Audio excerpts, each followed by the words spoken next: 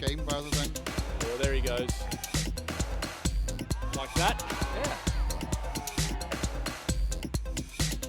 Oh, he's got him. Now let's look at the celebration.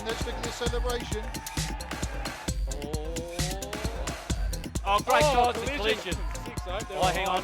Is he okay?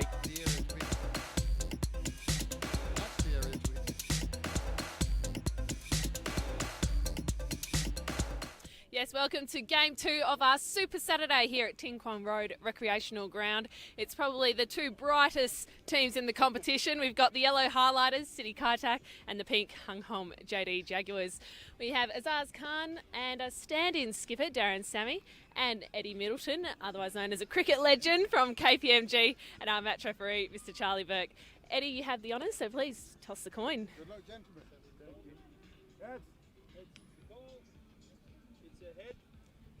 Darren? I'm sorry, we're going to bat first.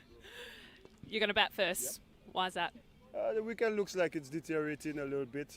We saw from yesterday's game teams batting first have won, and this morning there was some spin. So hopefully we could put a good total on the board and do what we did yesterday even better. And any team changes apart from Kinchit, who has been suspended? We've had an enforced change. That's why I'm captain, and honestly, I'm not too sure who is coming in. I'm still familiarizing myself with the names. And Darry, you looked a little sore yesterday. Are you okay? Can we expect a big score from you? That's what I want to do. That's why I'm still playing. Probably anywhere else I would have been on the bench. But I came here to have an impact in the tournament. As a captain, as a leader, and as a performer. So I want to give my team a good chance. We win today, we're definitely in a final spot. So it's a semi-final for us, and hopefully I could have an impact on that. Darren, all the best. Thank you very much. And Azaz, you're going to bowl first. Are you happy with that? Yeah, we're happy. We wanted to bowl first anyway. The wicket, I don't think the wicket will change much. So we have a good batting lineup. We back ourselves to chase it. And what about yourself? Any team changes? We've got no change. We've got the same team. Yeah. All the best. Thank you. So the JD Jaguars have won the toss and elected to bat.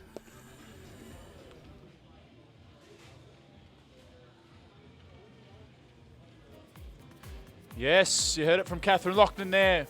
The Hung Hom JD Jaguars have won the toss and elected to bat first in match 8 of the DTC Hong Kong T20 Blitz. City Kaitak, who they're up against today, they had a day off to freshen up on Friday, and now they are in this crucial fixture. The Jaguars, as you heard from Darren Sammy there, can seal a place in the final and be the first team through to that point if they can win this game here today. And if they do that, it will leave the door still wide open for the other teams, such as Hong Kong Island United, who lost this morning to the Kowloon Cantons, making the final. Fans starting to stream into the ground here as we get to a more reasonable hour, perhaps, for cricket, after starting at 7:45 a.m. this morning, so we get through these 3 games. Hoping you're enjoying the coverage from all around the world as Nizakat Khan and Chris Carter walk out to the middle for the Jaguars.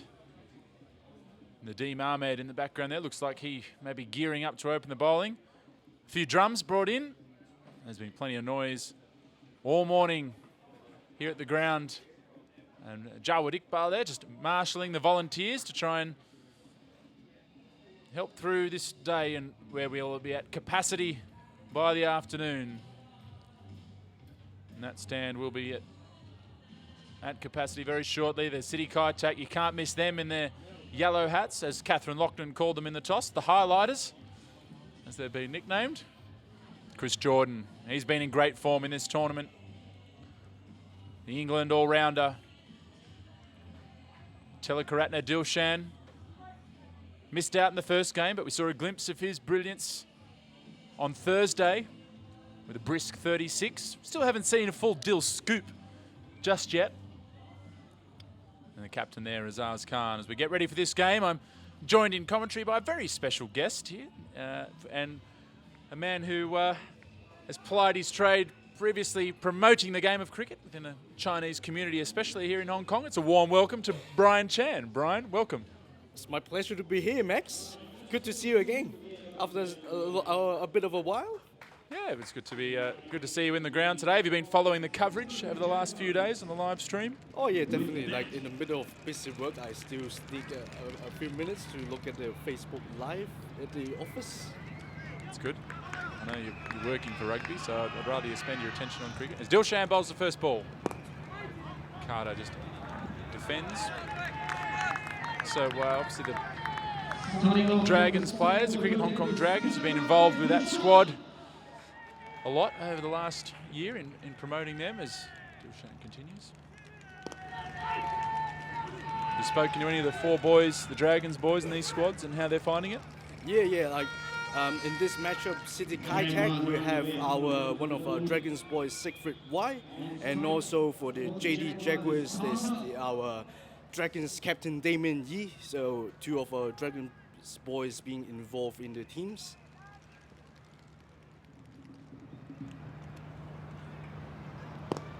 Carter works that to the onside, but there's no run. And I imagine enjoying the experience of being around some of these international superstars. I'm sure they're pretty keen to play. Oh yeah, just being part of the team is a huge honor for all of those boys.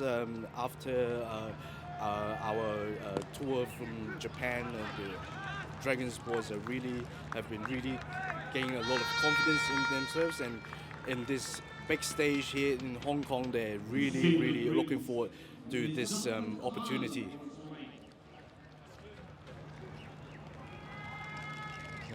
Hung Hom JD Jaguars get their innings underway. Real big game. There's every game huge from here on in now as we build up towards the final. Every result bearing a lot of significance for both teams in each match. So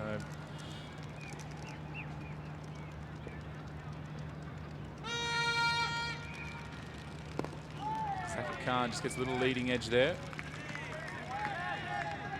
And that is one ball to come. Getting ahead of myself. Dilshan maybe also a little unsure.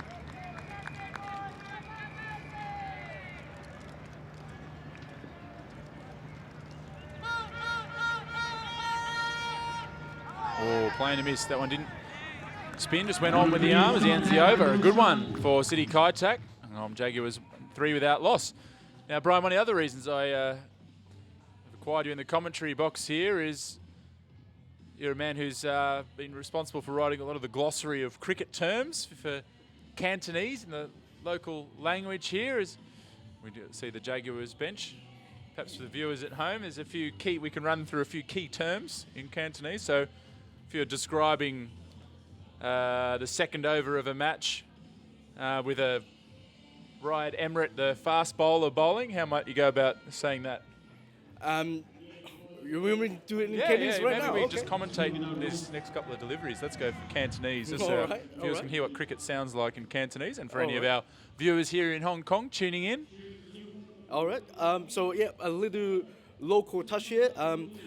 各位歡迎大家收睇我哋嘅香港快閃板球賽嘅呢一個網上嘅直播啊！咁而家呢一場波咧就係呢個 City Kaitak 對住呢個紅磡嘅 JD Jaguars 呢兩隊波咧就係對決嘅。咁今年咧我哋呢個香港快閃板球賽咧嚟到第二屆嘅比賽啦。咁呢一屆賽事咧佢哋嘅呢一個球星嘅陣容咧可謂係非常之龐大嘅。咁所以咧今次嘅比賽真係非常之精彩嘅。Very good. And what did you say? I said how fantastic this tournament is. It's a really big step up from the last year's edition. Yeah, we need to get the. I know back at Fox Sports in Australia, they have the press red for different commentaries and languages. We can go the press red for Cantonese. Yeah. And further options for our local viewers. We've got to work on that for next year. Brian, you'll be busy. I'm glad to take on a few more tasks from you.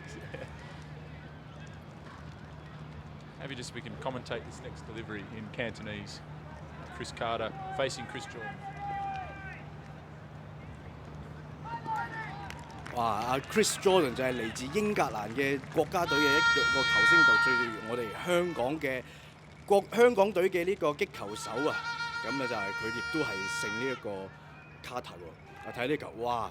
佢呢個嘅快速球咧，其實真係好快，咁所以咧令到我哋香港隊嘅卡塔咧，佢佢咧就係呢一個打咗個空氣啊，咁就係一個冇分嘅。That was brilliant, Brian. I'm sure it is.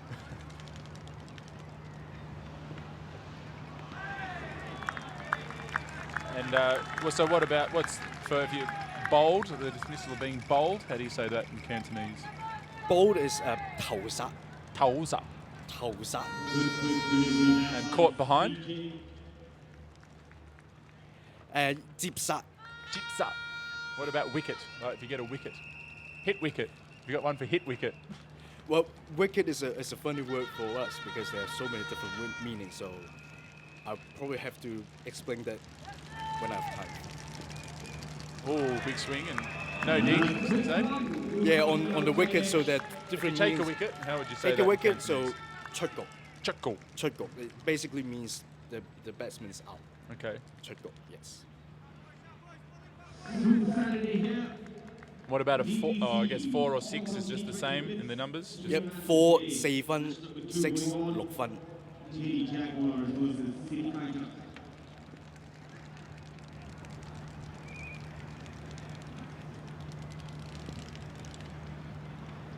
Jordan coming in, steaming in here. Carter. Say he edges the ball to third man. How would we say that in Cantonese? That's a bit complex in Cantonese, and I would say 因為佢頭先阿 Max 講過就係 edge 其實就係即係喺塊板嘅邊嗰度打咗個波，咁啊將個波打咗去側邊，咁就攞分咁樣。 And of course, in a very basic sense, cricket in Cantonese is ban kao. Yeah, that's correct. Call it ban kao. 板球 Cantonese. The extent of my Cantonese extends to ordering barbecue pork rolls. Maybe some duck and rice with it.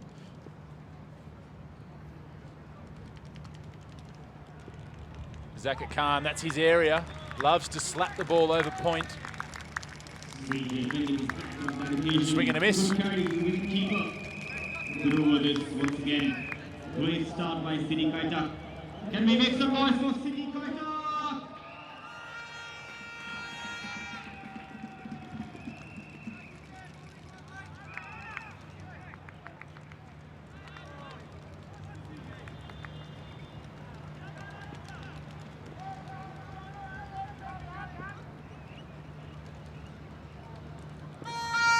And that's hammered down the ground from Nizakat Khan, just backing away and almost like a tennis shot, slapping the ball over mid-off, and it goes down to the boundary for 4. What do we call that shot in Cantonese, Brian? 一個4分啊，一個4分 4。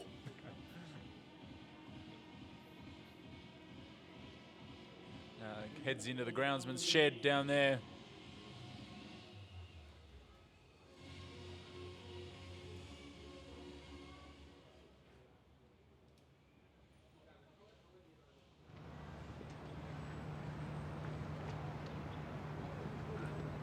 Or slower ball from Chris George, deceives Nizakat Khan.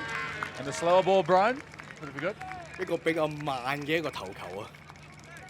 Yes, this has got to be a world first here, ladies and gentlemen, with our Cantonese and English commentary here of cricket. I don't know if we've ever had broadcaster, hundreds and thousands, if not millions of people around the world hearing a bit of commentary in Cantonese. There's my man Brian Chan in the box. Just smile, Brian, it's okay.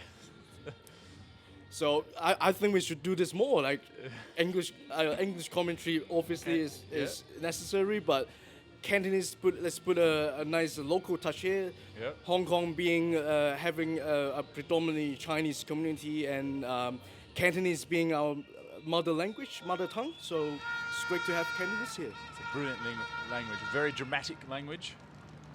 Definitely. Dilshan continues. Carter just can't find the gap. This has been good bowling from City Kaitak so far. Just the one boundary conceded. Chris Carter needs to find a way to combat this angle that Dilshan's operating with.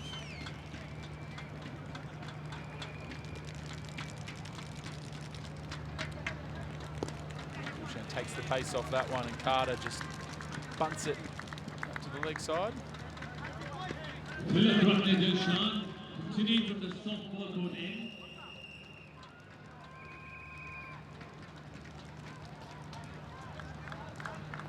We game this on a Saturday. No loss. Hong Kong T20 Blitz.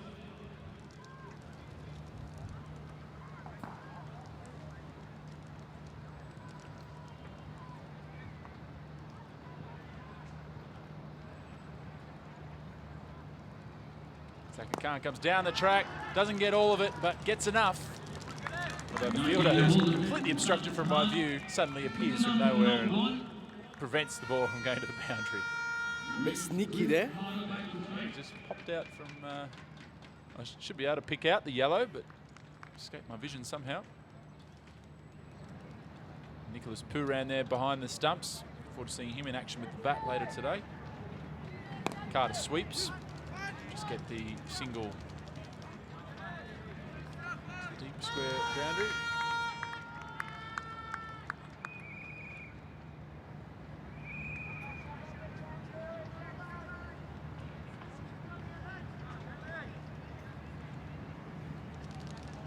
So about the sweep shot, Cantonese, Brian? Got a term for us for the sweep shot? We don't exactly have a specific term for it, but is sweep is in Cantonese is soul. Soul. So it's Soul action. shot.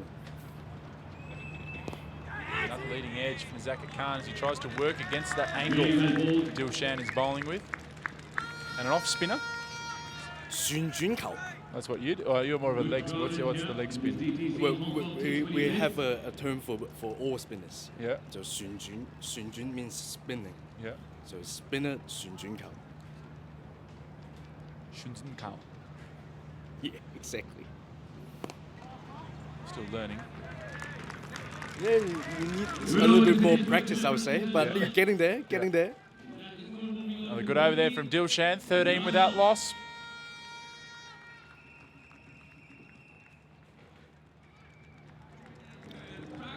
Good to see Ka Yulin in the background of that shot.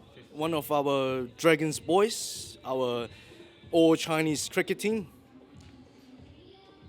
Yeah, great experience for them. I think they've got a tour this year to India, the Dragons. That's really great for them. There's a lot more overseas exposure for them in the recent years. I've been lucky enough to be on tour with them in Japan late last year. Some lovely pictures there. We have not seen the best of Lion Rock with the cloudy weather, but it is when the sun is out and that big Lion Rock is in full view behind the apartments. It's a fantastic sight. Hong Kong, one of the great cities for photographers to come to, with all the mountains and tall buildings, neon lights. And I'm sure the players have been going out the little downtime they've had in this tournament with games on every day, but hopefully they've got out to the Star Ferry and Victoria Harbour. Magnificent city.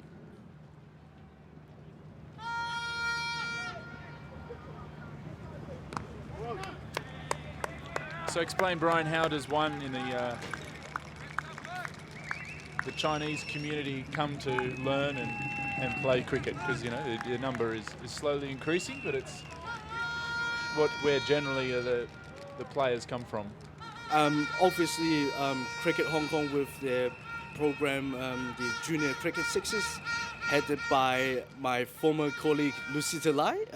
So going into local schools. Unusual shot there from Carter. Yeah, look, going to local schools, having our Cricket Hong Kong coaches into the local schools, teaching Chinese kids the game of cricket. It's a slightly complex game for them to learn at the first place, but our Hong Kong coaches try to simplify the game with plastic bats and rubber balls and tennis balls, so just to make it fun and give cricket a go. Yeah, I must say, when I've been lucky enough to go to some of those programs and witness them, and the kids love it. Once they get a bat and a ball in their hand, running around and hitting the ball, really the smiles on the faces at every clinic I've been to. As Chris Carter loses a hand on the bat, but gets enough of it to go out for 2 runs.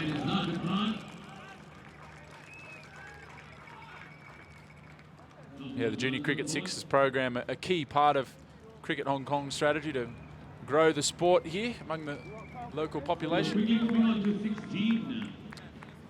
And using these sorts of terms that we've been hearing in commentary from Brian Chan here today. As Carter faces up again to right Emmerich. That's delicately played, but can't beat Dilshan at short third man. He hits the stumps, there's a little chance for a single, but Carter's asleep.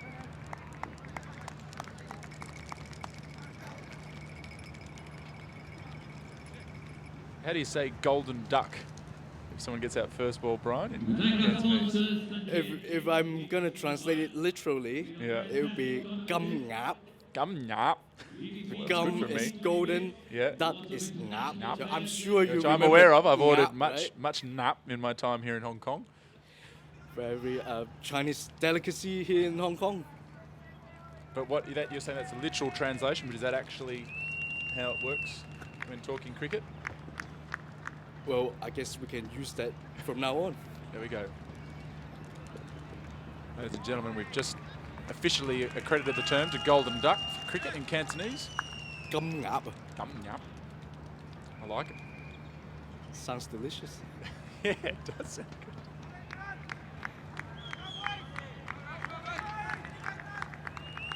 And so diamond duck if someone gets out without facing a ball. Diamond is 鑽石, so it will become 鑽石鴨. Good. It's bunted to the onside for a single from Nizakat Khan. Very educational session of cricket here in match 2 of the DTC Hong Kong T20 Blitz. Our viewers right around the world, 1.6 million viewers on our digital stream yesterday. Very impressive. And there's calls for team bonuses among the staff, but I understand the CEO Tim Cutler and Max Abbott have already denied such requests. That's straight up in the air. This should be the first wicket. And taken by Tilakaratne Dilshan. A key wicket for City Kaitak. They've been building the pressure. Look at them all down there in the box. And Chris Carter couldn't quite find his timing in this innings. He's the first to perish here in match 2 of Super Saturday. Oh, look how relaxed Dilshan was in the background there. Carter knew he'd hit it to the wrong guy. And that's a result of the early pressure with not many boundaries falling.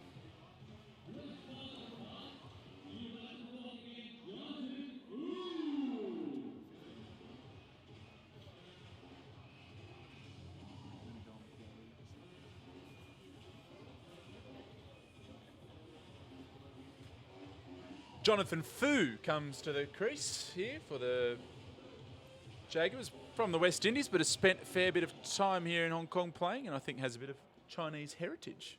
Yes, is probably one of the more well-known cricketer with Chinese connection here. One of the very few in the international scene. Super Saturday, 3 games today.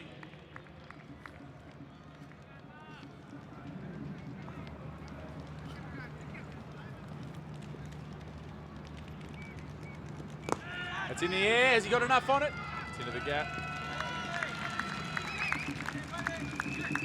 As Jordan mops up. And the end of a successful over for City Kaitak. Score 20-1.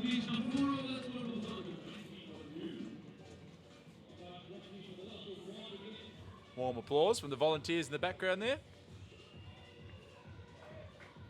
I like this hairstyle. Maybe nice one you can go for, mohawk. Brian. You're usually well groomed. You could get a cut like that. I used to have a mohawk Did you? when I was in high school. How did that go for you? Well, obviously the teachers weren't very keen on that. Yeah.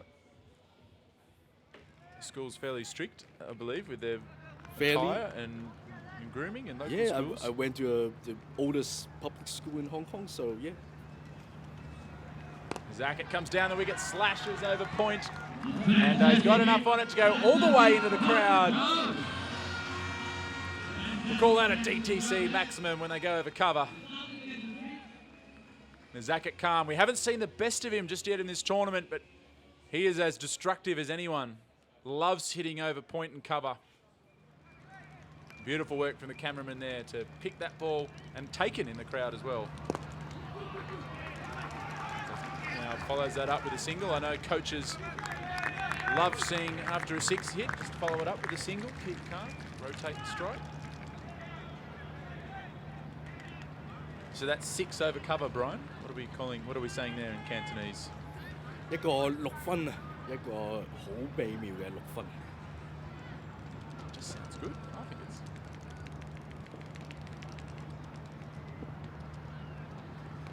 Oh, that's just short down the leg side and helped on its way down to the Peroni Boundary Club. They want to stay alert down there this afternoon. 又有另外一個4分啊！ Yes, Max Abbott with you in commentary here with Brian Chan, giving a bit of Cantonese insight to this blitz. Hi, mate.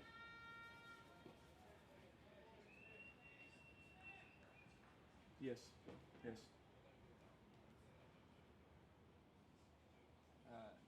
Yeah, I'll get someone to take them around. Where to? Yep,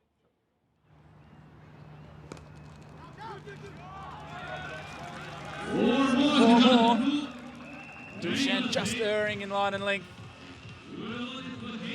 And picks up another boundary. That's just helping that Jaguars run rate after a sluggish start. You're on your own for a few balls, Brian. Whatever you want.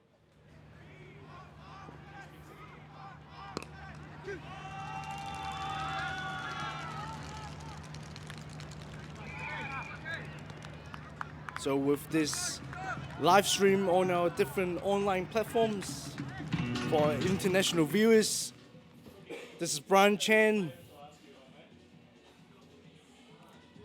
For the next few minutes, I'm gonna commentate in Cantonese for our Hong Kong viewers.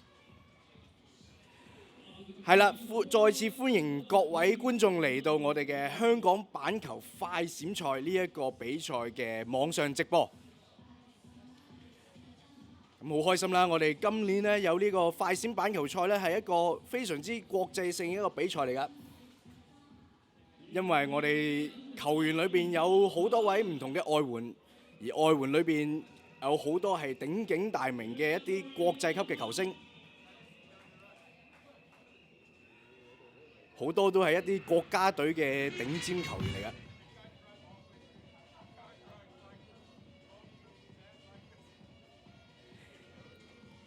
我哋嘅黃衫嘅頭球方咧，就係、我哋嘅 City Kaitak 呢一隊波㗎，而進攻緊擊球粉紅色衫咧就係、JD Jaguars， 代表紅磡區嘅。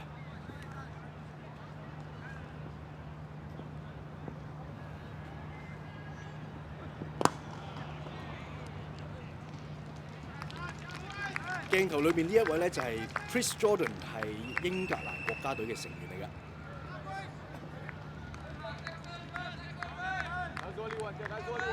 Thank you, Brian, for giving us some insight there for the Cantonese. I think we're going to have to get you back on at some stage in the tournament. Maybe we get. I really hope a wicket falls so we can when you're commentating. That's hammered back and a drop catch, although pretty much an impossible opportunity for Izaz Khan. On that note, we'll have a slight change in commentary, and stepping in will be, well, it's the executive producer of this broadcast, so any complaints that you wish to make, now is the time. But it has been a great coverage. Welcome to the booth is Gary Bachett. Gary, welcome. What an absolute pleasure to be here. Thank you, Max.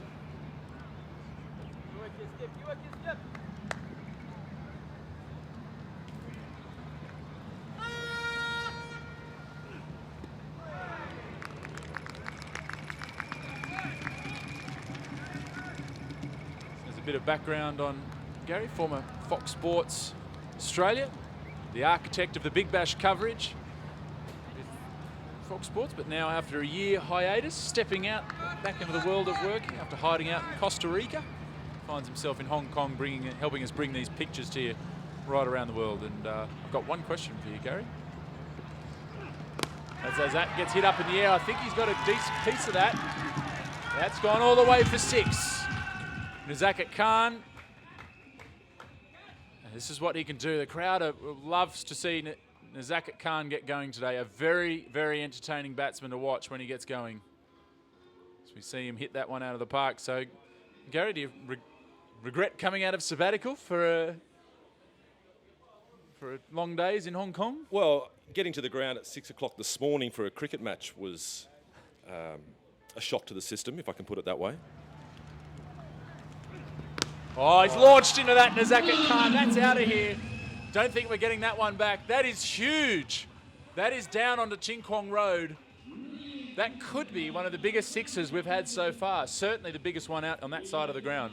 And special mention to the camera. I mean, look at this. Watch this.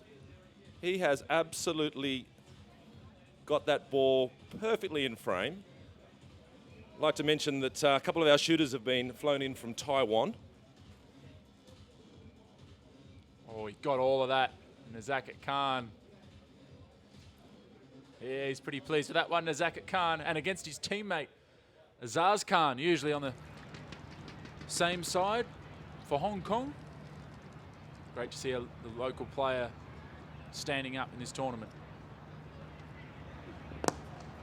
And what coaches love. Butt down the ground for a single, not getting carried away, as is often the case with Nizakat. No, but in answer to your question, Max, do I regret coming out of retirement? I think this is a great little tournament to put the gloves back on and dip the toe back into the water. It's a credit to Hong Kong cricket. I think the quality of talent we've got on display has been seriously impressive. You get a sense that people are talking about the event here in Hong Kong. And I don't have network executives breathing down my neck. No, well, you used to be the network executive breathing down my neck when we were formerly at Fox Sports, but how the tables have turned. Absolutely right. I'm glad I gave you your opportunity. No, but it's all, it has been a very enjoyable experience here at the DTC Hong Kong T20 Blitz as Nadeem Ahmed tries to show his wares after being taken down by Dwayne Smith on the opening day. 29 off that first over was a bit of a shock to the system. I believe just trying to build you a name strap in there, Gary, so we can get your name up in lights. It's Gary with one R. In fact, it's not Nadeem Ahmed, a late change here. Looks like Ryan Buckley. Ryan Buckley of the Hong Kong Cricket Club overseas this year, but still counts as a domestic player because he's got a Hong Kong ID to work here for the season. So a bit of a bonus pick for City Kaitak having a second 11 English player. Buckers, as you can see, the nickname. So I've got a question for you without notice. Yep. As we wait for this delivery to be bowled.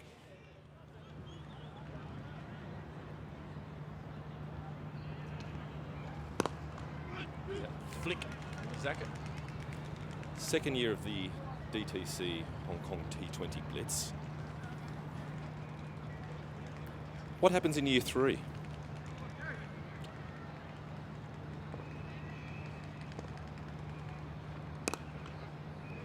Well, where to from here? It's already exceeded expectations this year. I think the next step is a television broadcast is the aim for this tournament. The aim was to generate interest, feed it out live and free all over the world for this year, which has been done and with great success.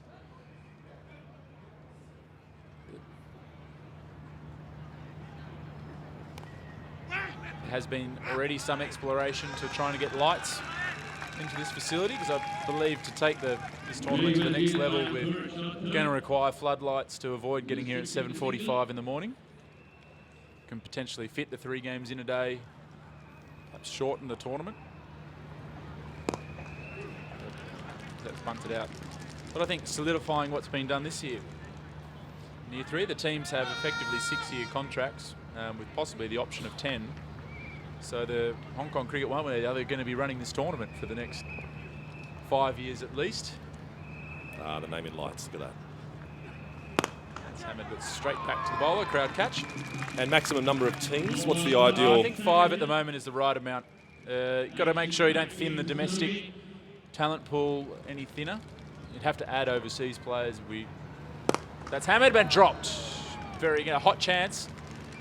Okay, there's a pressure on the replay team here to get the right one. I'll be watching this with great interest. End of the over from Ryan Buckley, a pretty good one. But, I'd be ISOing the bowler, but I'd be taking the tight follow here. It's my favourite tune, this one. Here Gary. we go. They've got it. Look at that. There we go. Oh, that's They superb. never get the hands close to it. Right, Buckley. I'll be very candid. Before this tournament started, we assembled a team, or you assembled a crack team, with an international flavour. How many people in that team had produced cricket before? Or been involved in a live cricket match prior to this event commencing? And part of the production team. Well, we do have about 5 or 6 of the team have been involved in our domestic cricket, so 3 different series we played. But come in January last year, when we first broadcast our Hong Kong and Scotland international series, they'd never hardly seen cricket, let alone I sent some YouTube clips as examples through to Norman, and every series the quality has improved, culminating in this experience that we're getting today in broadcast. And it's fantastic to have it locally produced. It's a real credit to the team here, and being able to have a Hong Kong flavour spread through this tournament. Who leaves that one? So if you could introduce one innovation, television innovation, to the broadcast in year 3, what would it be? Oh, that's straight up in the air. He's not got all of it. As Jonathan Fu, and he's taken well in the end by Nicholas Pooran. I'll get a little longer to think about that question while City Kaitak celebrate the wicket of Jonathan Fu, who's been in good form in this tournament. Nadeem Ahmed. As this ground really starts to fill up now, you can feel the atmosphere building. The City Kaitak, their box, look at those. Good catch in the end from Pooran. But in terms of innovation, as we look at one more shot, bit of a slog in the end from Fu. He knew he was gone. It's not really an innovation if you call it side-on cameras to pick up runouts, but there's some basics that can be added, some fixed cameras so we can see replays of stumpings and runouts. In terms of innovation, I think some sort of ball tracking would obviously be, adds a lot to a coverage, but I think there's probably a few basics we've got to tick off before we get to the ball tracking. But I kind of like the rawness, Gary, of the coverage. I don't mind that there's no reviews and we don't have snicko for everything. There's a bit of discussion. It's back to basics, isn't it? There's discussion around decisions, opinions. The umpire's decision is final. I think the umpires, by and large, have done a pretty good job so far. We're all local umpires, apart from John Ward, and with our Hong Kong's #1 umpire, Tabarak Dar, not officiating as he took a roll up with one of the teams as a manager. So it has stretched the depth and availability of these effectively amateur umpires that have been in the tournament.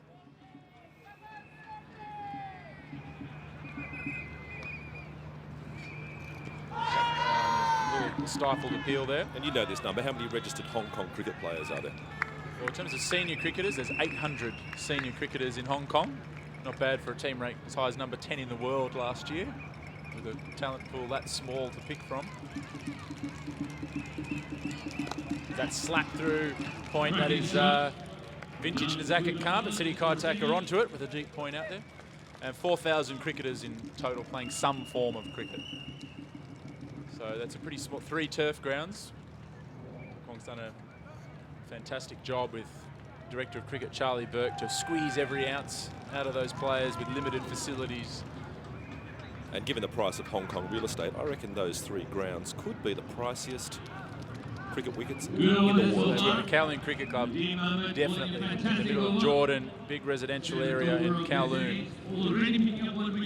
In the billions of dollars, the land value. So they need to keep doing all the right things to ensure they can maintain that land and club.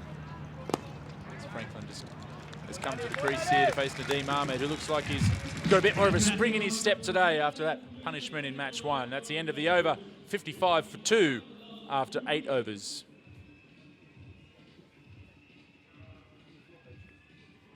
The Unilumin providing the LEDs here. DTC Mobile. Still don't know how this technology works to beam different ads onto what's on the ground. Those ads you're seeing there on the screen are different in this ground. Fantastic technology provided by virtual ads.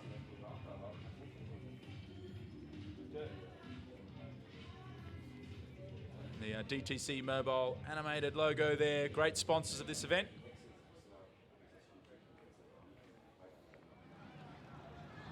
Pretty hard to set up though. So how much preparation goes into an event like this? It's a lot. Well, it's a team of about 6 have put this whole tournament together.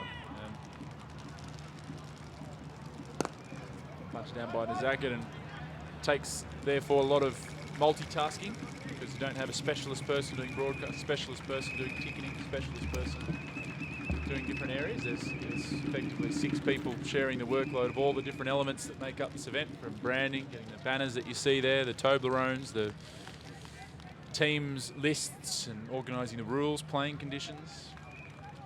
I'm hearing big murmurings about an extravaganza tomorrow night as a celebration to end the tournament. Yes, there'll certainly be an extravaganza for me. Franklin just inside edges that ball from Ryan Buckley. The ball shaping in nicely there. Well, you've got to show the players a good time as well while they're here. It's very important to us from a Cricket Hong Kong point of view that the players enjoy themselves here. Their attitudes have been beyond my expectations so far. I'll second that. I think one of the things that's... We've seen that through the pictures. Absolutely right. Oh, that's a big slap from Nizakat. He loves that shot. Over point for 6. We saw him do this to Sydney Thunder back in December, where he just launched every ball over the deep point boundary for 6. He loves opening the face of the bat.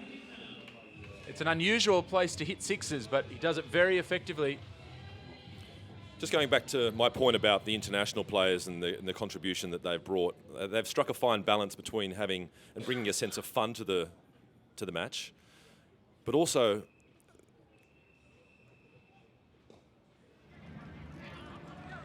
the serious nature and the competitive spirit that they're playing the game. This means a lot. This is not just Sunday Park cricket.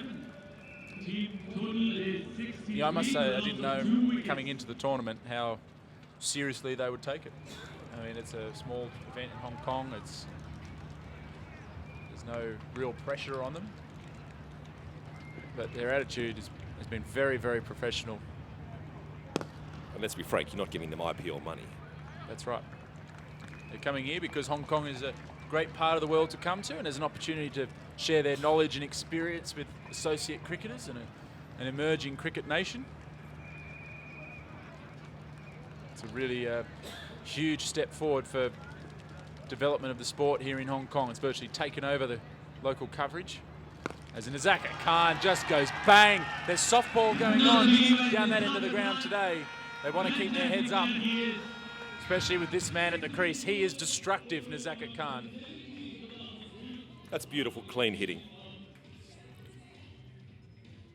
I'm really pleased for Nizakat that in this tournament now he's showing everyone what he can do. Look at that ball follow. I mean, that's Masters golf quality, that is. That is brilliant. Thankfully into the shed of the softball courts. He's a fantastic talent, Nizakat Khan. And fantastic that on a day where we'll have a full house in and millions of people watching, they can see this man bat.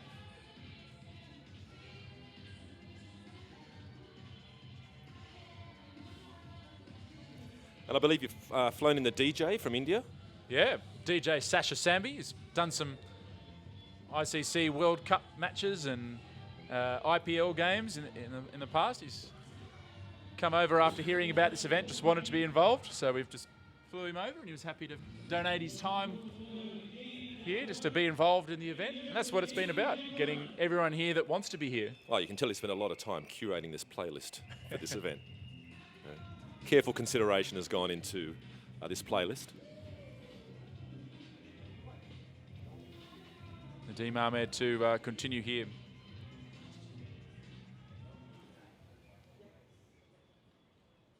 Nadeem Ahmed continuing from the line rocket.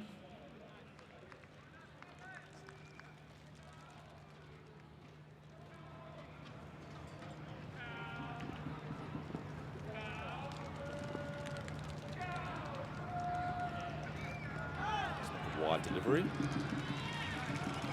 And it is.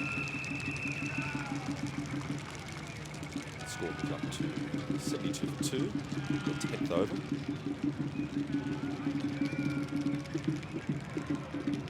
So what chance and blue sky in the next 24 to 30 hours? I think it's a very low chance. The forecast is cloud, cloud, cloud. Thankfully, there's no rain. But it could have been a little warmer for a picky. Shame 2 weeks ago when the Netherlands were here, we didn't see a cloud. Bright sunshine for each of the 6 days of that series. But after last year where we had an amber rainstorm, I'm taking this. Next year we'll just take it a level up each year.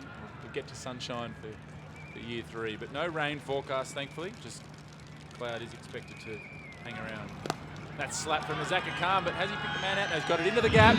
Over to the Peroni boundary club. James Millington there from Woodworm, just fumbling the ball. But carefully preserving his beer. He did. That's the priority.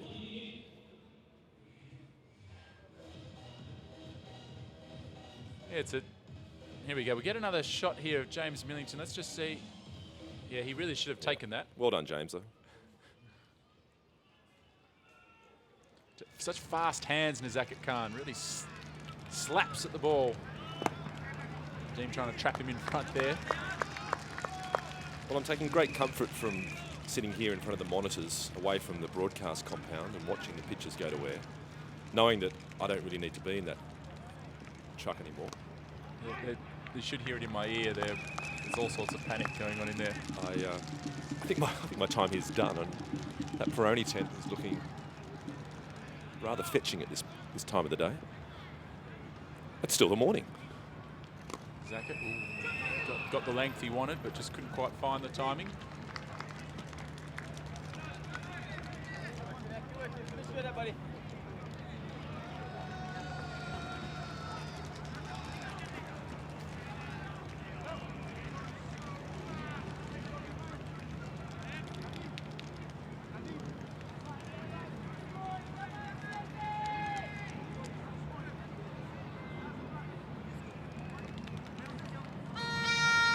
Jaguars, 78 for 2. As we are approaching the end of the 10th over. Here we are, it's the Peroni tent. The gents looking splendid in their finery. As Franklin plays out onto the leg side. And that ball marks the halfway point of the Hong Kong JD Jaguars innings.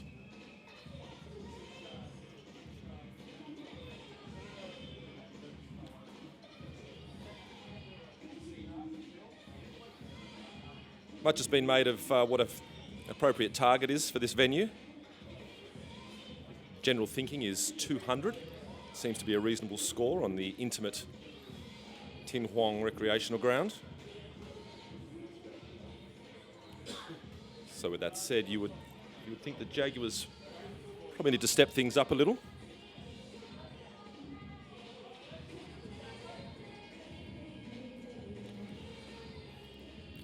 Wonderful support here from the local Hong Kong community. And credit must be given for the rather fetching team colours that have been assembled for this competition. Did you have anything to do with that, Max? Absolutely nothing. That was part of the sell to the team franchise. They had the opportunity to have total control within reason of not having the same colour as each other, but able to pick their own designs, have as many logos on the shirt as they wanted. We left it totally up to them to name their teams, which in a couple of cases I might have gone a different way. But got to have the owners give them the opportunity to enjoy and shape their team and design how they want, because ultimately they're the ones investing in this tournament and they deserve that privilege, and they've done a fantastic job and gone beyond all our expectations at Cricket Hong Kong of the quality of squads that have been assembled.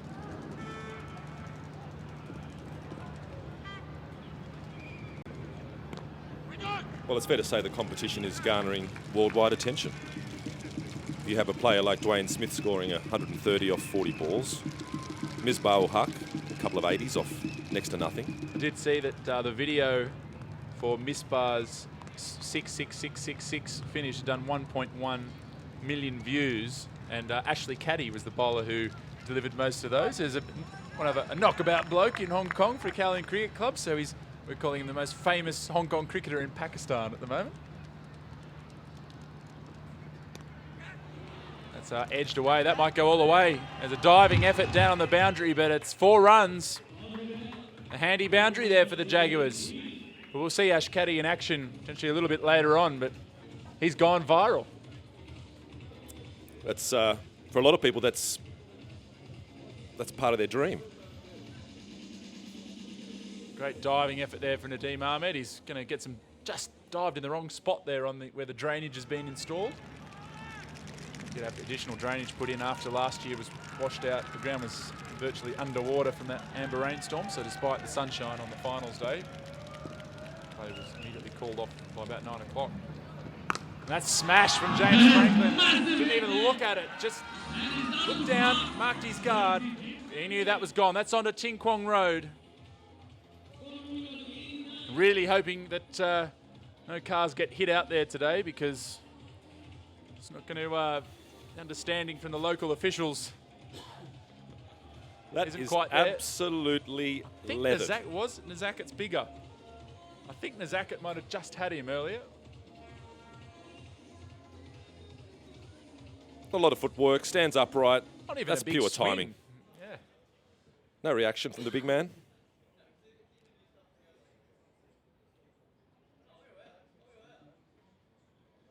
Oh, inside edge, a bit of luck. Right, Amrid. Apology delivered from Franklin. But it's 4 runs. As a former fast bowler myself, that's probably the most crestfallen you can feel. Actually, I'll take that back. When the ball goes through the stumps. What stumps were you playing with? Wow. Up at the Hawkesbury Cricket Club in Sydney, wasn't it? Benson's Lane. Yeah, Benson's Lane. I've had a couple of tough days out at Western Sydney. They have more flies at that ground than any one other ground in the world. That's an official stat. Fly-blown cricket. Yeah. Open your sandwiches and you've got to get your sandwich to your mouth really quickly. Well, that's where I grew up, Max. And yeah, I do remember a lot of flies from my childhood. We didn't use the expression "no flies on me." But yeah, a lot of hot, dry, tiring days at Benson's Lane in North Richmond. Yeah. Of course, the club where Steve O'Keefe hails from. He's now lighting up the series between India and Australia, which is locked at 1-all. John Hastings also from that club, who's played a lot for Australia. There's been Peter Forrest from Queensland. They had a real golden era out there. But, Trophy cabinet, it's a bit barren for the Hawkesbury club. the Hawks. So just bunted on the onside. Good cricket from Nizakat. Brings up his half century. And I'm glad to see Nizakat Khan getting underway in this tournament.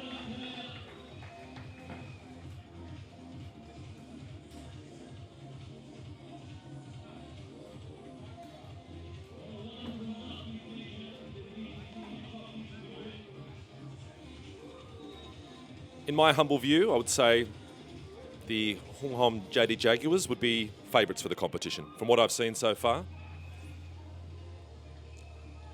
It looks like there's a good spirit in their team as well.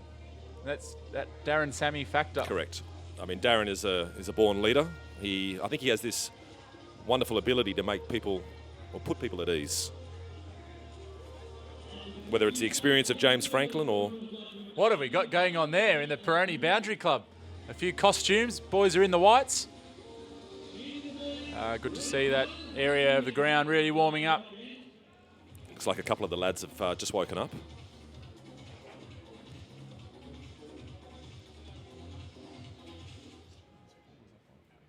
It's time for the England international, Chris Jordan, to try and wreak some havoc to the Jaguars' batting order. Tough going for the bowlers on this wicket though, Max.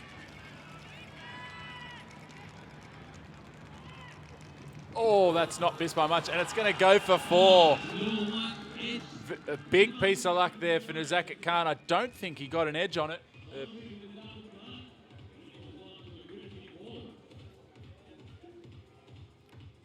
Just totally deceived by the slower ball, and so was Puran.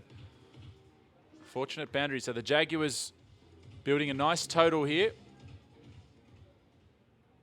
Yeah, I feel for you, Chris. That's gut-wrenching, mate. That's bias.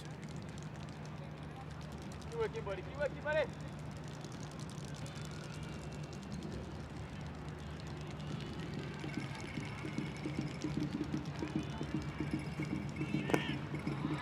Lovely Yorker from Jordan.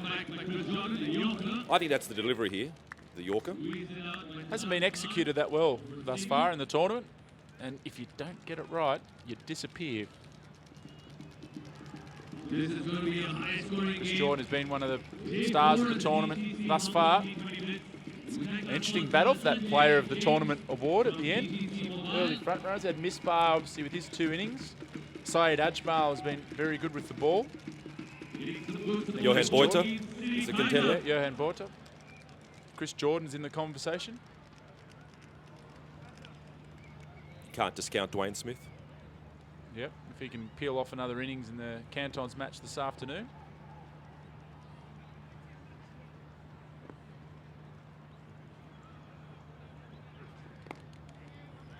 What you don't see a lot of are the short pitch deliveries. Yeah, the wicket maybe a little slow, but generally speaking, the line seems to have been trying to hit back of a length rather than go for those short balls. Not many bounces at all over the first three and a half days of this tournament. Now, correct me if I'm wrong. 1 short ball per over permitted. 1 short ball permitted. Yes. Over shoulder height, below head height.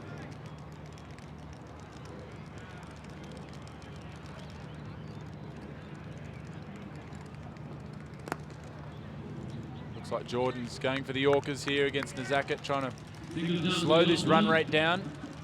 I think you want to chase any more than 180. Anything's gettable, but I think 180 is about the par score. I think both teams maybe were a little under par in that last game. Let me test your knowledge. What's the highest score in a T20 match on this ground? Well, I think we would have had it in that first game with 200 being scored in 14 overs. I don't think there's been a score made higher than that in T20 cricket. And I've been here a year and a half, and that was the first T20 internationals hosted in Hong Kong were during that series, and there's certainly no scores over 200 during that period. As far as domestic cricket's concerned, I'm sure there might have been a crazy result. We do have a tendency to get some unusual scores domestic cricket here, including a 100 in a 35 over game. Is that Ryan Campbell? Ryan got a triple in a 50 over game. Hussain Butt made 335 overs, and they were forced to close the Hong Kong Cricket Club down for 2 weeks to install netting because they were not allowed to play anymore because of all the damage done to cars on the road outside. True story. Oh, that's brilliant. Cricket cancelled due to damaged cars from 100 in 35 overs. So your insurance premiums here'd be pretty steep. Yeah, well, this ground's not as bad because Hong Kong Cricket Club and Kowloon Cricket Club, they are smaller venues. You don't have a lot of buildings in the immediate vicinity or roads. There's only to one side there's a road. Apartment blocks are quite a distance away. Okay, I just thought of an innovation for next year. Well, it's not new, not novel, but it does give you a wonderful insight into the game. Put microphones on the batters. Yep. And they can talk you through their innings. If you want to educate audiences in Hong Kong about what goes through the mindset of a batsman, then get him to think about how he can illustrate just what's going through his mind as he's... Well, if you can come back next year, Gary, we'll do the mics. Well, I'm coming back for the Sixers. Yeah. He says with presumption. I think you're able to presume the coverage has been fantastic. Yeah, you haven't seen my rates for next time round though. Nizakat, good to see local fans there. Probably a young Hong Kong Cricket Club fan there. Also well aware of the damage that Nizakat Khan can do. As that grandstand fills out. The Lama Cricket Club boys always attending the Hong Kong home matches in those jackets. Great supporters of Hong Kong cricket. The ball boys taking a little spell in front of the DTC mobile Toblerones.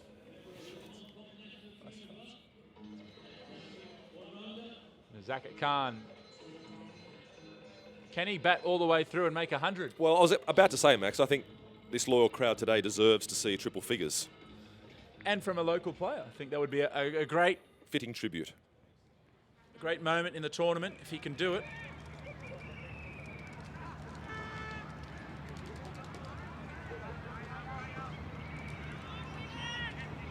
Slower ball from Azaz Khan.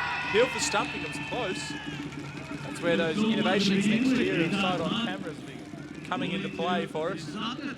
They're not expensive cameras, Max, just to give your audience a bit of an insight. They're small fixed cameras. You don't need them manned. So probably your cab allowance for a week, taxi allowance. You can finance one of those So if cameras. I walk more, we can have a fixed camera. Correct.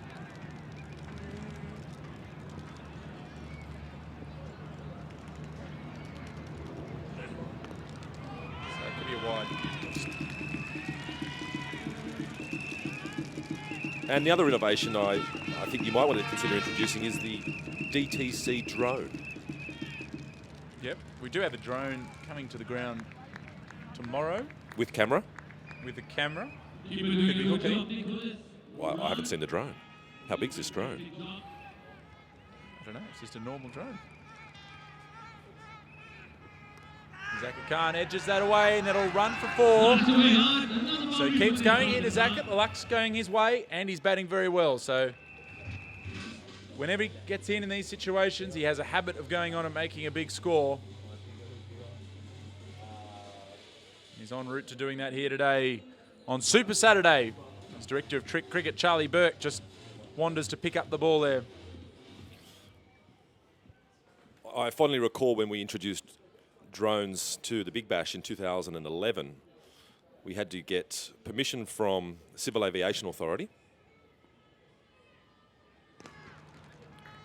because we were embarking on their airspace, and the drone was flown by a Qantas 747 captain. And we never crashed it once. Good to hear. We just bring the drone and fly it here in Hong Kong.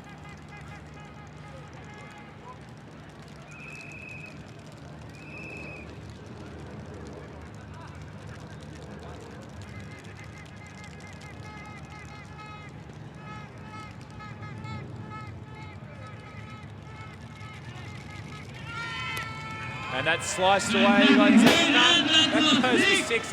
A loud punch in our commentary box. And you might have heard that through the FX box. Glad that didn't come in. It could have been. It was coming at some pace. Let's have a look here. It's come down at pace. Jeez, that was a crowd killer, that one.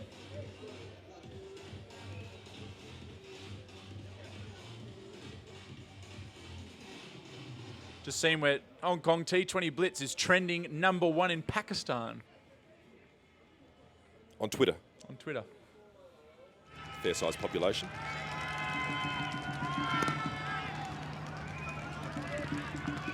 Nizakat Khan here, really giving the crowd a good show here. Match 2, Super Saturday. 3 games of T20 cricket. Absolute treat. Great value for money. The fans coming into the ground today. All players on display. Just shy of 9 hours of live cricket, uninterrupted. It's probably a little more than that. Once we go a little overtime, the overs.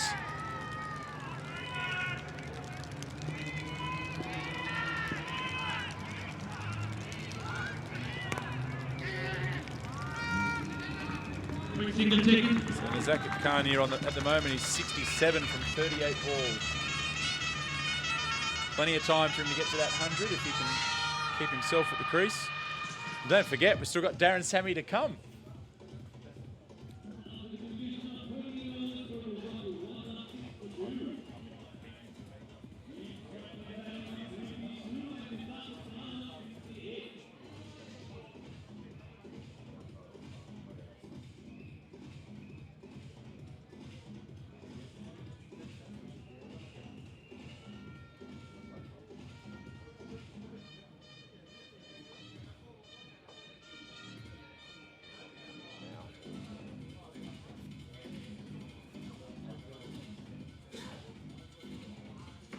Crowd starting to really come in here to Tinkwon Road Recreation Ground in the Mongkok area. Now, a big talking point in cricket, and having had the good fortune of working in cricket for 5-6 years of my life, the big discussion point amongst, you know, my colleagues like Alan Botha and Mark Waugh, certainly a big unit, Brendan Julian, was what's for lunch? Now, we used to rank venues. Oh, we're in trouble. By the fare that was on offer. Yeah, we got, I think it's curry and curry. For lunch. Franklin backs away and smokes that one. That's going all the way for 6. Straight into the Peroni boundary club. And James Franklin, he's been in second gear, but he's hit 2 huge 6s in amongst the dabbing around for singles. Again, camera one just giving Franklin the utmost respect and justice with that shot. Captured with the distinction and mastery that you would hope. That's out of here, that one. Quality cricket on display here. I mean, we've had the Hong Kong Sixes with quality cricketers, but the quality of cricket in that is not nearly as serious as something like this. There's a straight down the ground. This is going to be 4. No, great piece of fielding. Right, Everett was like lightning coming across there. So I don't think Hong Kong has ever seen cricket of this quality played in the territory. Now, Franklin's got one setting. He's not an emotional man, but I do get the sense he's really enjoying himself. Yeah, he's a very laid-back individual. Kiwi. Single there. I don't know Hong Kong as well as you, Max, but I don't know the nuances and the fabric of the city as well as I would like. I know I always have a good time when I'm here. But I get the sense that this could be cricket's version of the Hong Kong Sevens rugby. Could be. Well, we've got the Sixes as well, so 2 big events a year and 2 very different ones. This could be a wide. No, not signalled, but perhaps ruling that he backed away. Losing the benefit. Franklin not too pleased. Umpire Thompson. Oh, that's straight up in the air. He's not got all of this. The man is getting around, should take it, and he does.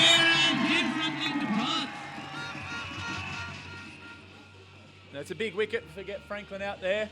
It will bring, of course, the main man, Darren Sammy, to the crease, but a wry smile from Franklin as he walked off, but still a good little innings from him. Just lost his shape.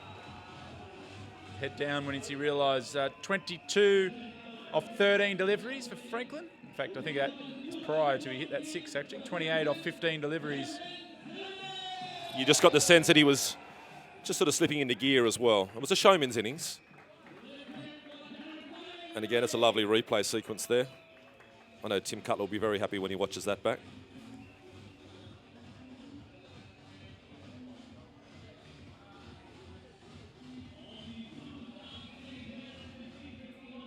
So with that wicket and with Darren Sammy limping to the crease, there'll be a changing commentary here, at least one change. That's stepping in for me, will be Peter Miller.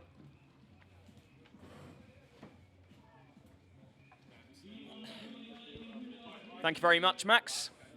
Wonderful to be here. Just got myself a lovely cup of tea, and I'm all set for watching some more cricket.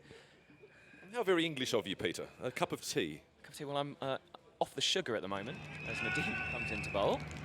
And that one is carved over the offside. Very, very good fielding from Chris Jordan, who's an amazing athlete. So, yeah, black, no sugar, I'm going with my tea. And the reason for the ixnay on sugar? Because I'm fat.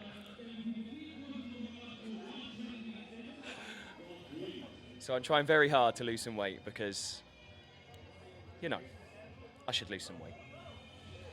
I went to the doctor and she said, your weight isn't optimal. Well, that's to be applauded, Peter. You've taken the right step. 11 kilos I've lost now. Probably should move on from my weight loss and talk about the cricket. 127 for 3 off 14 overs. Hung Hom JD Jaguars are going great. Some wonderful shot making from Nizakat. It's great to see a local Hong Kong player making such a valuable contribution to one of these franchises.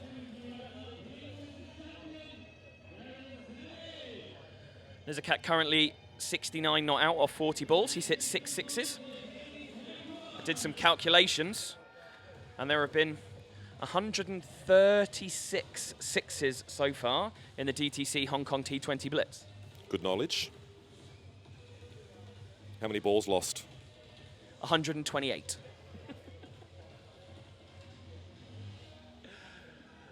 So, Nadeem is the bowler. We saw him get some absolutely brutal punishment from Dwayne Smith on the first day here. His first over went for 28, or is it actually going to be Azaz coming on to bowl? Let's have a look. I saw Nadeem there, but whether or not... Oh, he's kidded me on looking over, and in fact it's going to be Azaz Khan.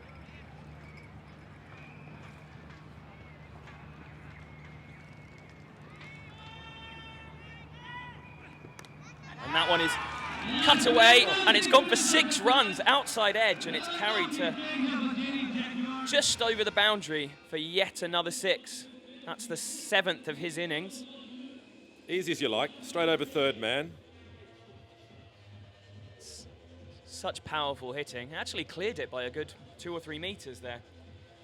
Azaz Khan, the bowler, is 23 years old. He's the captain of this side. Opens the bowling for Hong Kong in their internationals. He's played 12 ODIs and 23 2020 internationals. Oh, a lovely comeback from Azaz. Tucked up the batsman. Nizakat tried to make himself some room. Play a shot over extra cover and missed. I'd like to see Azaz just follow through a little more. Sort of stops, just a few strides after the ball release.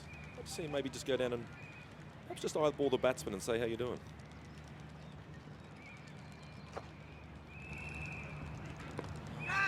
Nizakat plays the lap, actually comes in front of square. I'm not quite sure how he managed to get the angle there, because he was obviously trying to play it down to fine leg.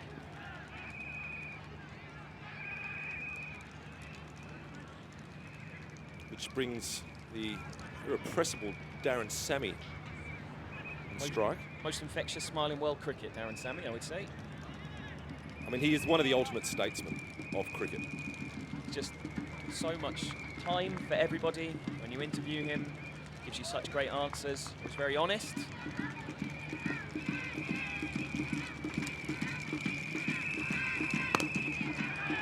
And can wield the willow. Yes, he can certainly play some shots. Just batting at the moment. I've never had any confirmation that he's got an injury, but he has looked a little bit ginger in his wanderings around the field. Lucky enough to watch Darren Sammy play in St. Lucia, in the stadium named after him. And I can confirm that he is literally the king of the island. Everywhere he goes, everyone wants to, wish him well. Doesn't get mobbed quite the same way that you would in India or in other countries. That's a slower ball, pitched up full. He's gone after it and he's carved that way for 4. Just in front of our friends from the radio station who are here covering the game today.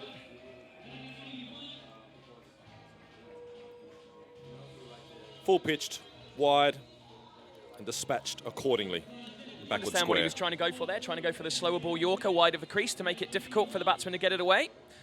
Nizakat more than equal to it, shuffling towards the offside and getting more than enough bat on it to see it go away for another boundary.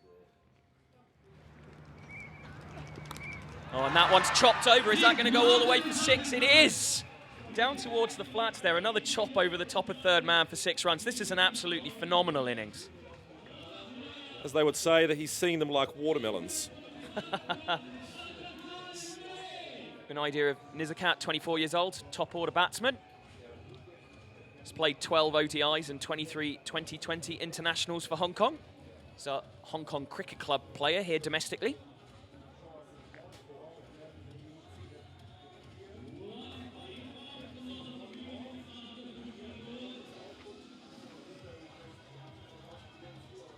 Pretty brutal treatment for the City Kaitak captain Aizaz Khan in that over. And you get the sense that the Hung Hom JD Jaguars are really making their mark in this first innings. Not unrealistic to suggest that a 200 score is in the offer. Oh, absolutely, especially if these guys keep going. So we've got what we've seen so much over these day 4 now, aren't we? 4 days of cricket, is that if you can get not one batsman but 2 and both of them going at the same time, what you can achieve is just absolutely phenomenal. You could be talking 20, 25 runs and over the last few overs. I mean, we saw there was 40 runs scored by Misbah ul Haq in the last 7 balls he faced in the innings on the second day here. And shows how important Misbah was for that Hong Kong Island United in the first match here, because once they lost him, they really lost their way. Chris Jordan, Barbados-born English player, coming into bowl.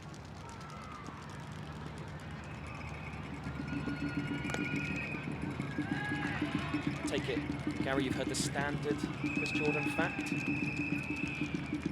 Well, I was actually just watching him running in, and I got a sense of the whispering death. Very, very fluid action. But no, the standard facts, he went to school with Rihanna. Is that right? It is right. Did they date? I don't believe they dated, but yeah. Grew up in Barbados and then come over to England to play cricket, and is now a fully fledged member of the England setup. Of course, was the man that bowled the 19th over of the World T20 final that went for just a couple of runs before Carlos Brathwaite did what he did to Ben Stokes.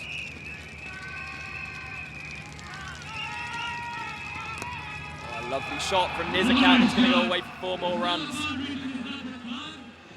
Leg stump Yorker attempted, and he was more than a match for it.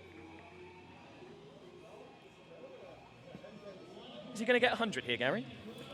Well, Max and I were talking that we think it would be a fitting tribute for a local player to put on such a display for an adoring and loyal crowd. To get this weekend of DTC T20 Blitz cricket in sublime fashion. He's into the 90s now.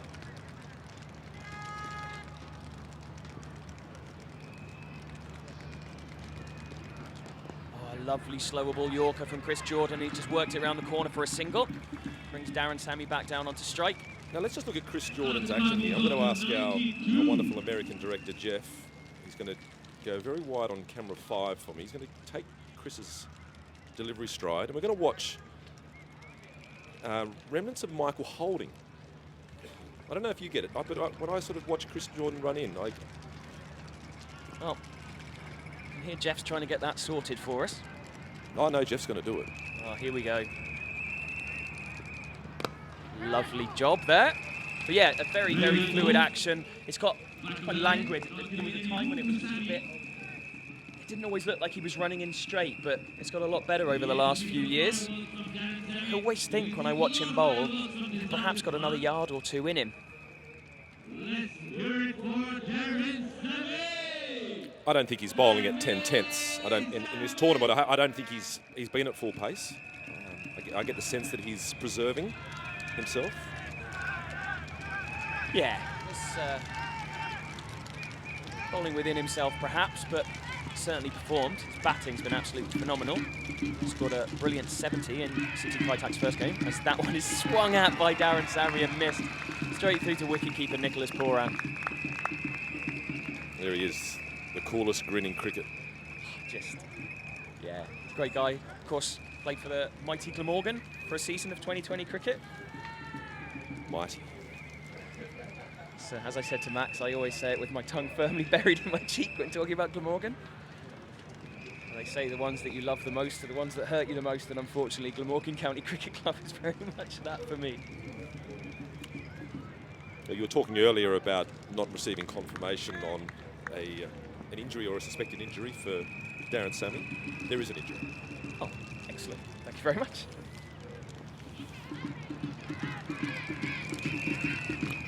Oh, another lovely ball from Chris Jordan. Attempted hook and all pull.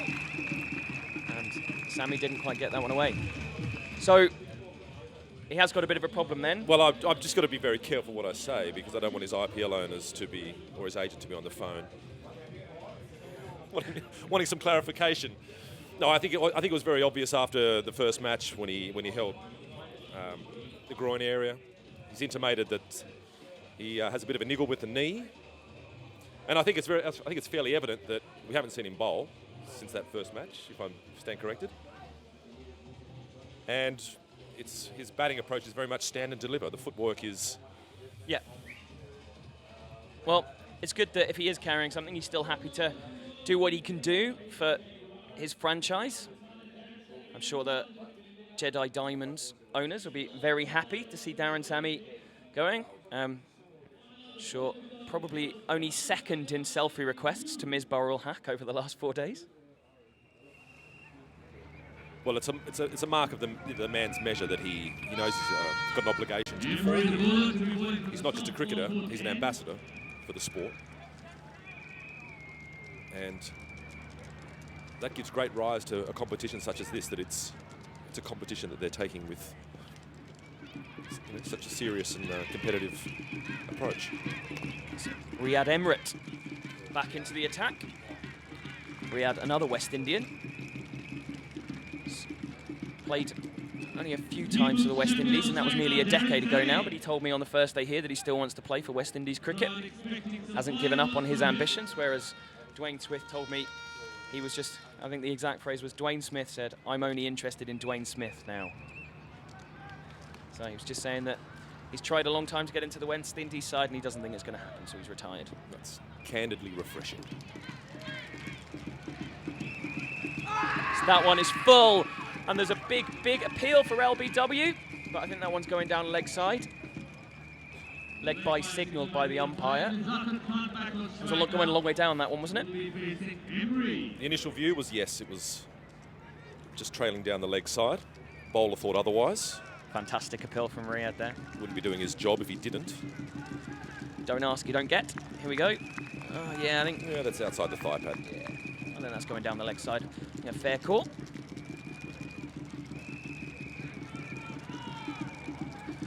So 153 for 3. 16.2 overs gone. That one is hammered into the ground from Nizakat, up over the bowler's head. He gets enough of a hand on it to prevent there being a run.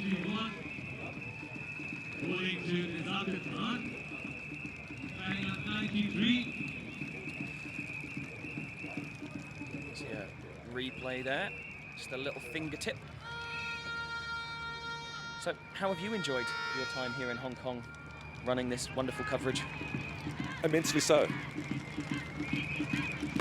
So that one is cut away out to the offside, and it's going to be a single there.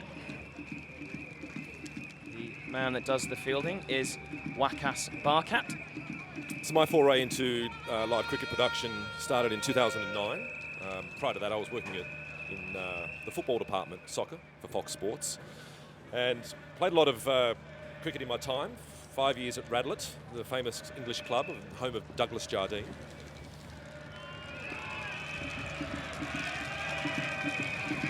Oh, and that one is a lovely delivery. Is that going to be signalled or wide? I think that's probably a little bit unfair, that one, but it did go down the leg side.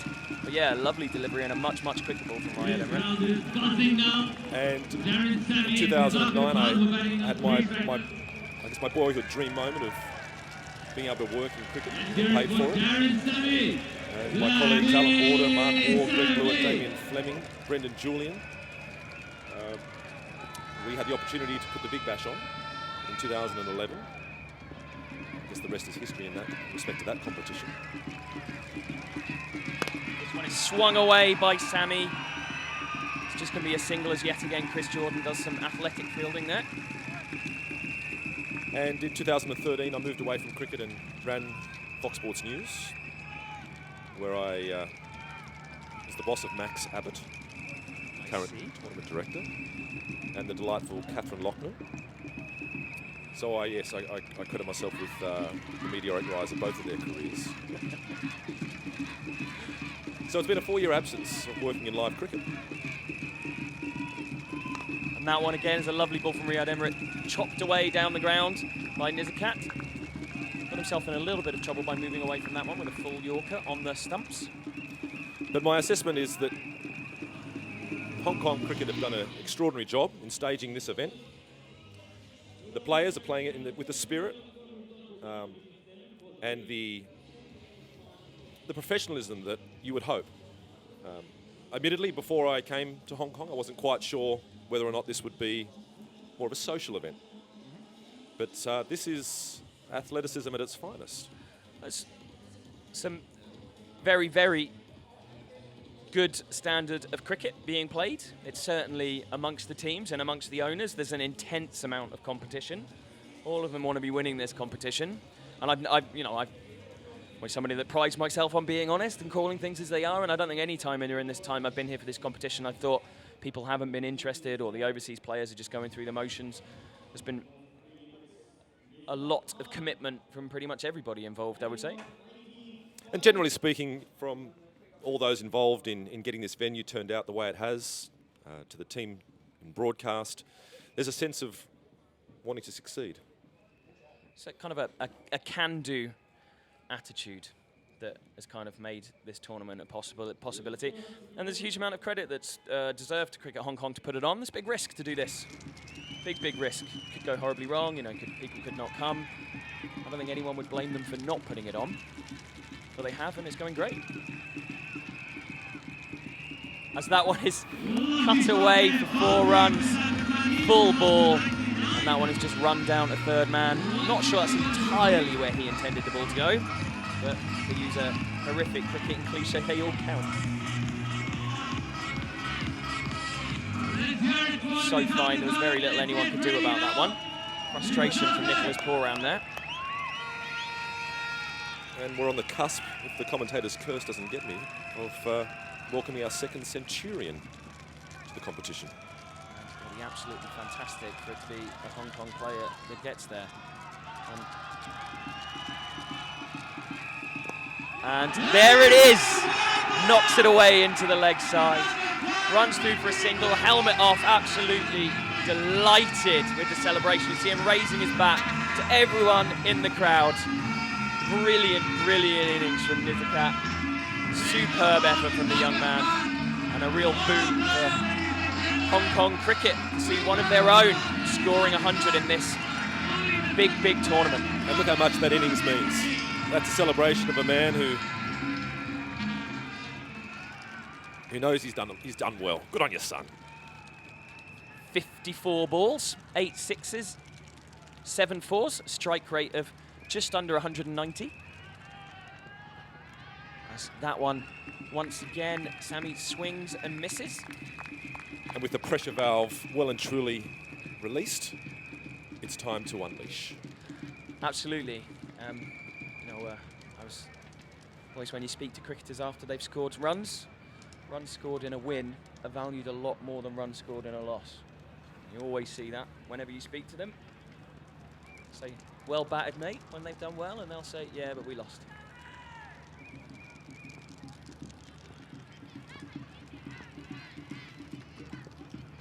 Oh, a lovely shot from Darren Sammy. That one is, it's gone over the ropes into the Hong Kong JD Jaguars tent. I thought for a moment that Isaz was in with a chance of grabbing onto that one. Oh no, I'm telling a lie. It's Gareth Hart that's down there doing the fielding. You get the sense that he knew where that was going before the shot was played. Calculated, you would say. Yeah, that's definitely his shot.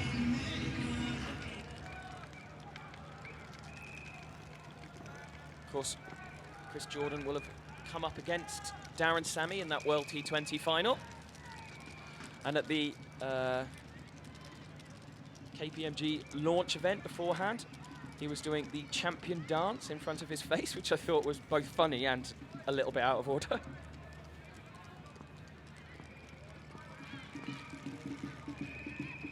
Oh, and that's swung out again, and a bit of an inside edge is there. Huge appeal. The umpire says no, pats his pad. Umpire Ian Thompson down this end, I believe. Possibly thigh pad. At first glance, perhaps a deflection or deviation. I think wonder whether or not Nicholas Poran's asking him whether or not he hit it.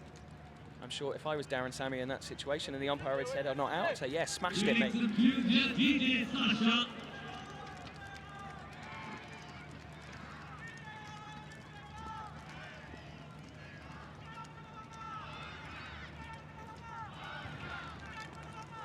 Jordan coming in again after that big appeal last ball. And that one is smashed again. And it is gone almost for 6. Oh, what an amazing catch from Gareth Hart. That is phenomenal fielding. And even Darren Sammy has to applaud that masterstroke of athleticism. That is one of the finest catches you are ever likely to see, regardless of the competition. Take a bow.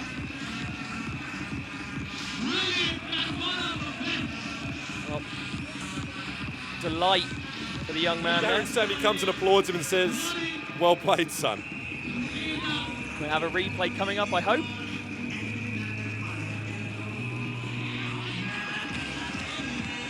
Give you an idea of Gareth Hart, 23 years old, plays for Hong Kong Cricket Club, South African born.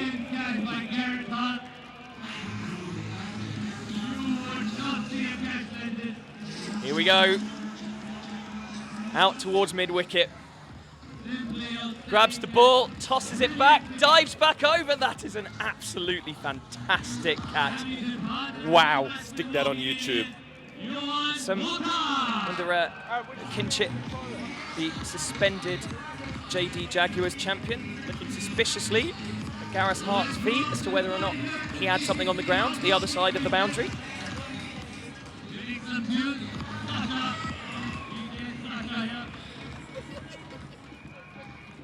That could be the defining image of the DTC Hong Kong T20 Blitz right there.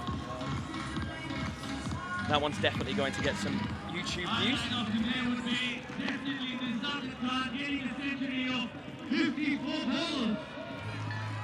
Now I know my good friend Jeff Stone in the control room will be pushing those tape boys to produce another replay of that extraordinary catch.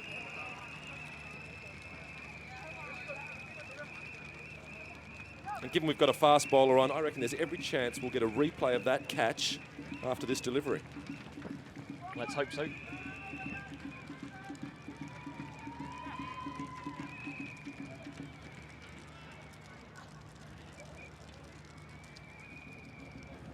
The irrepressible Hong Kong boys of Dylan and Barnabas working in tapes will be furiously working to get that replay.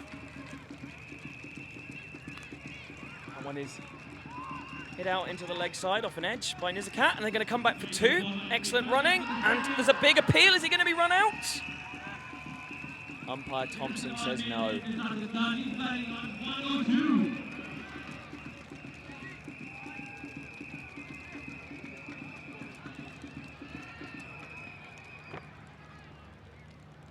Good running between the wickets. Nice flat throw. Good cricket all round. Batsman comfortably safe.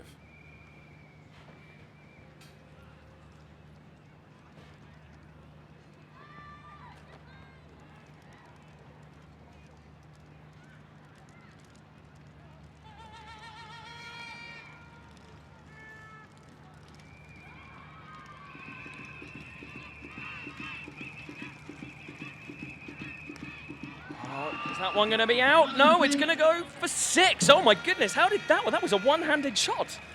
Just delicately played over third man, effortless, but simply just timing. It's been an absolutely wonderful innings from Nizakat.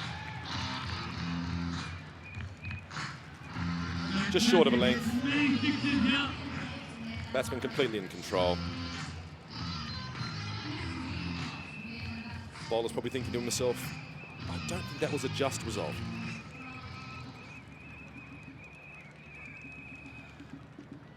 So here comes Emirates again. On, I wonder whether that was a chance, if that was a bump ball. I think it might have hit the ground first. I'm not sure about that one. I'm not going to stick my neck out on this one. Superbly done. Didn't quite get his hand to it. There's nothing worse than that. When it hits the edge of the tips of your fingers. I was one of those once playing cricket and it hurt for about 3 months afterwards. Particularly when you're playing in a very cold, frosty English winter or English morning. People keep telling me it's cold here and I'm not convinced. It's not warm. It's jumper weather.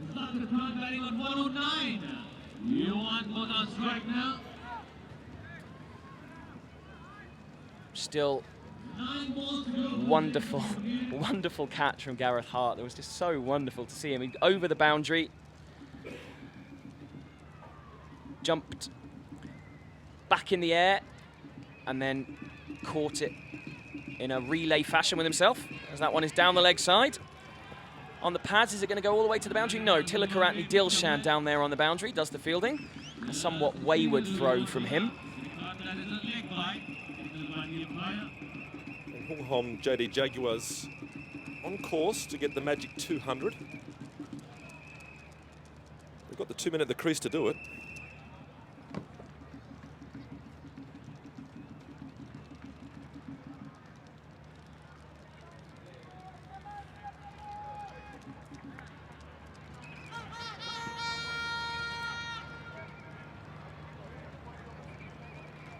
We've had 200 so far this week. The first 31 baller from Dwayne Smith, playing for Kowloon Cantons.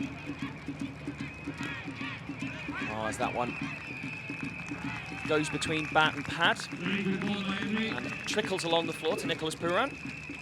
Nizakat currently on 109. Not giving any room to Nizakat Khan, who's batting on 109. Let's hear it for Nizakat Khan. I think Johan Botha would be quite happy not to face a delivery for the remainder of this innings. Nice man set, but as we saw in the last match, he's more than capable of scoring runs. Scored 65 against the Cantons when he played last. Another fantastic ball. That one's nutmegged him. It's well bowled. It's a tough situation for a young bowler as well. You've got a batsman on 109, hitting them with such meticulous and firm stroke play. And he's finished that over with great aplomb. Yeah, very decent effort from the West Indian Emirate.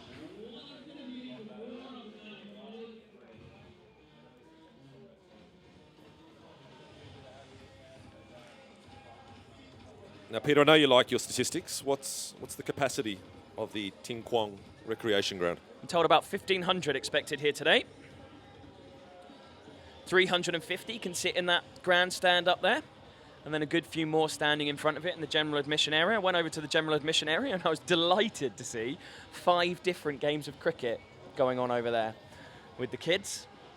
I was doing it, one of the balls trickled underneath the grandstand and I got a pass that lets me go there, so I went and retrieved the ball for them.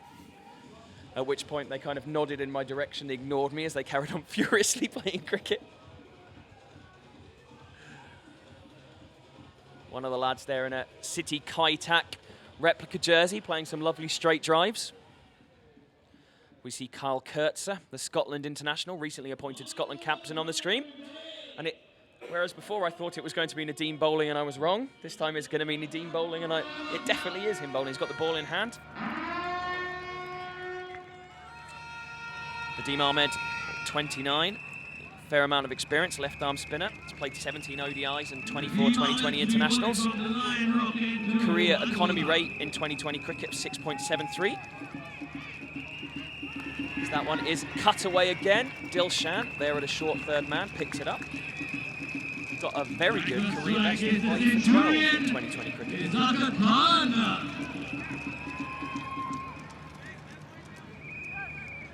People in the audience, get ready.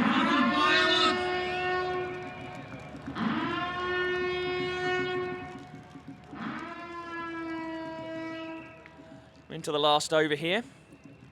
Nizakat on strike. I think 200's probably beyond them now, isn't it? 5 balls to go. Nizakat Khan on strike. I would say yes. So Nadeem around the wicket, and that one isn't timed. Chopped into the ground, bounces up over the bowler, down to long on, where Riyad Emirates picks it up. One more run, and unfortunately, from Johan Boynter's point of view, if he did want to stay down on the other end, he's going to have some batting to do. 4 balls left, 20 runs to achieve the target. So 2 and 3 sixes, job done. I don't want to write off 2 fine cricketers like we did this away. Well, that one is cut away. It's just going to be a single. They're actually going to come back for a second with that misfield.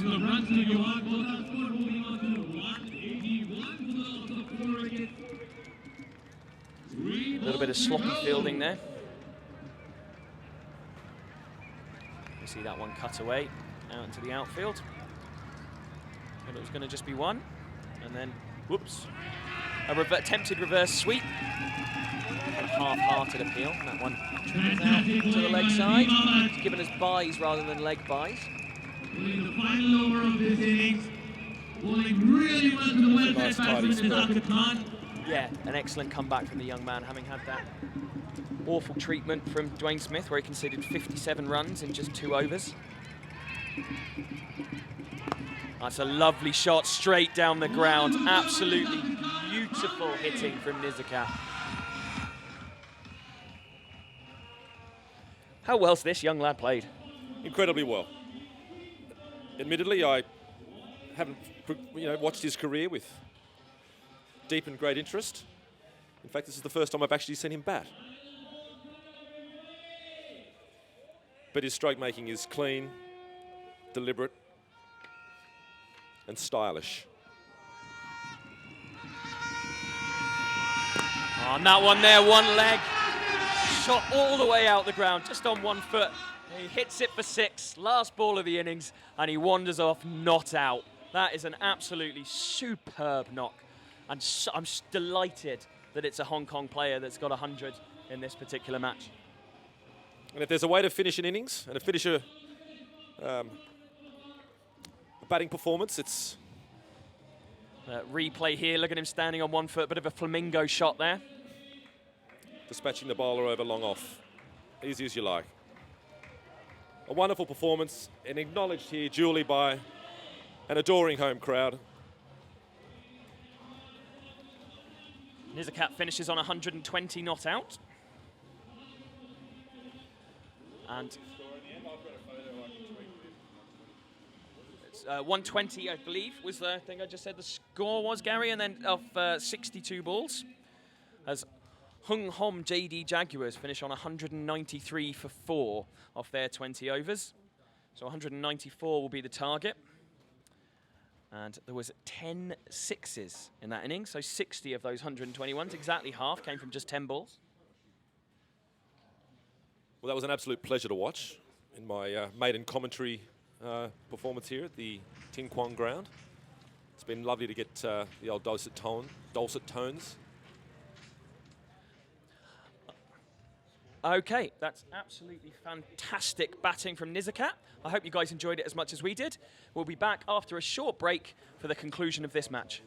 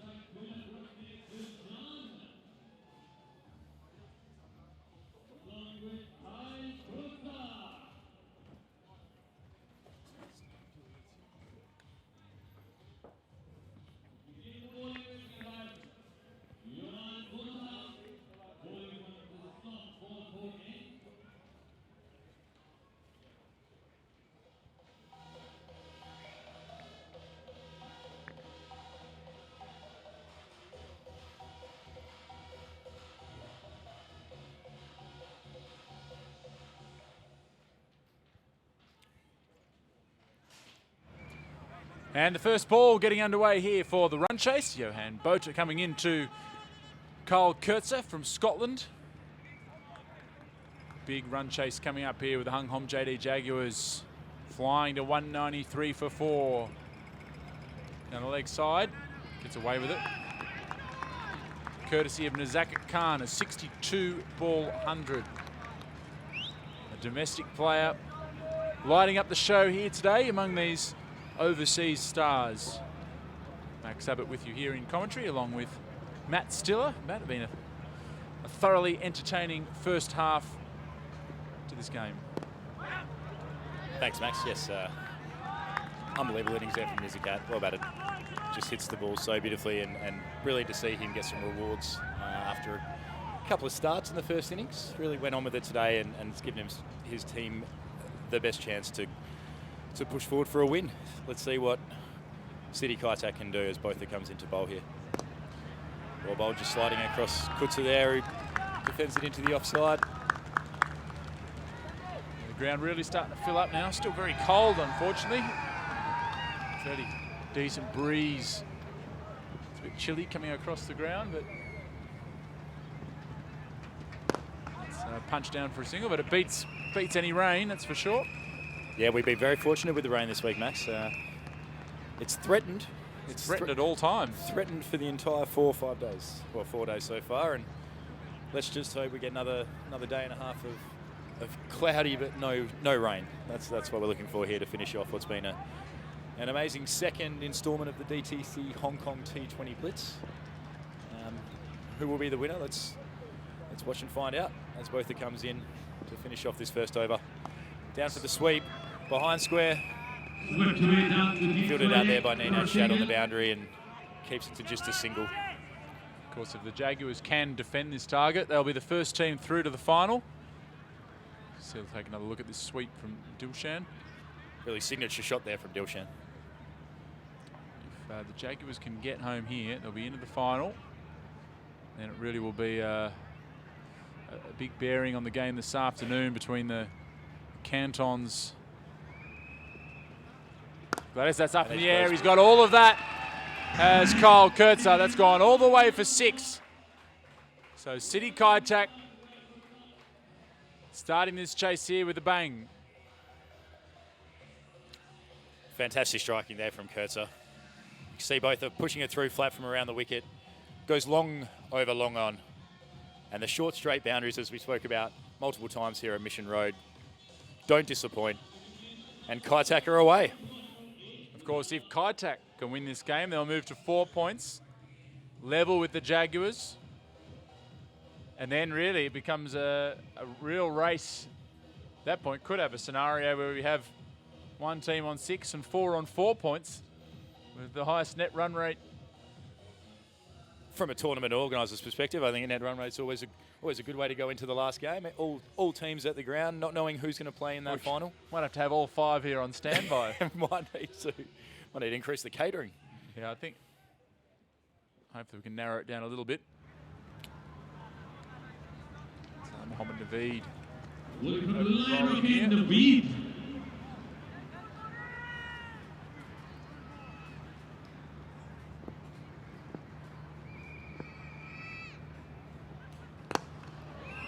Hoiked from Telegaratna Dilshan, taking a hand off the bat, but it's flown away to the boundary in the end anyway. And a sign of his intentions for Dilshan that he's not going to muck around in this chase.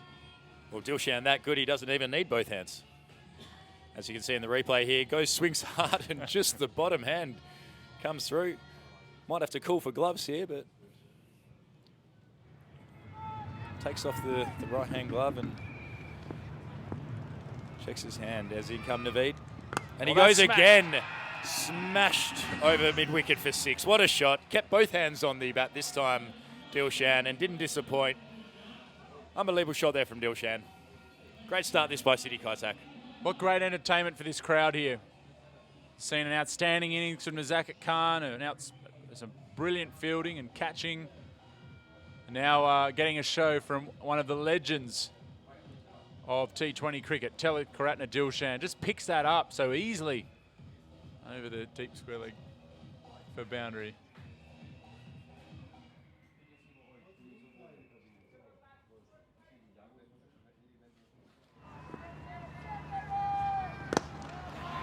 smashed again. That's going to be 4 more. Mohammed Naveed under pressure here.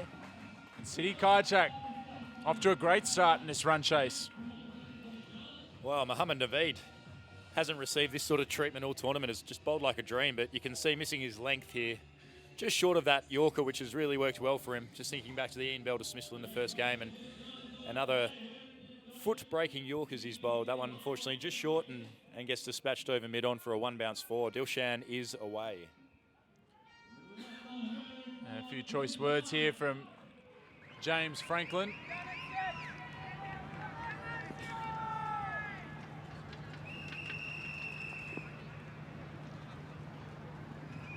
That's slapped away again from Dilshan. This is going to be 4 more. A great start here for City Kaitak.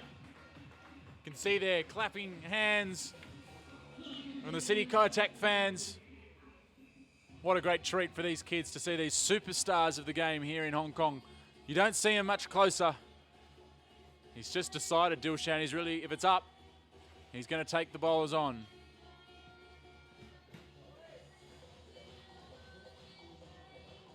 Darren Sammy just trying to chill his bowler out. There's no better man to calm a situation than Darren Sammy, but this has really given the City Kaitak chase lifeblood here. Now it's the Jaguars under pressure. What can Naveed do?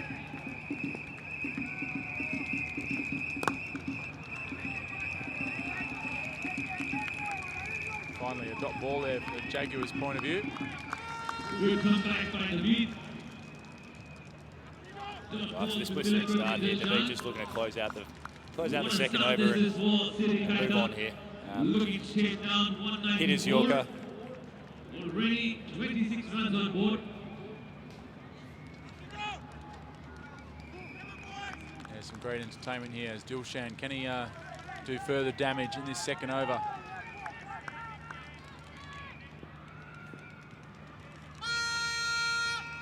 So it's a half volley again and smashed down the ground. This is going to be 4 more.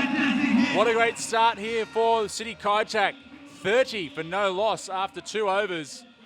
Having the crowd seen some great entertainment here in this match. It's not just been the batting that's been of note. I mean, obviously we did have Nizakat Khan and Dilshan lighting it up, but also in the field. Take a look at this catch. Darren Sammy thought he might have hit it for 6, and what a beauty from Gareth Hart. You don't see him much better than that. That's going to be tough to beat for catch of the tournament. Darren Sammy thought he had a 6 there. That is outstanding. Kinchit Shah thought it was 6.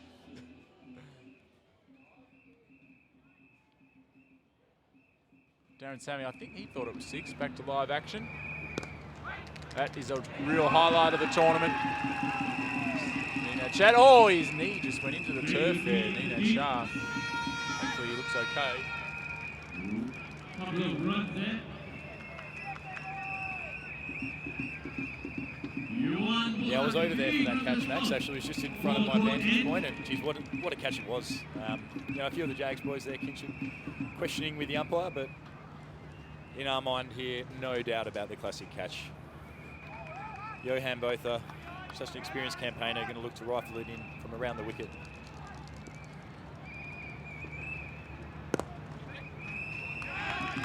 Does just that. Kutsa taking his time. With Dilshan going at the other end, there's no real reason for Kutsa to take any unnecessary risks here early in the run chase. Fantastic start from the City Kaitak.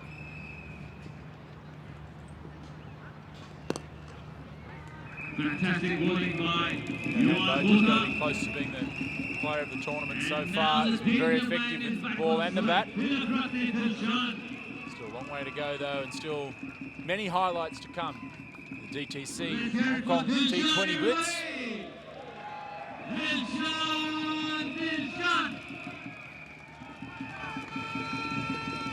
It's exactly the sort of action that this DTC Hong Kong T20 Blitz promised. As Johan Botha comes in again. Just worked away there by Dilshan to short fine leg for a single. Very smart batting. Happy to rotate the strike. Not that Johan Botha's complaining. Brings Kyle Kutzer on strike. Had a fantastic tournament today, Kyle Kutzer, one of the leading run scorers at this tournament. Really showing that associate member nations have got what it takes at this top level against some of the best in the world. Botha again. Goes big to the leg side, straight to forward square leg for no run. Jonathan Fu fielding there. Score at 33 for no wicket. Hello, Matthew. Peter, welcome back. I've just gone and got myself something to eat. And drink by the looks of it. Sugar-free.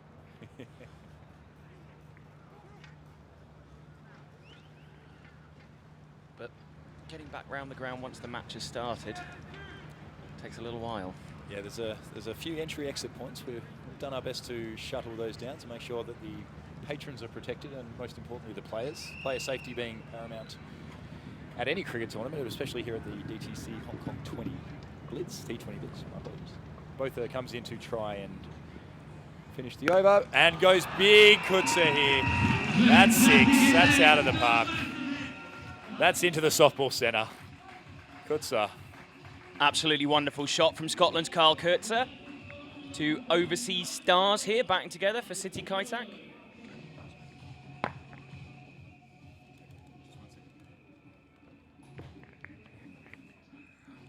Off the corrugated iron roof there. Bouncing out, that'll be on the path behind there. So someone will be able to give us that one back, I imagine. They end up down the other end of the ground. They go into the grounds of the flats that overlook the stadium here at Tin Kwon Road. And when that happens, they're very difficult for Cricket Hong Kong to get back, whereas things are slightly easier to recover from down at the softball court. I was watching the softball players warming up. Looked like they were taking it all just as seriously as we are here. See Darren Sammy there on the screen, directing his fielders where he wants them to go. He's captaining today. It was Kinchit who was captaining before, but he's been suspended due to a slow over rate yesterday.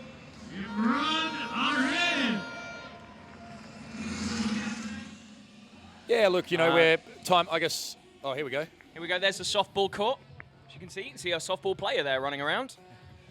Stands and everything in the ground. It's made an excellent catching point for a lot of balls this week, so happy to have it there as Imran Arif comes in the ball. It's a lovely pull round the corner. No runs, other than, well, I say no runs, no boundary. I'm so used to, this week I've almost started equating runs with boundaries, Matt. Yeah, I mean, if we go back to how many balls we've had lost, boundaries is a paramount word, especially if you saw Nizakat Khan's innings in the first innings there. Nizakat has taken the 6th tally to not a million miles away from 150. 156s. It's a big week. In the 140s now.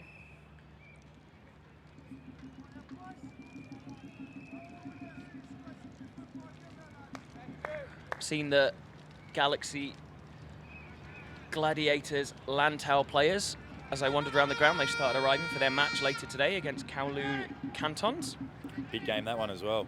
A lot to play for in that game. Kowloon can obviously cement their spot at the top of the table, or Gladiators can do the rest of the competition a bit of a hand. That one's edged away for 4 more runs, too fine to do anything about. No slips, of course, in this type of cricket. Certainly not very often.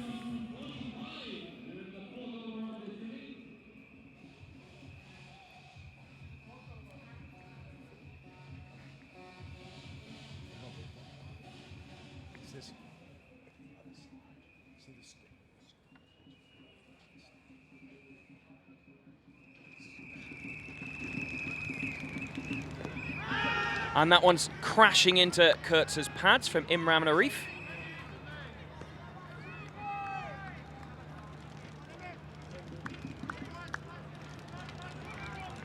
We see a replay of that ball from Imran Arif, fired into Kyle Kurtz's pads.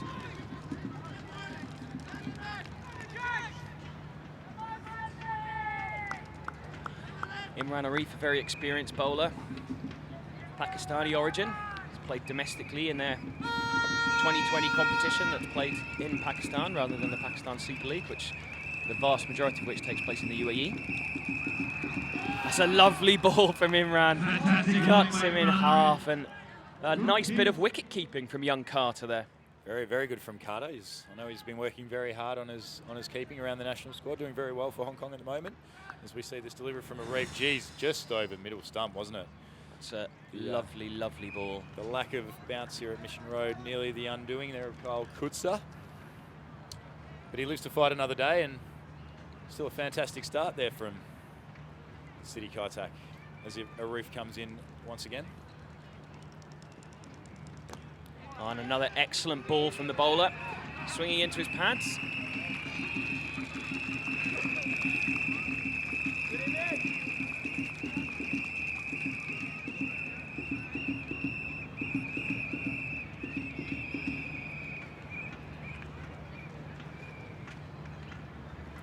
What do you think of the City Kaitak uniform, Peter? I don't know if this has been spoke about prior to my stints here on commentary, but it's loud. Simon Millington of Woodworm Cricket. Tell me at the end after this ball. Scooped around the corner, not a full Dill scoop, but turned around the corner. A Dill paddle, would you say? Telling me that City Kaitak's jersey. I don't know how many people will get this reference, but he said it reminded him a little bit of what Ali G would wear. I think a lot of people would understand where he's coming from there.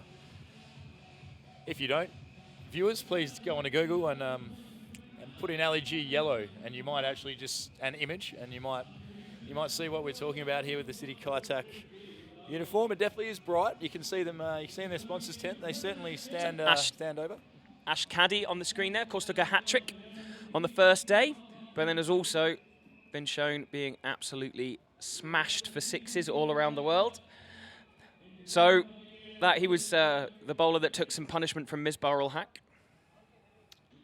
Yeah, it was a bit unfortunate, that over. I think I seem to remember he had a catch dropped earlier in the over, and then obviously Misbah coming on strike. And you know, with a player like Misbah, you don't need to miss by a million miles to go the distance, especially at a small ground like Mission Road. So, look, I think Ash will look to bounce back today and put in a really strong performance for his Jags and give them the best chance of qualifying for the final here as Ninad Shah comes into the attack. Not very well, Ninad. That one is pulled away. Decent fielding out there by Nizakat, the Centurion. Showing he can do it all, Nizakat. Well, Ninad, of course, is the brother of Kinchit, the suspended captain.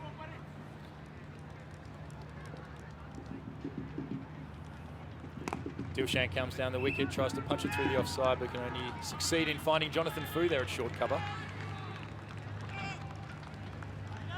Dilshan will fancy this sort of bowling, I think. He'll really look to attack Ninad and put him off his line of lengths. Gets short here and tries to bat it, and he's caught it short fine leg. Oh, just as soon as we were saying he would fancy it, he tried a fancy little scoop and could only succeed in finding Mohammad Naveed there at short fine leg. Ninad Shah, the burglar, takes another one. That was a horrible ball that got a wicket. Dragged down. Dilshan perhaps maybe should have tried to be less cute and just absolutely smashed that one rather than try to turn it around the corner. I think if he had his time again, he may not try and play the exact same shot. And Ninad, having his time again, may not try and bowl the exact same ball. So between the two of them, they're very happy. There's a rhyming... Little bit of, what should we call it? Feeling. Aggro? Feeling, I think, is the word. Passion for your franchise. Really just looking to try and get the win. Maybe looking to make up for his brother's absence in this game and take the game by the horns, chip in with a few wickets and get his team home. So one of the Jaguars owners having a little bit of a dance. So great for Ninad. One he can have some bragging rights over, dismissing one of the great limited overs batsmen of our time. Yes, well, I'm fortunate enough to play club cricket with Ninad, so I'm sure we're hearing about this at training. Do you think he'll mention it? I think he'll mention it every single time we see him for the rest of the season. Maybe next season, as he comes in again. Short again. Maybe this boy's working for him here because it looks like it's just going to be a single. Thought for a moment they were thinking about coming back for a second run. They decide against it.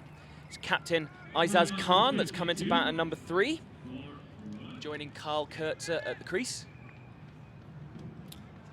Been in fantastic form this tournament as us. Made a bundle of runs for his team and bowled very well to boot. The all-round cricketer, a really good package for Hong Kong.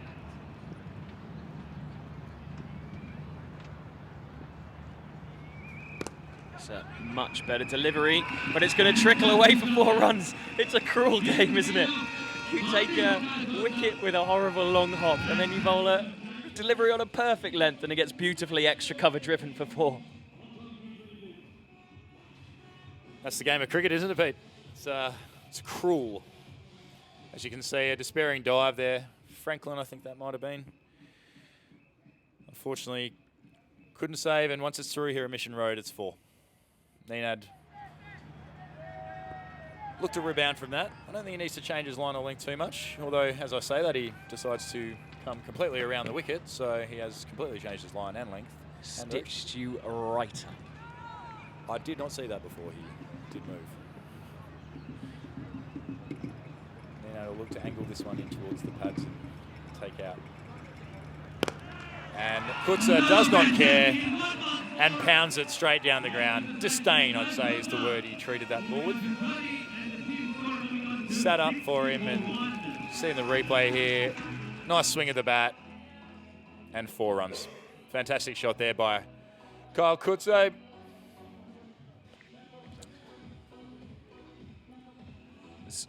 Just seen on the Hong Kong cricket Twitter feed, there's the fantastic catch that Gareth Hart took to dismiss Darren Sammy. If you want to go on there and have a look, it'll be a real treat for you.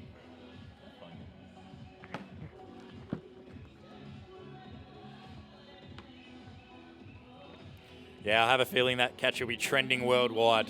Fantastic effort there.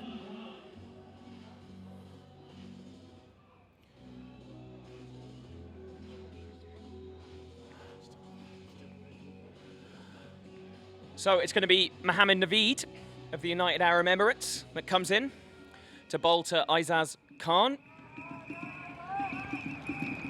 Out of the power play now with the score at 60 for 1. And that one's driven and nicked, and he's gone. Lovely, lovely piece of bowling. And just as we were praising Izaz for his contributions, he nicks off and he departs. Not the first time I've stitched up a batsman there with a reverse Moz, and it probably won't be the last. Usually it's sitting in the dugout, but fortunately there is Azaz trying to go on the up through cover. Only faced the 1 ball, and as we saw earlier in the first game, the pitch is offering a little bit to the bowlers.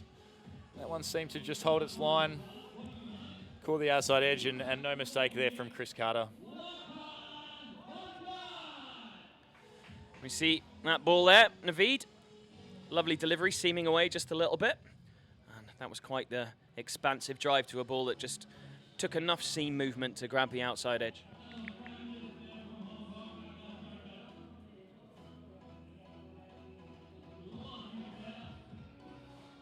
And you can see in the background there, no doubt from umpire Ian Thompson.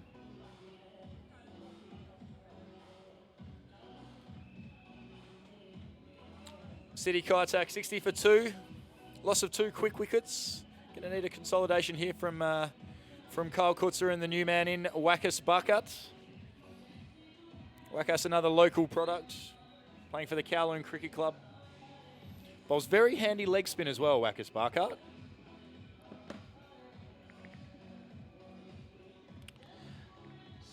Played 7 ODIs for Hong Kong and 11 2020s.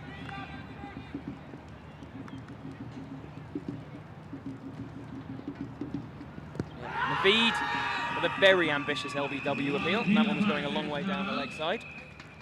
Leg 5 to begin with. Score moving on to 60. They got a bit excited there, the Jags boys, didn't they?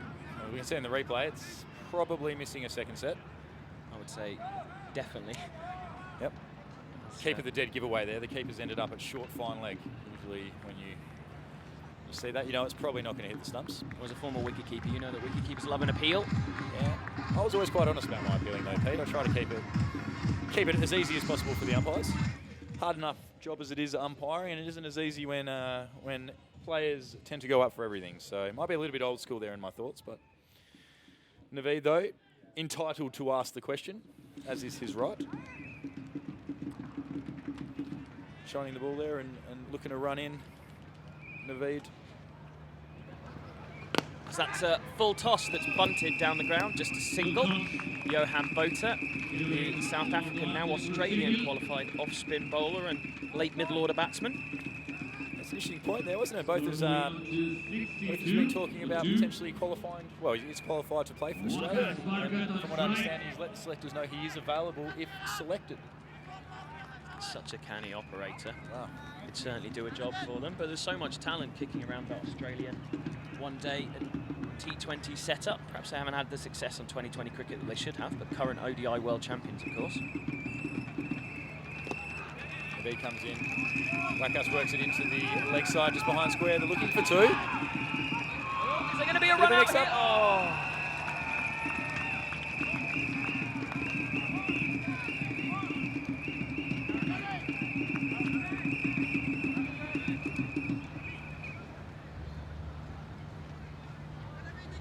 Very lucky there not to be 3 down City Kaitak with what was nearly a terrible mix-up. Wackhouse wanted 2. Sent back by Kyle Kutzer. Maybe the right move there, just looking to consolidate here, City Kaitak. Kutzer being the established batsman and form man of the City Kaitak team this tournament. Oh, that's an absolutely lovely delivery from Mohammed Naveed. Another one of those balls that have been so successful over the 4 days of competition here at the DTC T20 Blitz. The leg stump Yorker, very, very difficult to get away. Yeah, I think that's been his trademark this tournament. Mohammed Naveed, he hits his Yorker almost at will. And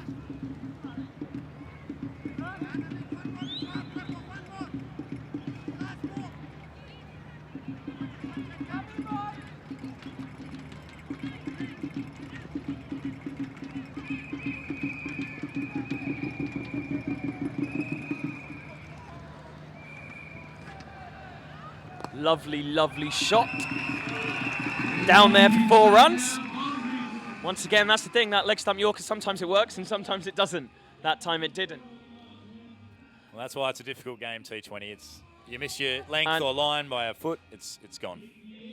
And here's some classic catch action.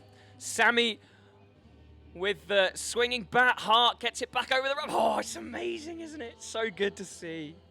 I think that is a fantastic piece of athleticism from the South African-born Hart. Just seeing it again here, Gareth Hart. Fantastic. Right in front of the sheds.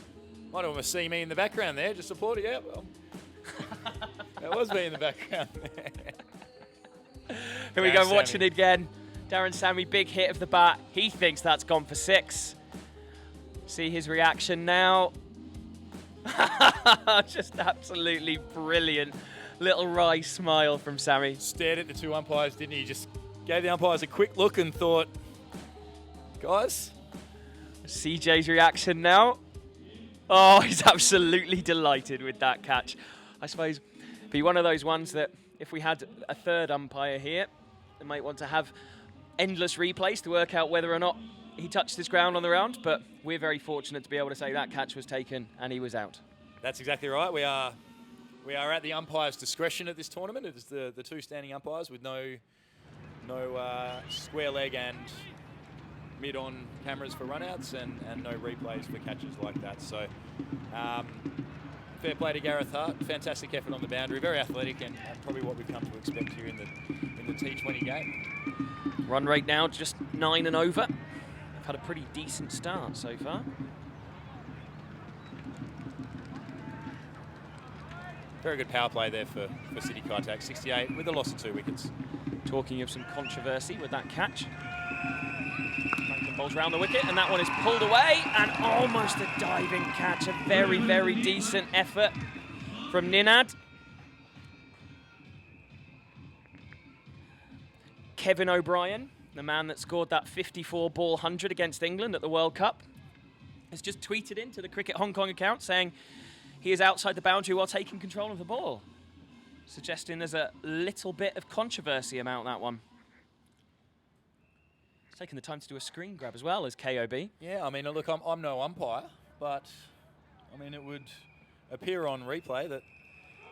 Hang on, as we'll just go back to the action here. He turns it behind square, and Ninad loses his feet again. That's about 3 times there for Ninad on the boundary. Maybe it's a little bit slippery out there, and Kyle Kutzer comes back for 2. But there, look, just going back to that catch. I mean, he has taken a screen grab of the exact moment where the foot is on the ground with the ball in hand. So, look, I guess on that evidence alone, it would look to be 6. But as we said, as we alluded to earlier, the umpires on the ground are in complete control of this game, and it's up to them to basically make a decision.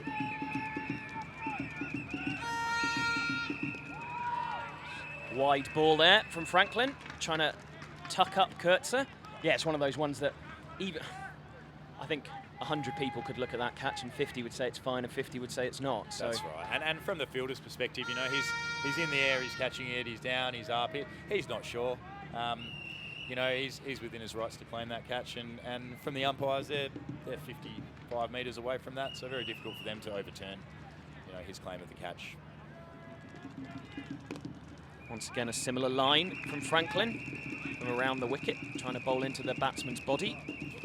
I do know about 3,000 fans who were a little bit disappointed, as they probably wanted to see Darren Sammy bat for a few more overs, but certainly the City Kaitak boys were jubilant, as were the owners over there in the box, as it was a big wicket at that time to restrict Hung Hom JD Jaguars to under a score of 200. It's 3,000. I thought it was 1,500. What's the capacity here today? Have I been underestimating the capacity and how many people are here? Well, the capacity and who turns up are probably 2 different Yeah, things. well, you know, how many tickets have been sold, I suppose, is the question I'm asking.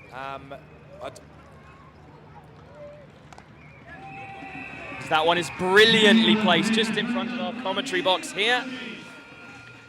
Very nice shot. Yeah, very nice shot there from Wakas Barkar. Just waited on it beautifully. So, yeah, just going back to the capacity, you know, we believe we could fit around 3,000, 2,500, 3,000 in the stadium. And we know we've got 1,000 general admin just over sold today, and with the owners and a few at the Peroni Boundary Club, I should say, we're expecting around that 1,500 to 2,000 come in the turnstiles today. It's already a great atmosphere building in the background, as you can see.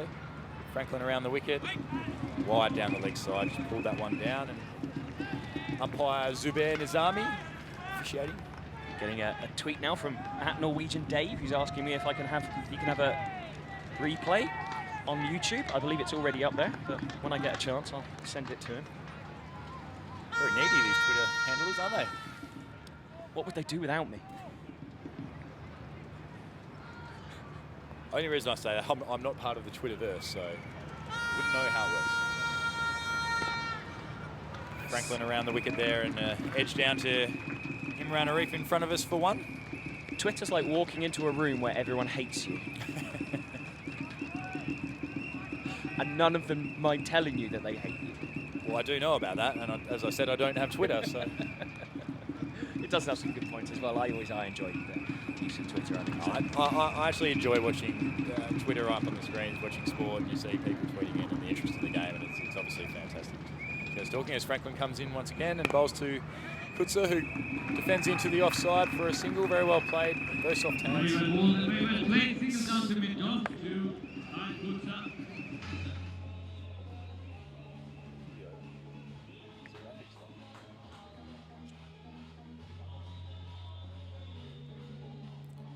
It's the end of the over there. City Kaitak 83 for 3 off 7. Certainly nothing wrong with the run rate there. Yeah, it's been a fantastic start from City Kaitak. Kyle Kutzer leading the way with 38 from 22 balls, 39 from 23 balls, I should say, after that last single. Really doing the damage here, as he has done for the entire tournament, setting it up for the City Kaitak middle to lower order batsman to finish off the game. Obviously, he'll be wanting to do that job himself, to bat through and get the win for his team. As a bowling change here, Imran Arif will come back onto to bowl from the, what were we calling this end before? I think heard someone say the Lion. Yeah, the Lion Rock End. The Lion That's Rock one. End. Just behind us, obviously, is the famous Lion Rock here in Hong Kong. And that's what this end's called. Imran Arif comes in the ball. On the leg stump, flicked away to mid-wicket there by Kutsa. 2 bounces through to Jonathan Fu, who fires it in just for the single. Already looking forward to game 3 that we're going to have on here today. Feels like we've been here for a long time already, and that's because we've been here for a long time already. Very true comment there. But it's all great fun. If I ever complain about watching cricket, then I'm doing something wrong with my life. There is definitely worse things in the world to be doing.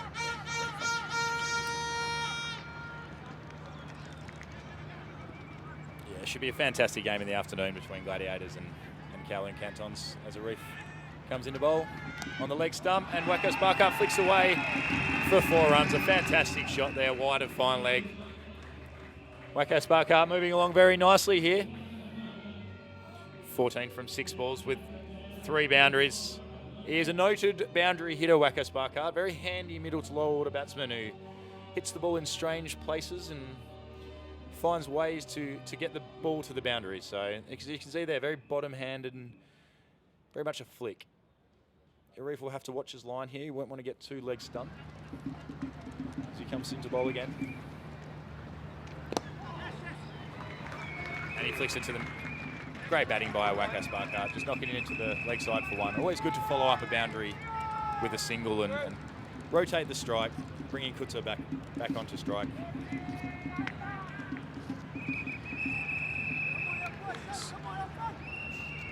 Replay of Naveed's reaction there. Arif's reaction. Apologies. And Arif comes into bowl here to Kutsa. Short and outside of stump, punches off the back foot straight to Darren Sammy at short cover. No run.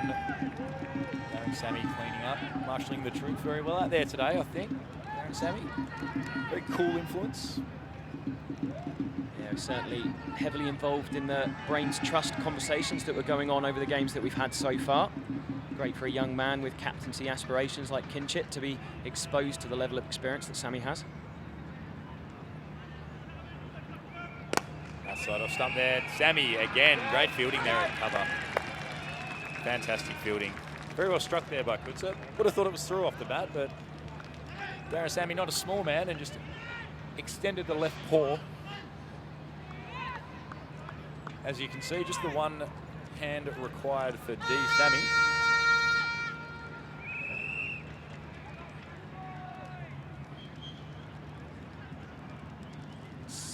Imran Narif again. Very good over that by Imran Arif. Darren Sammy there still wringing his hands a little bit. The score after 8 overs, 89 for 2. He's really stung his hands there, getting in the way of that very powerfully driven ball. It's going to be Ninad coming on to bowl again. Of course, already had the wicket of Tilakaratne Dilshan in this innings, and his club mate Matt Stiller next to me seems to think that Ninad will be dining out on that particular wicket for a good few months, if not years to come. Well, I must admit, I'd never really seen Ninad bowl up until this tournament, so other than in the nets, where he does fancy himself as a very handy left arm, unorthodox spinner. Definitely waves his arms around a lot of arm movement, gathers momentum through the crease. But T20's a funny game. So we'll have Wacko Sparkar, the two club teammates facing off. Wacko's probably in the same boat, facing a little bit in the nets. Over the wicket this time. Down trying to paddle through third man there, Wacko Sparkar. Can only succeed in missing it through to keeper Chris Carter. Ninad gets away with the dot ball to commence the 9th over. Wacko has just the 150 in a full status 2020. He'll be hoping that he can make a significant contribution for his team today. Bruce Kutsa on strike.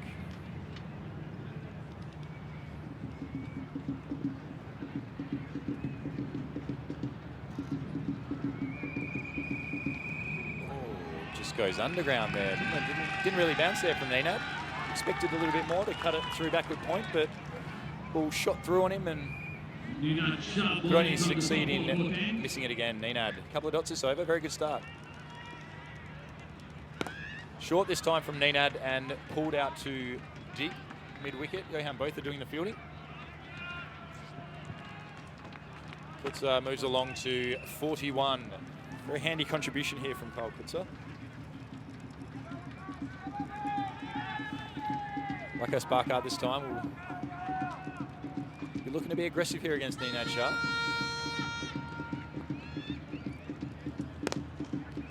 Full outside off and punch down to long off for just the single. Jonathan Fu doing the fielding down there. So very good over here from Nenad Shah. He's 1 for 13 from 1.5. Fantastic figures for him. He'll be very happy with that return. Need to close out the over strongly.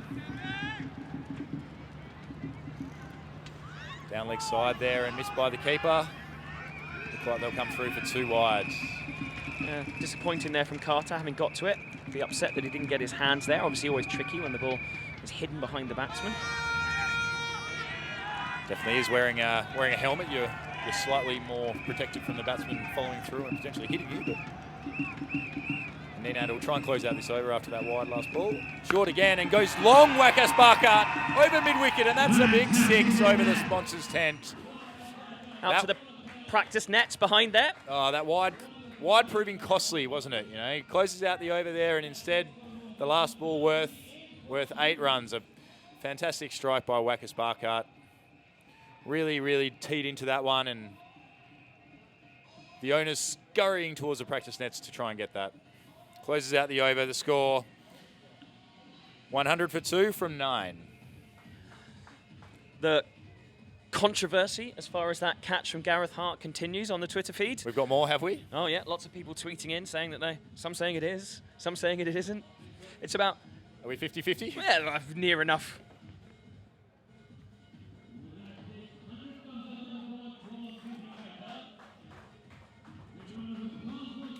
We welcome Franklin back into the attack.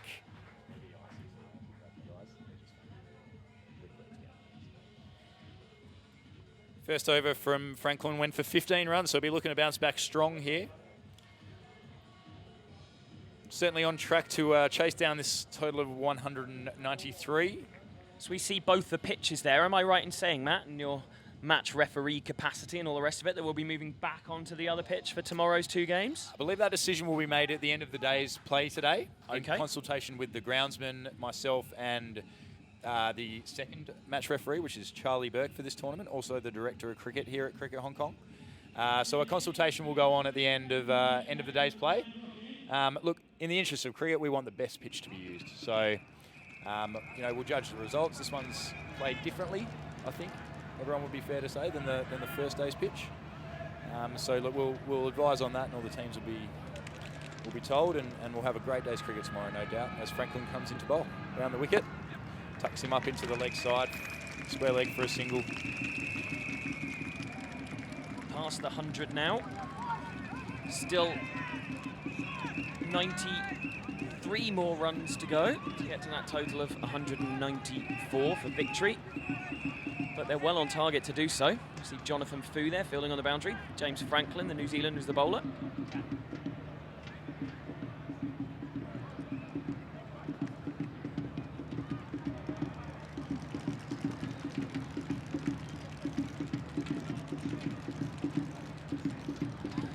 Matt has some important things to get on with, so he's going to leave me. Perhaps he's going to go and find out which pitch they're going to play on tomorrow. Very non-committal answer. Not quite ready to give me a decision. Another decent ball from James Franklin. Wakas Barkart trying to work it down to the leg side. Couldn't quite succeed.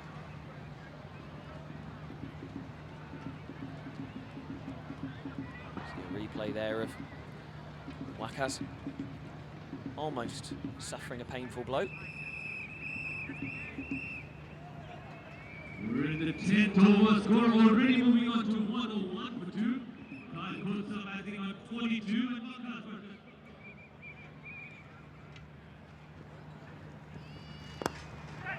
It's a lovely shot from Wakaz. Beautifully timed. A trickle away for 4 runs. See, it lands just in front of the Kowloon Cantons kit bags. They're here for their match against Galaxy Gladiators Lantau.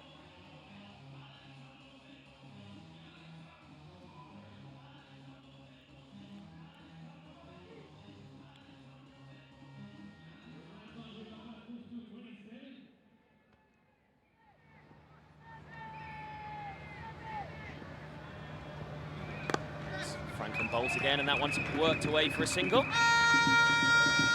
Very fortunate in the commentary box here by Simon Cook, former Kent and Middlesex bowler, and also current head coach of Hong Kong. Hello, Simon. Good afternoon. A bit warmer in here than it is out there, I'll tell you that. We've got ourselves a nice little cranny for us to get a decent view of the action and also stay reasonably warm.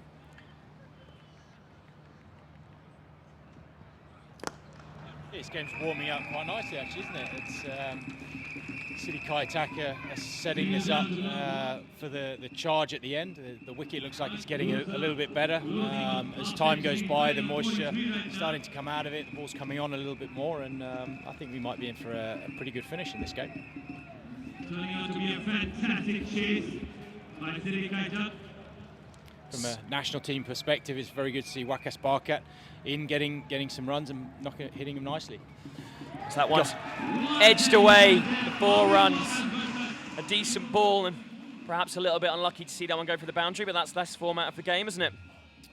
Yeah, it is, but he's played smart here. He's hit a good shot through mid-wicket, and James Franklin's adjusted his line and length, and Wakas has been quite smart and just deflected it past the third man who's up on the ring, and City Kaitak steaming along quite nicely here. 112, I think.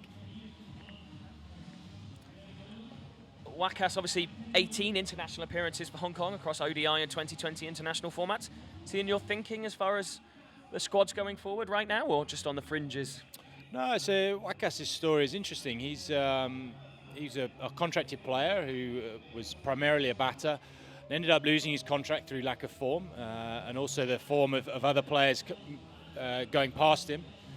And we sat down when he lost his contract, and we said to try and focus on bowling. He bowls some very useful leg spin, and he's done that through the last 12 months or so. And in club cricket, he's been very successful.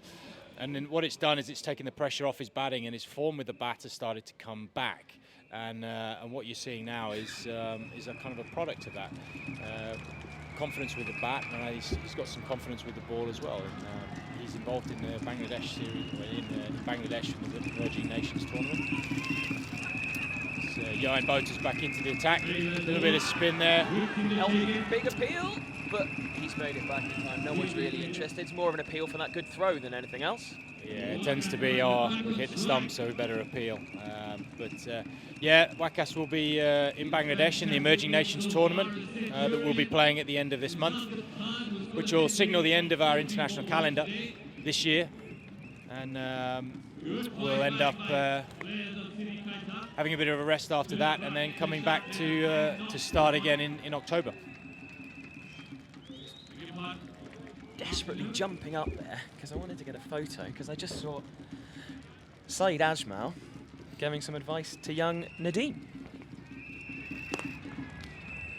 and I thought that would make a nice snap, as that's a decent piece of fielding off Johan Botha's bowling. Yeah, and that's exactly what this tournament's all about. It's spoken a lot to our young players, and Carl Christie, for example, had dinner with Ian Bell last night, just those two, and things like that, you can't buy that. So Johan Botha drops short, and Wakas heaves it out to deep mid-wicket, but unfortunately he's not got it quite out of the middle of the bat, and Nizakat Khan taking quite a straightforward catch at deep mid-wicket to take the 3rd City Kaitak wicket. How exciting is it, talking of Nizakat taking that catch, to see a young Hong Kong boy scoring 100 on this kind of stage with this many people watching around the world? Yeah, it's absolutely outstanding, and it's good to start seeing the national players start to make an impact into this tournament. It's been a little bit like overseas players versus overseas player in the first few games here, and so Nizakat and Anchaman Rath probably leading the way for our national players in terms of their performances. Some of the others are starting to stand up in bit parts. We saw Tanwir Assal having a good spell today. Ehsan Khan and Ehsan Nawaz have also bowled good spells through this tournament. Be interesting in the match later today with the Kowloon Cantons back in action again to see whether or not Baba Hayat can match what we saw from Nizakat. Yeah, and with Nizakat getting 100 and really putting his stamp of authority on the competition from a national team perspective, it should really inspire the others to really step up and want to emulate that and beat it.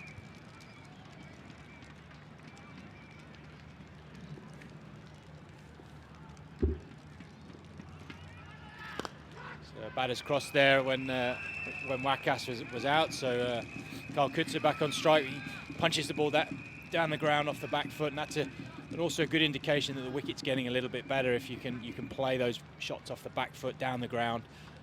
So, like we say, I think we're in for a good finish here, and if this man has just come in, bats for any length of time, I think we could be seeing a very close game. Nicholas Puran, who's been a bit quiet in this tournament. In the last game, he hit a couple of balls into the softball court and then got out. But he comes here with a reputation in CPL in particular of hitting some very big balls and going at a very high strike rate. Decent ball first up from Botha. It's an inside edge, and they managed to run through from 2 in the end. That edge shot ended up being brilliantly placed. Poran to get himself off the mark. Yeah, a player I've been a big fan of for a long time, Nicholas Poran. Huge amount of talent, really exciting. He was out of the game for a while after a car crash and took him a while to get back into it. Was quite seriously injured, but I think he's back and he seems to think he's a more mature player now than when he was in India as a young kid playing for Trinidad and Tobago in the Champions League.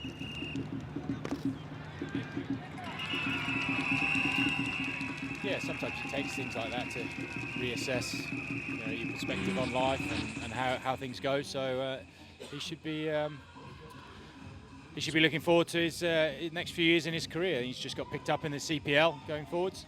Well, here's the big controversial talking point again. That Gareth Hart catch. So he dives in, whether or not he had control of the ball. Some are saying he didn't have control of the ball until he went out. The JD Jaguars convinced that it's 6 behind that. We see it again. If he can, Darren Sammy's reaction to getting out. This is my favourite reaction, the one from Chris Jordan, who can't quite believe what's just happened. Yeah, fantastic bit of work just to try and get the ball back into the outfield first up. Whether it's actually out or not, that's probably up to the umpires to decide. Come on then, out or not out? I actually didn't think it was out, to be honest. The more I see it, the more I think he probably had his foot slightly down on the line. But the great thing about cricket is Ash Caddy bowls, and that one is flashed at and missed. There's as many interpretations of the laws as others. I believe the law nowadays is that you can leave the field of play, come back in and get the ball again, and it's not considered to be a 6. So the real issue is whether or not that foot was on the ground. Yeah. So we see a replay now of that play and miss from Carl Kurtzer. Yeah. Personally, I think he was outside the playing area and he dived back into the playing area to take the catch. Shikadi gets just down leg side. Really good piece of keeping there from Chris Carter, who's probably saved four leg byes there. But I think he did come back from outside the playing area, which the regulations seem to change fairly regularly at the moment with regard to boundary fielding. Just calling up Professor Google to pull up the laws of cricket. And we just see the ball hit down the ground. Ashley Caddy lucky to get away with a bit of width in the last couple of balls, and unfortunately he's paid the price. He's bowled the ball in the same area, slightly fuller, and Carl Kutzer's managed to get his hands right through that ball and back over the boundary, nice and straight to the short straight boundary. Back twisted slightly in his hand there, but got enough of a contact to get it over the boundary. Caddy just adjusts his length a little bit. He's more back of a length with mid-offer. That's probably more the length he's got to be bowling. Not giving Carl any sort of width to free his hands. And he's going to have to work pretty hard here to get out of this over with as little damage as possible. Fortunately, he's bowling at Nicholas Puran, who's just come in. So this should give him a little bit of leeway here to get out of this over. Right, I found the relevant bit of the law. Okay, here we go. At the end of this over, if I can find the time in between Ash Caddy's deliveries, I'll read it out for you.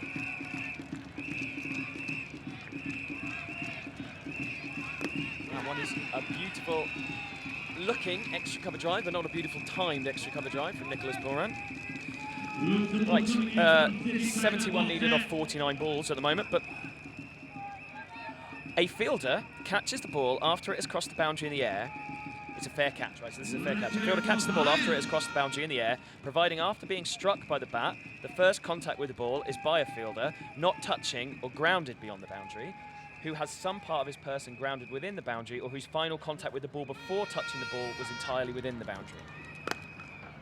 That makes it easy, doesn't it? No.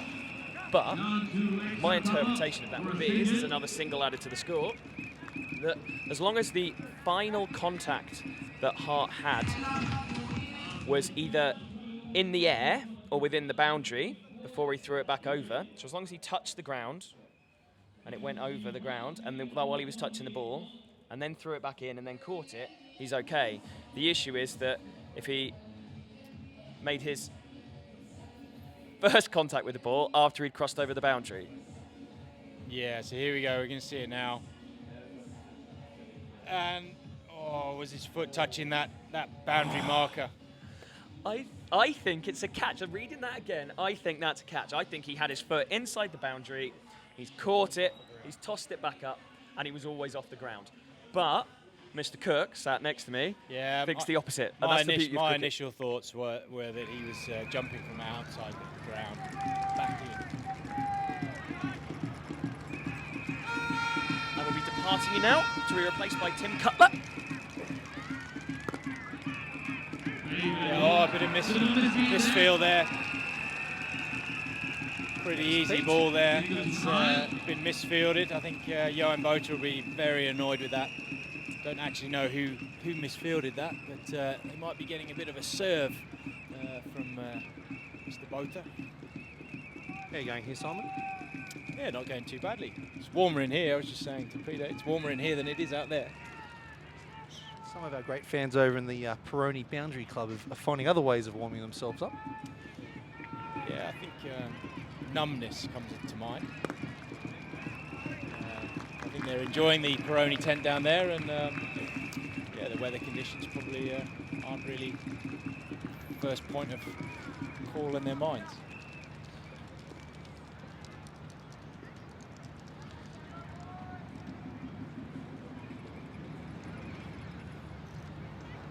Oh, well, look at that. That's one of the first ones we've seen really turn viciously.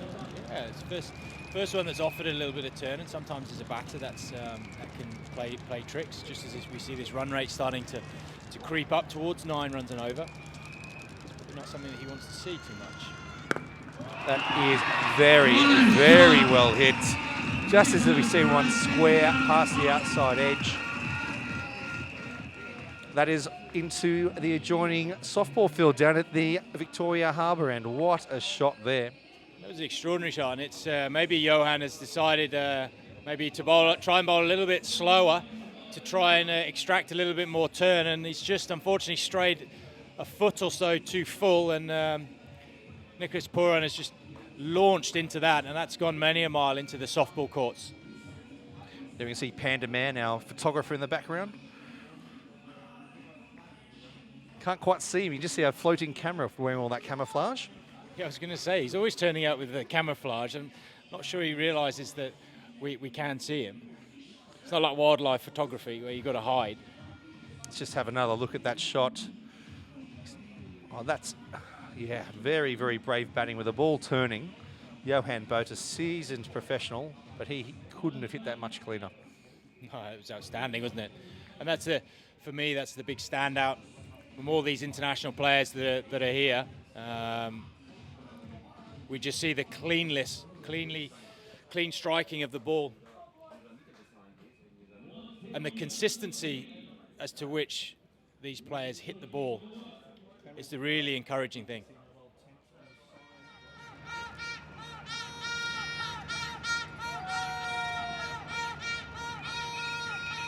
So we've got the ball back eventually. Sixers are happy going that way. Just a little bit quicker there from Botha.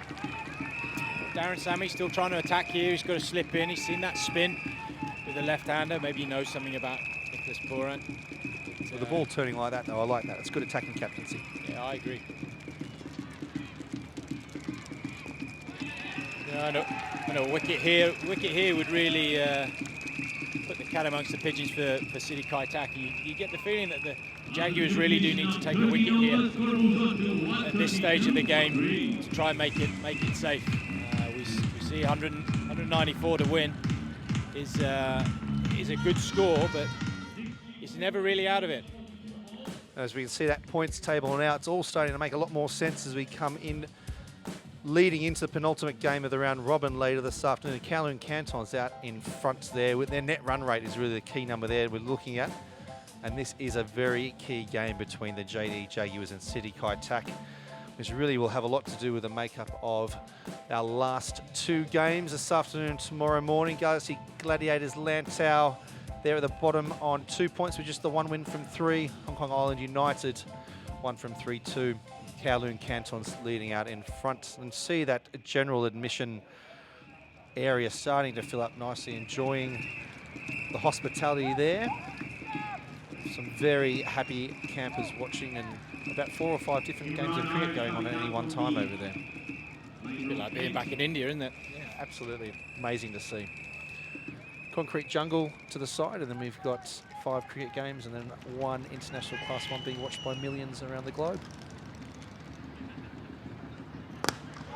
Imran Arif back in the attack and has been dispatched towards Lion Rock by Nicholas Pooran, and a little bit shorter there, and he's just those amazing hands there. Cookie, huh?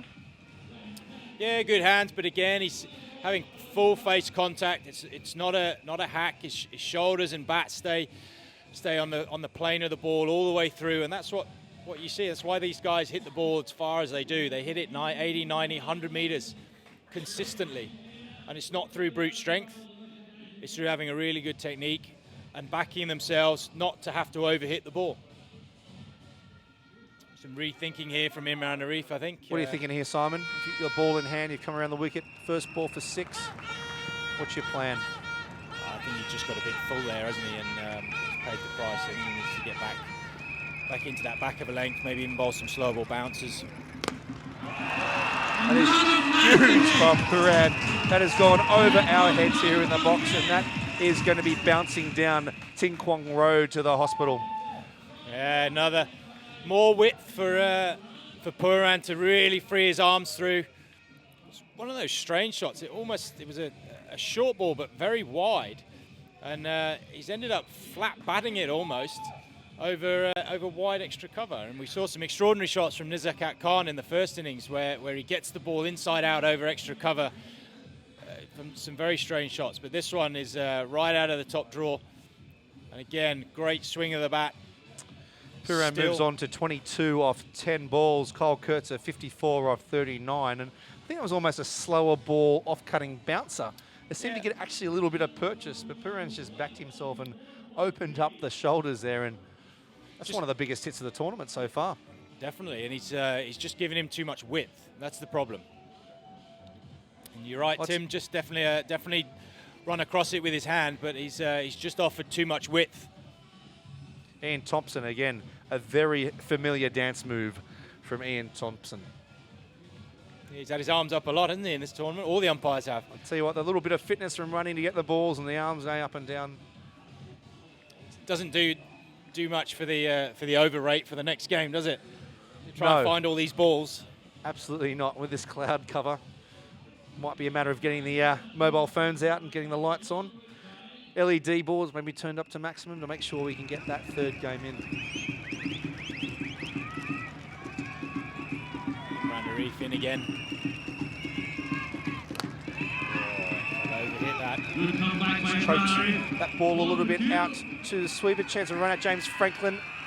Oh, not able to take it cleanly. Chris Carter, just a little bit of a bobble. Franklin came in well there, but Puran was up to the task there and making it back. Welcome to everyone around the world. You know, this has been seen by many thousands of you, and we say welcome to Hong Kong and to Ting Kwong Road Recreation Ground for this Hong Kong T20 Blitz, sponsored by DTC Mobile. Imran Arif now into Nicholas Puran. It is another huge shot over our heads here in the white tent of doom. We really are on the firing line here, and that's an amazing shot. Yeah, he's gone full again, hasn't he? Full and wide, and given him some width to really free his arms. And it doesn't really matter whether you're taking pace on or putting pace on or taking it off. If you're going to give him width, half volleys, these sort of players are going to hit you out of the ground. Where the Jaguars were really successful yesterday was the lengths that they bowled, where they didn't allow the batsmen to free their hands, and they've gone away from that today. That's a bit of a freebie there from Imran Arif. I think a little bit shaken after the 3 sixes this over already, and just that one down the leg side, and a player of Puran's class is not going to miss that. That's a good shot, but a bit of a freebie there. Yeah, Puran's got Imran on the run here. He's bowled a couple of balls wide of off stump, and then he's tried to overcorrect and bowled the ball, pitched it outside leg stump, which effectively gives him a free hit down the leg side. And with fine leg up, it's not a good area to bowl. 6 again. That is 4 sixes in the over and a boundary. Nicholas Puran has rocketed on to 40 off 14 balls as Imran Arif finishes his over. He now has 3 overs for 46. Yeah, and you see... That's a strong boy, isn't it? Yeah, he is a strong boy, and exactly what we were saying before about these past scores. 190 is actually a really good score, and you'd feel it was probably slightly over par, but with the small grounds here, you have one bloke has a day out, those past scores get blown out of the water, and you're seeing that here right now. So just great base he had there, and backed himself, strengthened those forearms. You can see those biceps coming through the sleeve. Well, huge over there, and that gets it back to, just checking there, 32 runs off 36 balls. The last 5 overs have gone for 62. Yeah, the umpires look loading up with balls, so Clive Howard doesn't have to keep running up and back with the balls. We see Clive Howard with the very clear orange locks there, long-term umpire here in Hong Kong, former chairman of Hong Kong Cricket Association, as we all known, but also as head of ballistics and special weapons for the Hong Kong Police Force in his former life. So, yet again, someone in this small community, and was also in charge of organising the march of thousands of people to celebrate the handing back of Hong Kong to the Chinese in 1997. So a little bit of trivia there, and a little insight into the Hong Kong cricket community and how broad it is. And isn't it great to see everybody involved here? Yeah, it's great, and it is a community here in Hong Kong. It is a small community, 3 major grounds, and everyone really pulls together for domestic cricket and now international cricket, and within this tournament as well. As this game really starts to get to the nuts and bolts, 32 runs from 36 balls. With Naveed coming in, starts off with a low full toss, get out to mid-wicket. And you'd think that City Kaitak should really walk this game from here. And that really blows the table wide open. Lots of teams based on 4 points. Yeah, this really does keep it wide open, doesn't it? I think if JD Jaguars are successful here, that has 2 teams very much at the top of the table. But for Kaitak here, after that first loss to Kowloon, which was heavy with Kowloon Cantons chasing over 200 in under 15 overs, but this could really keep the competition down to that last pool game tomorrow. Yeah, and it's going to come down to net run rates, and you saw in a few of the other games as Naveed comes into bowl. Puran is a really good Yorker. He's probably a little bit quicker than Imran, but he really nailed his Yorker.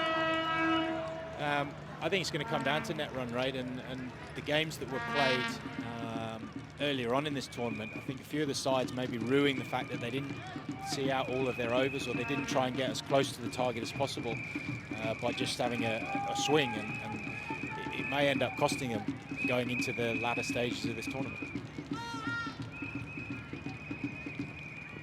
And there it is again. Same shot, different direction. And another 6. Now that is down to the southeast of Ting Kwong Road Recreation Ground, over to those tennis courts, and wow, as you can see, great work by our cameraman there, perched on the north side of Ting Kwong Road. What are we up to now? 6s in this tournament. I think I saw a figure of 132, I think, before the last game. Is that one for Wilson Pickett to tell us after this? Yeah, maybe. Maybe.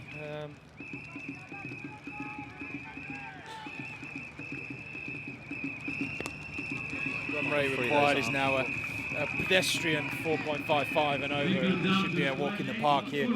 I remember 4.55 over 50 overs was an almost ungettable total. That was rapid. Yeah, he had started off one-day cricket. It was at 660 overs, and if you got 220 in 60 overs, I think you were pretty happy. Even when I finished playing county cricket, in 50 overs, you were still looking at the kind of 250, 270, and was that uncovered pitches and 8-ball overs, Simon? I'm not that old, Timothy, but I'm not far off. Good bowling there from Naveed with all these balls going everywhere. That's really good bowling. The informed Kurtzer, who's really looked impressive this entire tournament, to squeeze it out there. I was lucky enough to see Mohammed Naveed bowl for UAE against Ireland only 6 days ago. It was now against Ireland in one-day international. Just got that whippy windmill action. Really, it'd be really hard as a batsman to get a clear look at the balls that's coming over as that arm comes around so quickly. Yeah, he's good. He's got back on strike now. He's good. He's got good skills. He's got good pace. Struggled with a bit of injury over the last probably 18 months or so. Puran just looked to heave that one out into the onside. He's not going to die wondering here. He's going to try and finish this game off. He's probably thinking about that net run rate. If they can knock this off in the next sort of over or two, then it's going to set them up nicely for their in the position in the table, particularly as this is going to draw them level with 3 other teams. So Pura moves on to 48 now. He's off 18 balls. Gives us a chance to say thank you once again to our great sponsors, DTC Mobile. Sanjay Bimsaria there has worked day and night for this tournament. They've just launched a mobile phone for $3.99 available around the world now. So any distributors get in touch there. So we can have a look there at the scorecard. Cole Kurtzer batting well, not out, 56 off 41 balls. Still Karatna Dilshan, 29 off 12. Azaz, the skipper, nicked off there off Mohammed Naveed, Chris Carter, Wakas Barkat. Batted very well there, 32 off 17. Again, that really broke the back there in the middle of the innings. But Nicholas Puran has come in and dispatched the ball to every part here of Ting Kwong Road Recreation Ground. 47 not out off 17 balls. And there we cross to Lantau Cricket Club in their green and yellow blazers. We see them in all our matches, don't we, Simon? Yeah, Ashley Caddy into the attack. In the air off Caddy, and well taken down there by Jonathan Fu. Might be a little matter of too little too late, but you never know. Ashley Caddy has already taken 1 hat-trick in this tournament. A couple of those may be handy at the moment. Yeah, he's they'll need to have a hat-trick here if they're going to get out of this one, but yeah, probably a little bit too little too late as Nicholas Puran lives by the sword, and he dies by the sword there with an outside edge and caught it at short third man.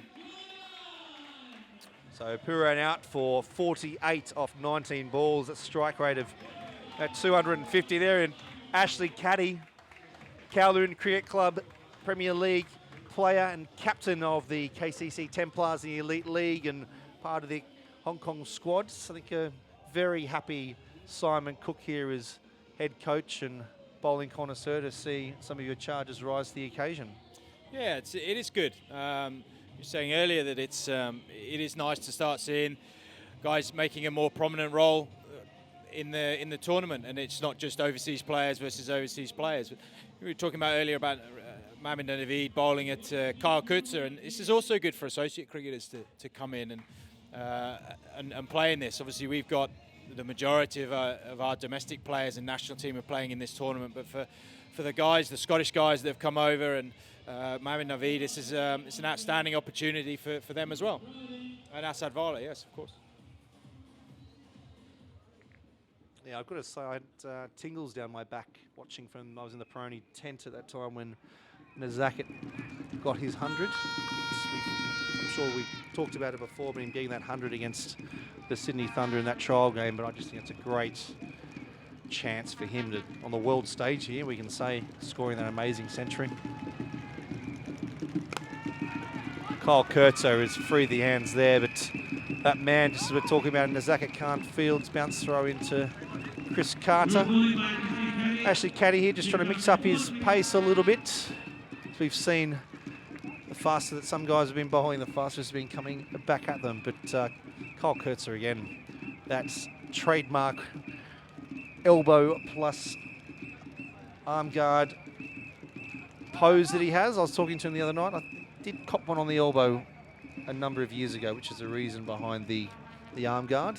He's got quite a bulbous end of his elbow, more than normal. So that makes sense. I always did wonder why he always wore it.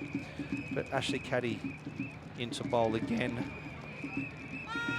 Yeah, it's good. He's learning fast in this tournament. He's communicating well with Darren Sammy. Just gets that wrong. The execution's just slightly wrong there. And ball's just swiveled on it. It's quite an easy shot for Chris Jordan to just guide that around the corner for 4 runs as the game continues to leak away from the JD Jaguars. We haven't even mentioned Chris Jordan. He's just sauntered in, and I've been really impressed with the batting and bowling. I think he's just a genuine all-rounder, isn't he? But again, easy for a player of his class to see a little bit of glove on that, knowing that the fine leg, as they normally are, is up on the circle at 45. Caddy in again, Jordan. Chance there to free his arms, but was that? Oh, Botha has come in too far off the boundary and has gone over his head for 6. We've got a pretty good angle here from the commentary box, and I think that if he'd probably stayed back on the rope, if we can get another chance to see that, he probably would have taken that. Yeah, I think this is a bit of an error in judgment. He definitely would have been able to maybe make a bit more of an effort, even if he's just catching it and chucking it back in. Just see the look in Chris Jordan's eyes. Is it going to get there? Is it going to get there? Yep. Time to mark my guard again. Definite intent here to finish this game off early. They could just knock this around, but they're quite keen to kill this game off with really, really good run rate, which is a smart thing to do. Yeah, and 183, I think, on this wicket's no small total, really. We've seen a little bit more of a struggle to get the runs on this second wicket, but it's just shown just how good that surface is out there in the middle of the square. Great work there by Jashim, our head curator. Yeah, but I think this wicket's getting better and better as the day goes on, and it's just, again, another example of that where he can just get his hands through it and get it over the top of mid-off. Darren Sammy at mid-off, not quite tall enough to it's gone next to reel his that hand, one in. I think. It went past. I think he's a little bit dirty on himself there. I think he's hit it so well.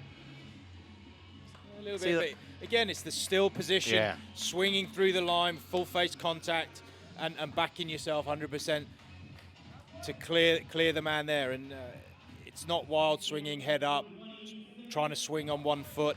The striking here is based around really good, solid positions. I'll tell you what, Simon, is it the match referee making the decision of man of the match, the umpires? They're going to have a hard one here, Tricky aren't they? one today, isn't it? Very tricky.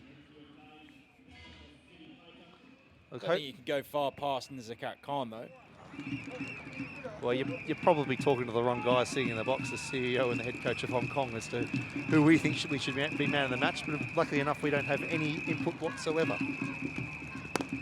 As Kyle Kurtz has usually said that well, but down to Franklin there at mid-on, just getting that long barrier down. But yeah, you're right. There's been some good performances. Nadeem Ahmed for City Kaitak and bowled very well after having 2 very rough games first up. And, he bowled very well. He got two wickets today.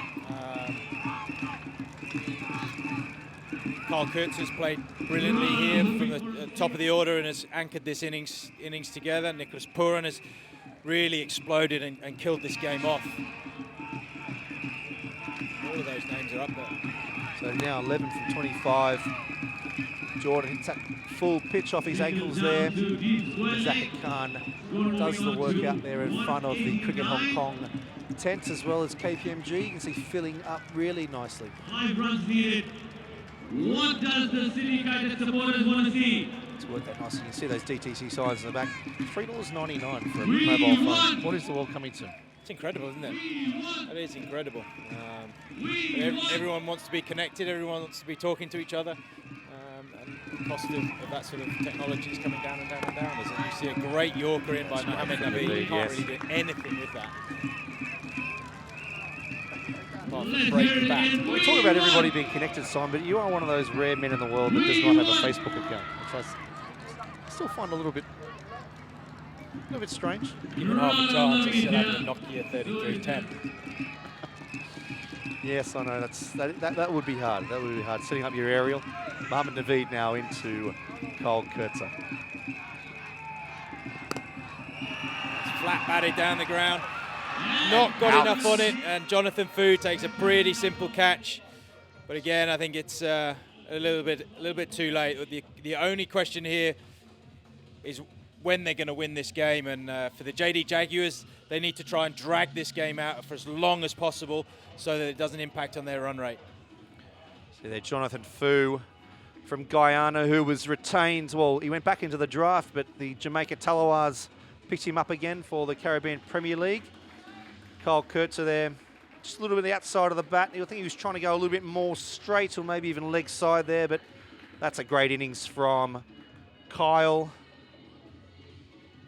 Yeah, he's hitting well, isn't he? You said earlier he's been in great form all the way through this competition, and has got City Kaitak generally off to a very good start in every game. As we see Gareth Hart coming to the crease, who must still be on a high after taking that catch. Yeah, it's great bit of fielding. He'd be pretty disappointed that he can't bowl at the moment. He's struggling with a back injury, which rules him out from bowling. So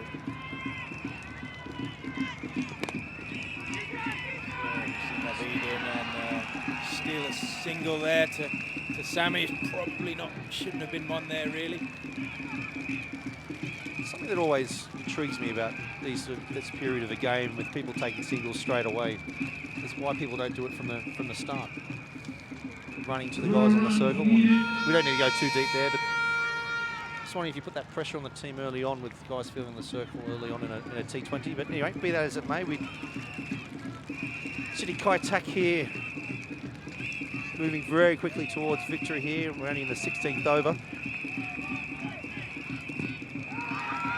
So down the leg side there, Chris Jordan. Appeal. Very ambitious, but as always, it'll help with the appeal if the batsman's a little bit confused and not taking the single. But that time Chris Jordan wasn't distracted at all and down through the leg by. Yeah, there's a few dejected Jaguars players out there at the moment, but they've got to keep their heads up. They've got to try and stretch this game out for as long as they can.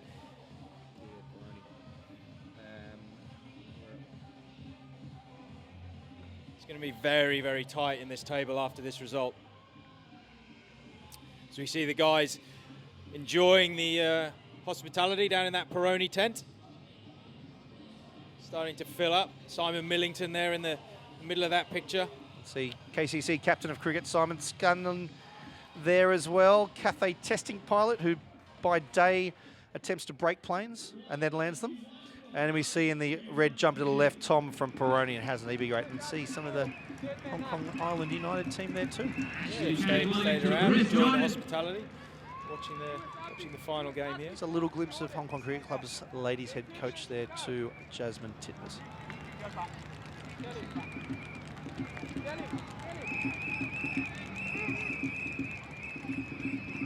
Ashley Caddy seeing what he can do. Can he pull a rabbit out of the hat for the Jaguars? Chris Jordan free around those wrists and 6. Great shot there by Chris Jordan. And that is the match to City Kaitak in the 16th or in the 17th over. Just a little bit on the leg side there. Chris Jordan, he's just a little free swing of the bat there, and you can see Anshuman Rath and head coach Scott McKetney and Ajaz Khan, the cricket intern, Operation Breakthrough intern, wasn't able to take the catch. I'm going to say I'm not surprised, but geez, it really blows this competition wide open, doesn't it, Simon? City Kaitak, after that loss to the Cantons, thinking that might have just knocked their resolve, but the class has been shown, especially by Kurtzer and Poran there with a bat, but just as pleasing Wakas Barkat. Yeah, for me as a national coach, I think the most pleasing thing to come out of the City Kaitak innings there was how he came in and really played with intent, played with intelligence, run the ball around, and was really, really good.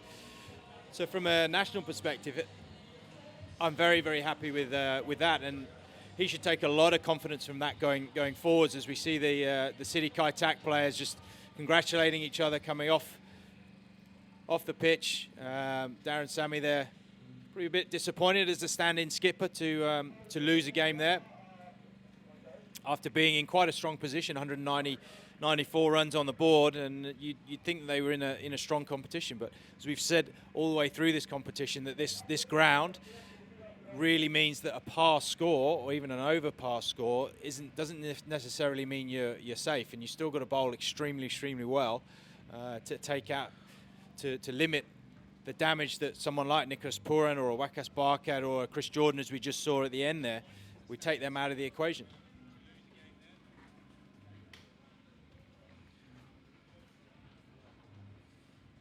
I'll tell you what, I've walked past the City Kaitak private box over there, and I feel like I've been at the Metallica concert a couple of weeks ago at Asia World Expo here in Hong Kong. I think a bit of a ringing in the ears, and I'm sure I'm not hearing things quite as clearly as I was a little bit earlier.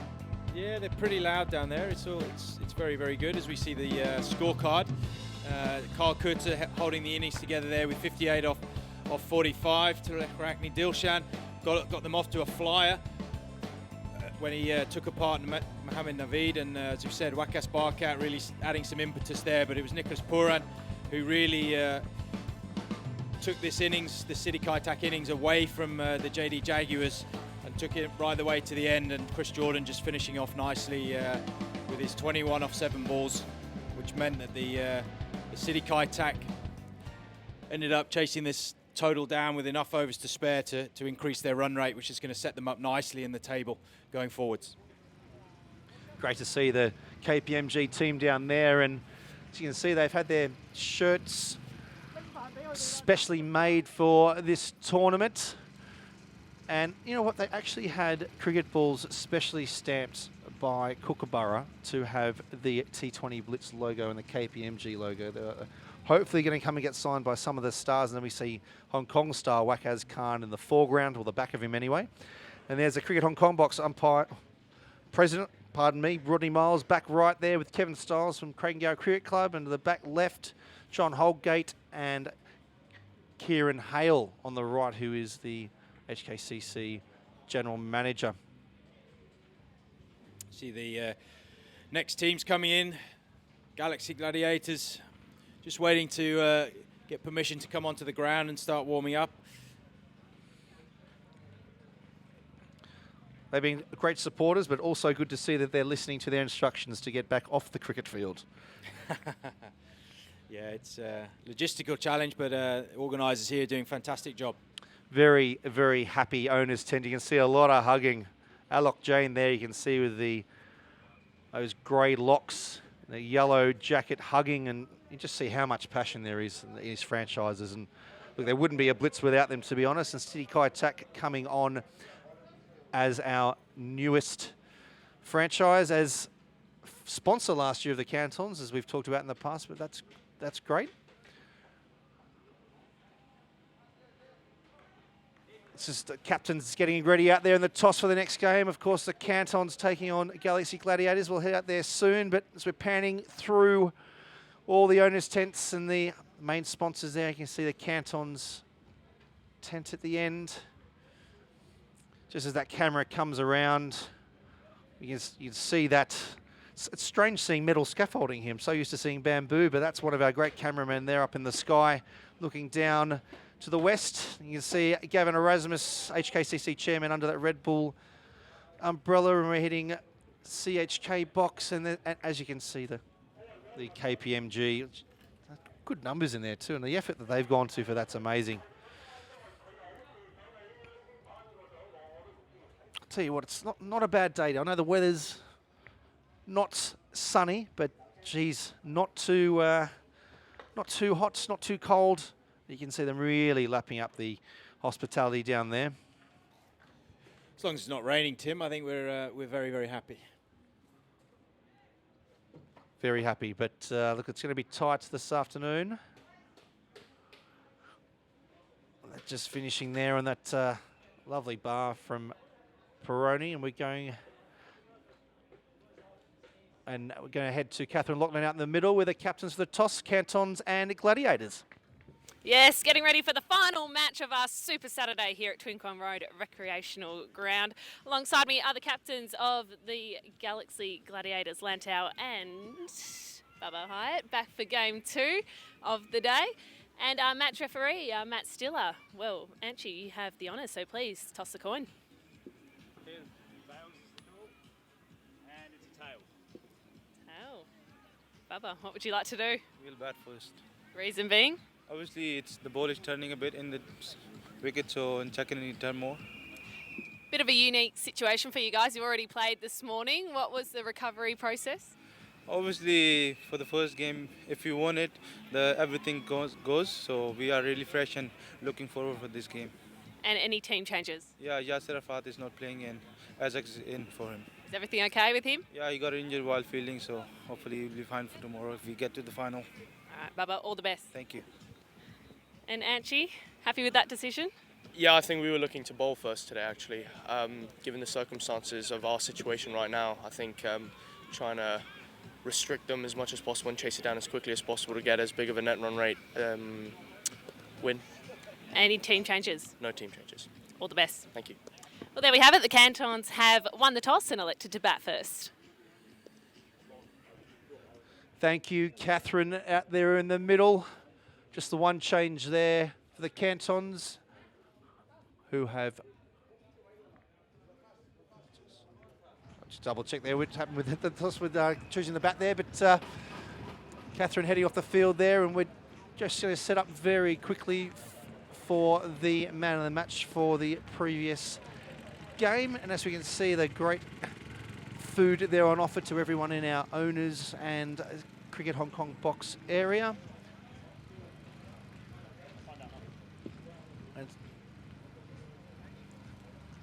I'll tell you what, we talk about the players having a hard day about having to play 2 games of cricket, but the man in the middle on the roller has had to be here at 6 o'clock in the morning to get the ground ready for 3 20 games. Can you imagine a harder day at work, Simon? Yeah, it's a pretty tough day for a groundsman, rollers on and off, but like I said, just good job it's not raining, because then the covers would have to come on and off as well, and that's when as a groundsman it is a complete nightmare. But Jashim there, he's on the roller. We see him up and down with that light roller. Done a fantastic job with this pitch, as he did through the Netherlands series as well. And now we're going to head to Catherine, who's with the man of the match from the previous game, the Jaguars win, and over to her now. Yes, our first Hong Kong local to win man of the match, Nizakat Khan. Congratulations.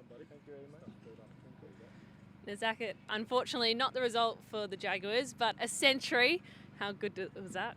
Yeah, I'm pleased that I've scored 100, but we could have defended that total, but we didn't execute our plans. Hopefully we're gonna wait for the other team to favor us now. Tell us about the experience of the tournament in your own backyard, but you've got the players such as Kumar Sangakkara and Darren Sammy who's in your team. How beneficial has it been, this tournament? It's very beneficial actually. It's so much to learn from them. They are like legend of cricket, and especially Darren Sammy. He always encouraged me as a youngster, and it's good to be playing with him.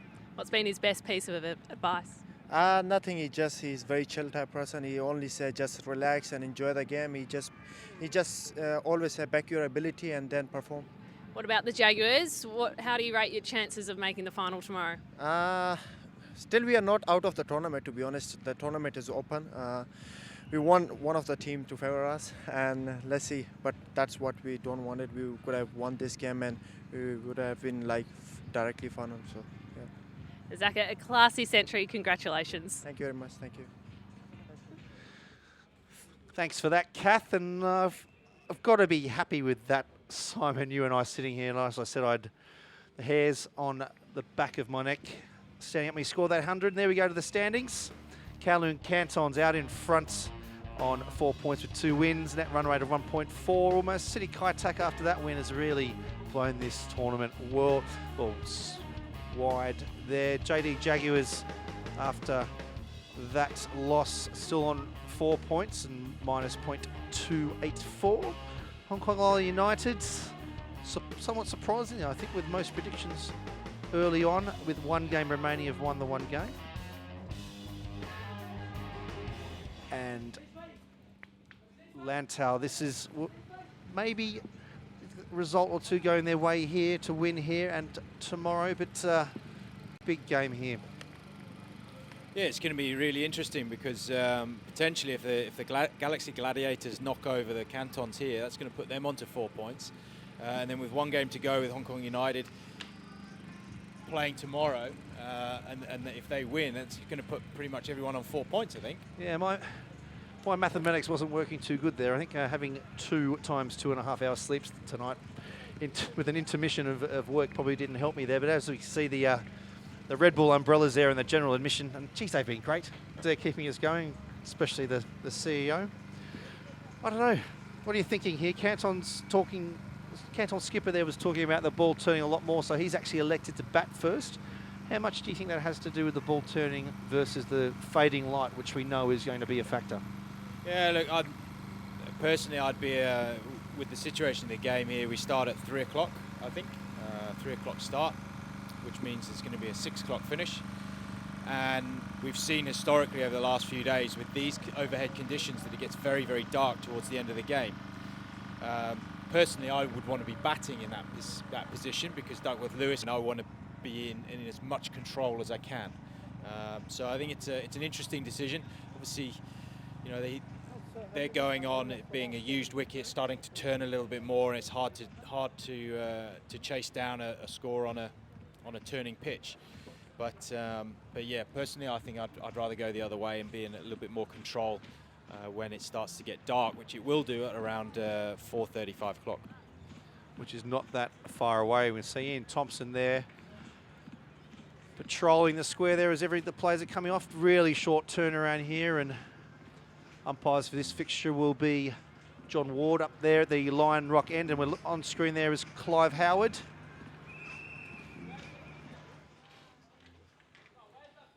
Yeah, it's an interesting decision. I'm just going through it in my mind as well. Everyone has felt stronger, and as we saw in the PSL with all the teams that won the toss to bat second, slightly different conditions. But here with the fading light, as you say, with the Duckworth Lewis factor, it's always a lot easier when you've got bat in hand. Yeah, umpires are out there already. The organisers here are really keen to get this game going. There's obviously very, very clear concern that the light won't be sufficient towards the end of this game.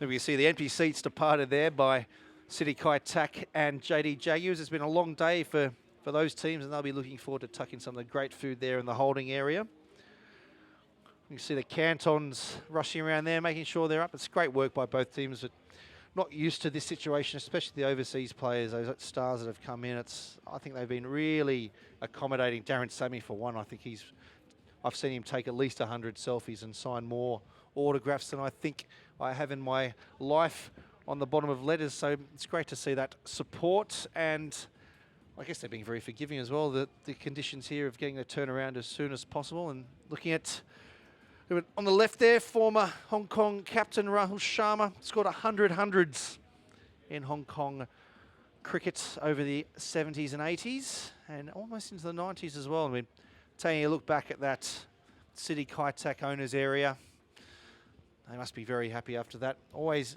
not easy when you lose that first game for them to come back. They've done very, very well. Yeah, they're under a bit of pressure. They actually probably came into the tournament as being one of the favourite franchises.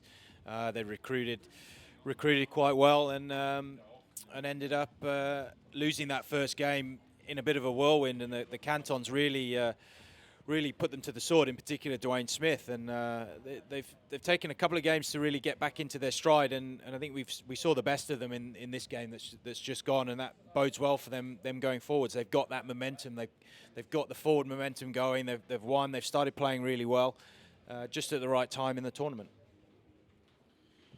See some of the crowd. I mean, Phil Daniels there, manager of HKO United.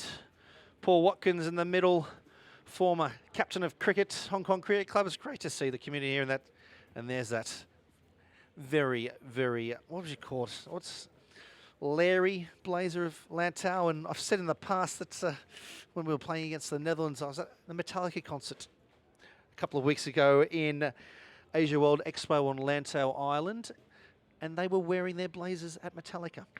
Wow. You're going to get them and the City Kaitak franchise together, and you're not going to miss them, are you? Match number 9 of this 2017 DTC Hong Kong T20 Blitz, with the skyline there of Hong Kong to the south towards Victoria Harbour and Hong Kong Island in the background. Galaxy Gladiators Lantau have to win this game to stay alive in the Blitz against the Kowloon Cantons.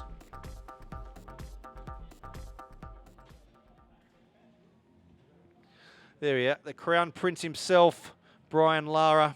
I think he plays golf right-handed. Was he talking about a golf swing there, or? Yeah, maybe. He definitely plays golf right-handed. He was a very, very keen golfer. Still is, probably. You see in the foreground there, Courtney Kruger, former Hong Kong batsman there, hoping to get back. Head coach Scott McKechnie, there. The imposing figure of Jesse Ryder there. Geez, he's going to have to perform today again, isn't he, if the Gladiators are going to get up. He batted really well yesterday afternoon without really breaking a sweat. The Gladiators are going to be hoping that he can do that again today when they bat in the second innings. Yeah, we've seen glimpses of what he can do, and he can be so destructive. We've seen that in international cricket as well as domestic cricket. I think it's a good time for him to come to the party and really show what he's all about, because he's a fantastic player and he can be incredibly destructive. Umpires out there waiting for the players. Bubba Hyatt looks like a modified training shirt there. He must have run out of shirts with all these games. Talking to Callum McLeod, who I've actually been really impressed with McLeod's batting since he's been here. How did he go against us, against Hong Kong in the Desert T20? Yeah, he's good. He plays well. He's an exceptional player at spin, in particular, and he's started to become a real linchpin for the Scottish team. It's him, Berrington, in that middle order. They've lost Preston Momsen recently, and it just means that there's a lot more pressure on the likes of Callum McLeod to really solidify that middle order and control innings for Scotland. And he's really stepped forward in that role, and he's taking a role within the leadership within that group and doing well. You can see the Kowloon Cantons box there. The iPad set up, and they've got the Bose sound dock out there as well, the sound from the stream beaming it there. What a great story the Cantons is as well. Those 10 owners, 9 of which are those cricket-loving Hong Kong ladies. And great to see there Willie Luck and Dora Liu of Regal Hotels there, talking to Burgee Schroff, former president of Kowloon Cricket Club, and the Regal Hotels as well. Great sponsor to have on board. I actually live in a Regal Hotel at the moment, so I'm taking advantage of their great service. Very nice. You get good breakfast in the morning then? Well, when you sleep in like I did this morning, there's not a lot of breakfast as an option. So no, I'm just ecstatic to see this happy crowd taking in. I've been through the general admission a number of times today, and throughout every area really. I've been doing a couple of laps, and lots of smiling faces and people over the moon that we've got this high quality cricket here in Hong Kong. What do you think numbers-wise we've got in today? We're going to take another look at Gareth Hart's catch here. I think we've had a few still shots sent in from around the world, and the world talking. Gareth Hart there trying to get back off the ground in time to take that catch. And as we were debating here, I think Peter Miller was on the side of cricket and saying that's out. Simon Cook wasn't so sure, but we've had the third umpire in Twitter take a still from there, and it does look like Gareth may have had that foot still on the ground outside the boundary. But I think there's no denying what a great attempt, if we call it. But of course it was a catch there. But look, I think the most impressive part of all of that was Darren Sammy, who basically said, no, that's fine, that's out, and walked off the boundary, walked off towards the boundary. I think it's that kind of sportsmanship you see from players of his ilk who've won World 2020s, and even these players that are no doubt on performance endorsements here and performance bonuses there with the teams to do that. I think just speaks volumes about the guys that we were lucky to have here. Yeah, it just shows about the integrity that you've got within the sport and within these guys, and they do play a lot of international cricket, and they understand when it is out and when it's not out, and they control their emotions. And you see it quite a lot in club cricket around the world that the emotions run very, very high, and sometimes you're unable to control your emotions, and that's what ultimately sometimes can cloud judgment when you're batting or bowling, or in the heat of the moment you might do something that you go and regret. Speaking of emotions, Simon, Desert T20, it wasn't the Desert T20, it was the Asia Cup, Oman against Hong Kong. Mark Chapman was at the non-strikers end. Bubba Hyatt during his amazing 122 not out. There was a man-cad. Now the MCC has just changed the laws of cricket to make sure that those situations are a little bit clearer, basically make it a lot easier for players once the ball is in play for there to be a run out at the bowler's end. We'll come back to your thoughts on that. We've got Haseeb Amjad here to bowl the first ball of this very important match, the Gladiators against the Cantons. And boom, Dwayne Smith, first ball has absolutely sent that ball into orbit. That has gone over us in this commentary position. I don't know how high that, it's got to be a good 50 metres in the air. And I believe that that'll be a new ball coming back. You send another new one out there, won't they? Sometimes it's sending the clowns. Today it's sending the kookaburras. Well, yeah, fortunately at least he hit it with one hand, because if he hit it with two, it'd be in TST. I tell you what, we've got two amazing cameramen at either end from Taiwan who are baseball specialists, and I think with that one-handed swing of the bat, they might have felt like they were back in a ballpark in Taiwan. Here we go, we see it here. It's just a length ball outside off stump, and he's swung through it and ended up taking his bottom hand off the bat. But again, the plane of the bat swinging through the line of the ball means that he gets good contact as Haseeb comes in again under massive pressure. Just deftly played around the corner, and that'll be for four as well. Dwayne Smith from the destroyer to a delicate little leg glance square of the 45-man. Now let's see that huge shot again. Oh, well, we'll see that, just a little work off his hip there. I'll tell you what, though, looking at the camera work there, I'm guessing these guys have followed a few golf balls around with the cameras too, the way that they're able to keep that. We can't see it, and they're able to keep it on screen. Amazing work, Haseeb, and again, that's a wide down the leg side taken by Kumar Sangakkara. Geez, I love saying that name here in Hong Kong. Yeah, it's good, isn't it? It's great to see him here. It's good to see him with the gloves, actually. He's gloving them really well. He played in the Big Bash recently and didn't didn't take the gloves. He was out in the outfield. So a little bit of a surprise to see him behind the stumps. Dwayne Smith on screen there. That's an imposing figure if you're a man at the top of your mark with the ball, as Haseeb Amjad is now. It's a great pull shot there from Dwayne Smith, and another 6. 6-4 wide. 6 of the first 4 balls delivered by Haseeb here in this crucial match for the Gladiators against the Cantons, being watched around the world. DTC Mobile Hong Kong T20 Blitz, and looked up and he looked down. That ball is out of here.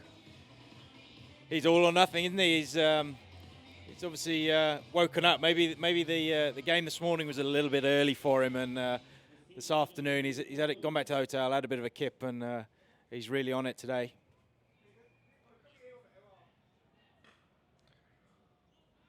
No run there, just want to work it off the back foot. Better there from Haseeb, just pulling back his length and his pace there. No one's really tested him with the short ball yet. There's been a couple of drag downs at him, which he's managed to put away, but there's been no one's really gone at him yet. Yeah, I'm thinking there's probably a couple of bowls that have the pace, and that's why I was a little bit surprised that Chris Jordan didn't really go upstairs in that first game. But Haseeb here, what can he do at the back end of this over? Cut shot there, fielded by skipper Anchaman Rath.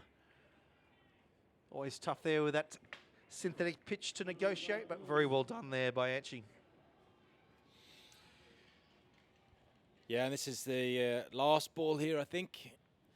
This is going to be the last ball. He's bowled a wide, so this often is the ball that ends up going for runs and really ends up punishing you. So he's under pressure here to get out of the over with as little damage as he can. Bang! And there Dwayne he goes. Smith. It's quite fortunate by Ibrahim out there on the boundary, who took a wonderful catch early in the tournament and just a single off the last ball of the over. Quite fortunate to get on with that, to get away with that, but we see just another little bit of a drag down, but they've got what would be deep mid wicket in for Haseeb.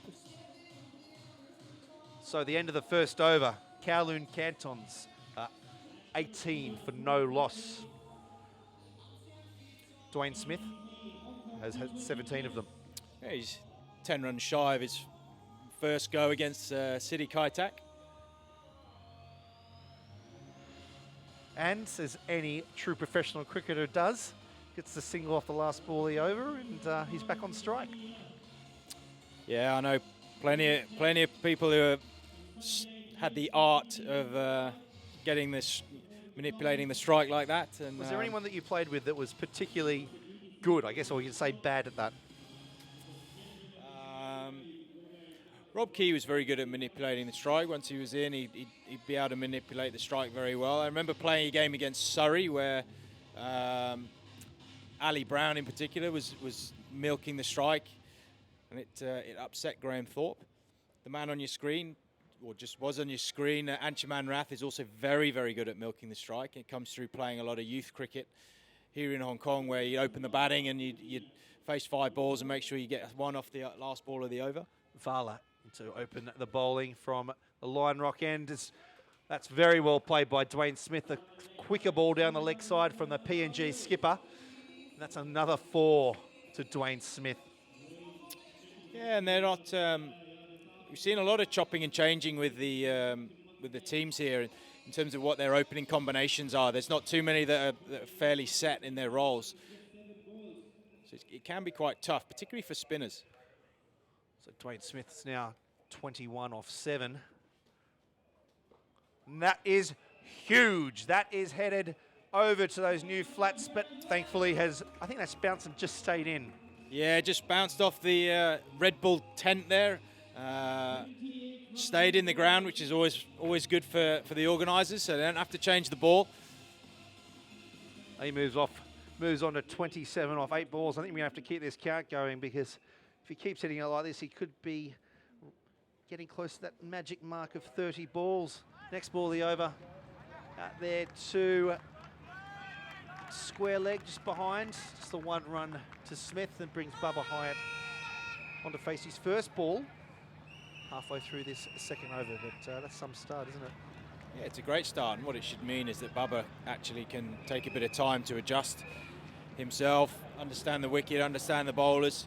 Just give the strike back to Dwayne and let him do his stuff, not trying to keep up. And I feel that Bubba has tried to keep up with Dwayne in these innings so far. Wow, that has gone straight past the outside edge of Bubba Hyatt. Kumar Sangakkara going for the stumping there. Has got one right in the front of the helmet. Hopefully he's okay. Seems a little bit shaken up. Geez, if we have another look at that one, I think it's just gone straight on with the arm, and Sangakkara must have bounced a little bit more than he was expecting, and right into the grill of that Missouri helmet. You've got to say, just as well he has it on. For a man of his experience, oh, geez, his hands didn't even get close, and geez, if we have another look at that one at some stage, that has come up, it's rocketed up to that face mask. Yeah, you just wonder what might happen if Shahid was keeping there. Sounds like there's already a bit of discolour on Kumar's face. We hope he's okay. You never like seeing cricketers get hit anywhere around the head region. Just have a bit of a rest there, and well, there we see the physio for Galaxy Gladiators come on. Well, I think that might actually be the doctor, our first aid man. Let's have another look at that. Wow, Kumar didn't see that one coming, and as we said, I think what tends to happen there is you get that full face contact with the ball, and it's not the ball that makes impact, it's actually the bridge of the helmet which pushes back into the bridge of his nose, and that's probably what you see there, is that the peak of the helmet there has just pushed itself back into his bridge of his nose or his forehead. He might have a bit of a cut there or a bit of a bruise. It's hit him fairly flush. But yeah, I guess it's always not good to see an injury to a player, but I'd much rather see him with a folded tissue on his face rather than a split face. So, geez, we just be happy he's wearing that helmet. That's one of the brand new helmets out there to protect cricketers' faces, and you can see Sangakkara professionally is coming back. You can see that plaster on there covering a bit of a cut there. Let's hope he's okay. I'm sure he's shaken up a bit there, and just having a chat with Dwayne and Bubba Hyatt to see he's okay. There we say, just having a chat about what's actually done the damage there. Well, I'm sure that's a story that will be spoken about and probably get bigger and bigger as the night goes on. Ultimately, though, it's a missed stumping, though, isn't it? Says the coach with the notepad, the very angry notepad, and that's... Did bounce, though, didn't it? Did bounce.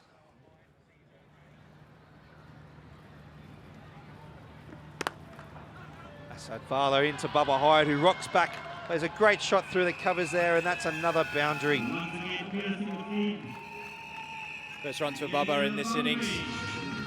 Yeah, like we were saying earlier, I just hope that he doesn't try and keep up with Dwayne Smith. He just needs to play his own innings.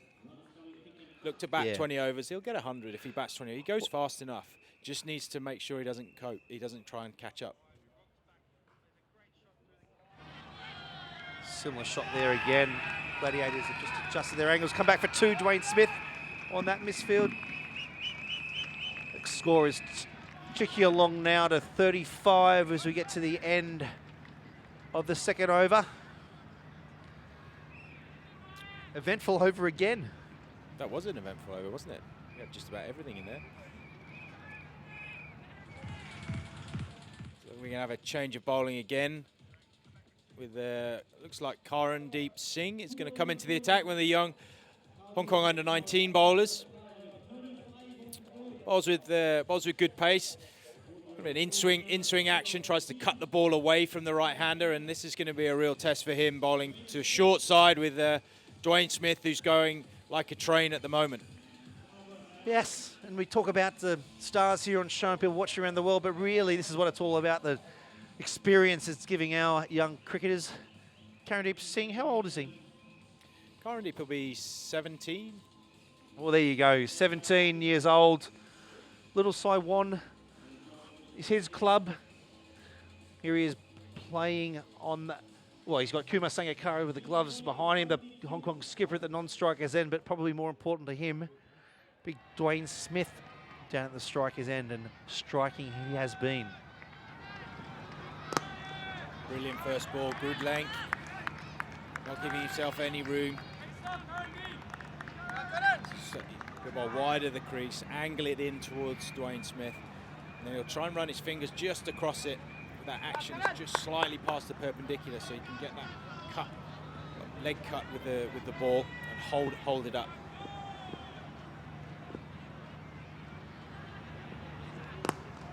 Again, excellent length, good line. Well run there by Bubba Hyatt, who's run there to ball to mid-off and made that call quickly. Yeah, it's interesting action, isn't it? Really tall, straight arm, and as you say, past the perpendicular, bowling that natural in-swing come leg cut delivery. It's going to be interesting to see how Dwayne Smith plays here, whether he's just going to sit back a bit and wait on this pace. Just as we had thought, he's just waiting for that ball, a little bit too much of an angle into his legs there, and worked it behind square on the leg side for another boundary. So a lot of these players will be basically just trying to work out what these guys bowl like. They would never have seen them before, so might have a couple of balls just to have a look, and then they'll look to target from there. So the interesting battle will be Karandeep versus Bubba. Obviously, two players who play for Lil Saiwan. They know each other intimately, so that'll be the interesting one. Dwayne Smith over the top again, and that's 4 more to the Kowloon Cantons, who move on to 45 in the third over here of, I think we're match 8 now, we match...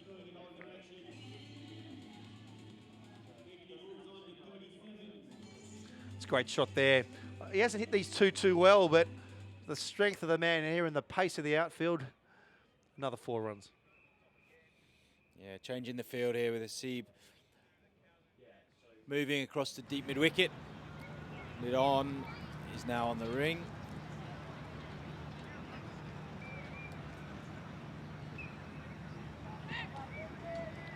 Wide down the leg side there, Dwayne Smith angry at himself there. Going to take another look at Karandeep Singh's action here. This tall in-swinging action.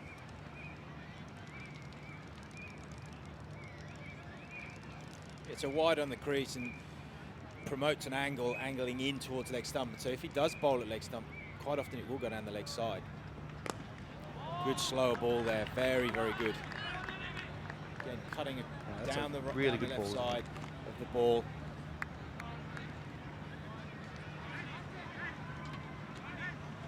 Good line as well.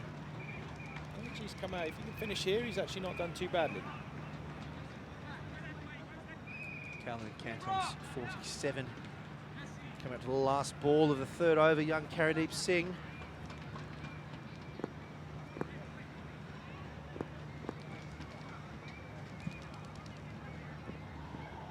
Another wide down the leg side, and Sangakkara fumbles. So that'll be 2 to the score. Courtney Kruger does the fielding down there. Yeah, like I say, when he gets it wrong, he's going to get it wrong down the leg side. It's an action that we probably really need to stand it up a little bit more, and we see coming in from front on. He's wide on the crease, but very, very far past the perpendicular, so almost like 11 o'clock. And there Wicket! it is. Dwayne Smith, Karandeep Singh. Just as we're talking, sorry Simon Cook talking over you there, but that's a big breakthrough for the young man from Diaspora, Little Saiwan, a teenager from Hong Kong. And there you go, just as we're talking about the pace, he's just rolling the fingers down that ball, and the danger man, or one of the danger men for the Cantons, gone. Yeah, that's a big wicket. Obviously, they got off to a bit of a flyer here, and to see the back of Dwayne Smith is probably what most of the teams in this competition are after, and we see that Karandeep running his fingers down the side of the ball, taking the pace right off it, but the length there was the key thing. It wasn't right up there. The length meant that he was having to try and hit outside of his eye line, and that change of pace has meant that he's ended up missing the ball, and it's gone crashing into the off stump. Changing the order here with Marlon Samuels coming up front. They obviously want to try and get as many runs as they can here. They have their best players facing as many of the balls as they can to try and get a score. So they're trying to take Duckworth Lewis out of the equation at the end of this game is where they're trying to get to.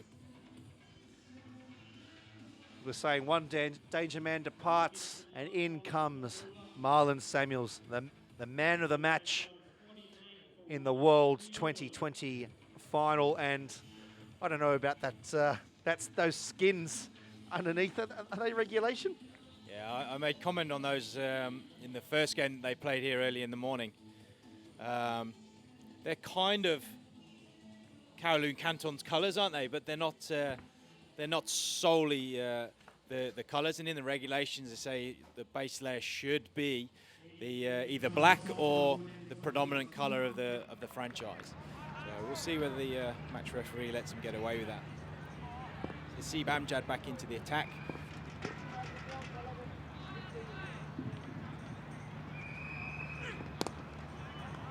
Bubba Hyatt just hitting the ball out to square leg. Just for a single. Seeb was quite harshly dealt with by Dwayne Smith in the first over. Now he's out. Haseeb is brought back into the attack pretty quickly just to see if they can get out of this first 6 overs under about 60 if they can, but that's going to be a tall ask. No taller coming up against a man of Samuel's talent. It's always quite a nice time to bowl. A new man comes in, you feel like you've got a little bit of breathing space. So it's important that he can get to a couple of good balls on here, and wasting balls down the leg side. He's not going to do that. Just going to give Marlon Samuels a bit more of a sighter.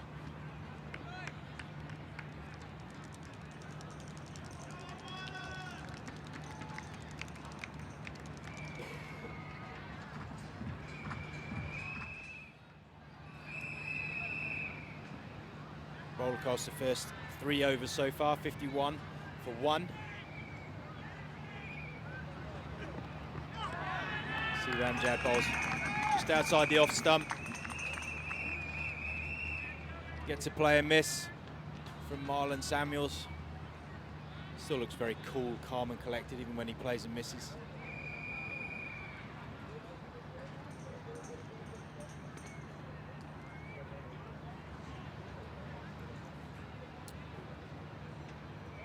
Seeb in again here.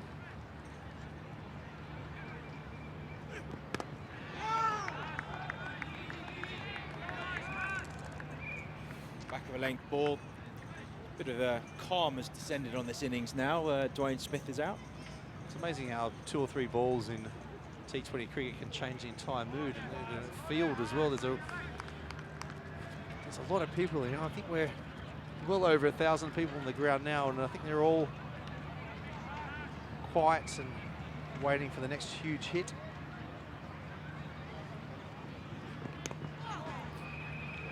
He gets 1 run down a 3rd man off a leading edge. But, yeah, the dismissal there has silenced the crowd. It's almost like Sachin Tendulkar getting out in India. Everyone just starts to leave. But fantastic crowd in here for this final match.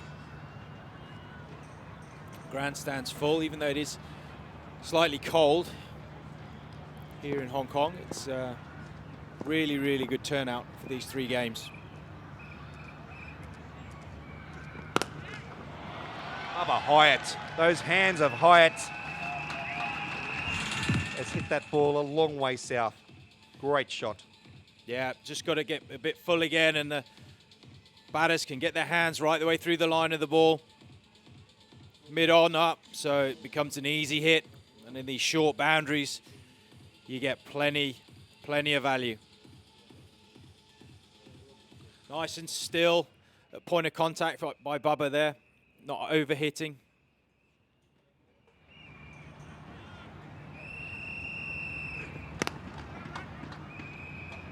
Quick single there from Bubba Hyatt. Brings Marlon Samuels back on the strike. Rotating the strike as usual, it's just stealing the strike.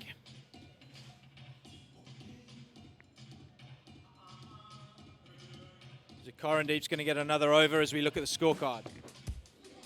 The standings table here just come up. Cantons currently on the top there via run rate. City Kaitak, after their fantastic win in the last game, have moved up into 2nd place with a plus net run rate, which is going to come into the equation, I believe, in the latter stages of this tournament. JD Jaguars have finished their games now. They can't do anything else in this tournament. Hong Kong Island United play tomorrow. If they win tomorrow, it's going to make it interesting. And if Galaxy Gladiators also win this game today against the Cantons, that puts every team on 4 points with net run rate coming into the equation. Karandeep coming into bowl again. Yeah, and we see it down the leg side. It's just a slight error. When he does get it slightly wrong, that is where it's going to go.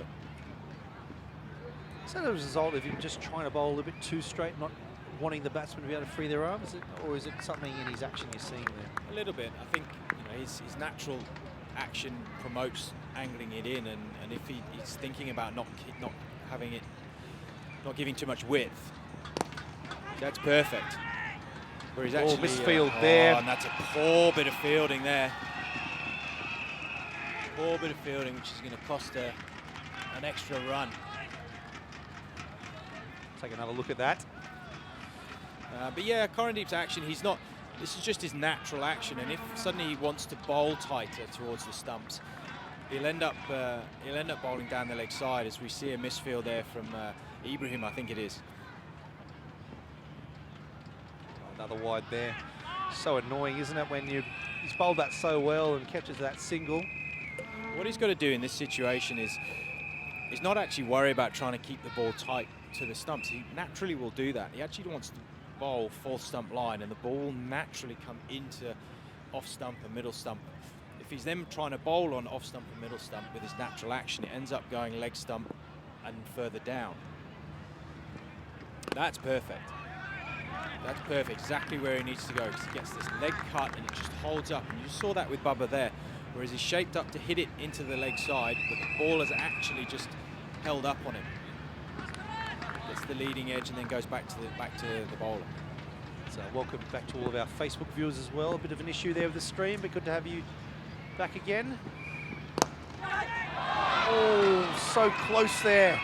The young man could have had 2 of the stars of the tournament there in consecutive overs. I'll take another look at that, but just the wrong part of the hand, maybe.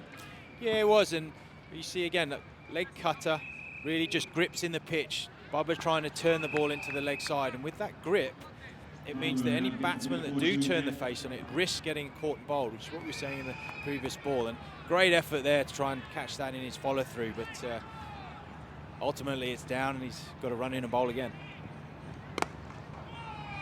Samuel's there just working it in the offside, and I can imagine Austin Smith, the S&C coach for Hong Kong, with Pinnacle Performance, looking at that thinking, well, it's some more quad work there for Karandeep. Just to be able to explode out of his follow-through there to take that catch, but great effort nonetheless. Yeah, he's done well here, hasn't he? This over in particular has been outstanding. Slow Boom, ball, it's gone straight up in the air, but it's got enough to get over the boundary. 53-metre boundary, I believe, is the straight boundary here, and that's gone about 60 metres. I think it's gone further than that, Simon. That's a good 20 metres above the boundary on its way past. Oh, that's right on the toe. I'm not sure he's got all of this. Well, he hasn't got all of it, but I think it's, oh, geez, that's going to clear any boundary in the world there. Might have been just dropping in the 85-metre zone. He's gone for it again. Nothing on it. And that's the end of Karandeep's over. Big, big challenge for a young 17-year-old to bowl in the power play in a T20. Dwayne Smith, Marlon Samuels and Bubba Hyatt coming at you. With 5 overs in, the Kowloon Cantons have moved on to 70 for 1, which is an outstanding platform, where they'll be probably looking to get it around the 200 mark.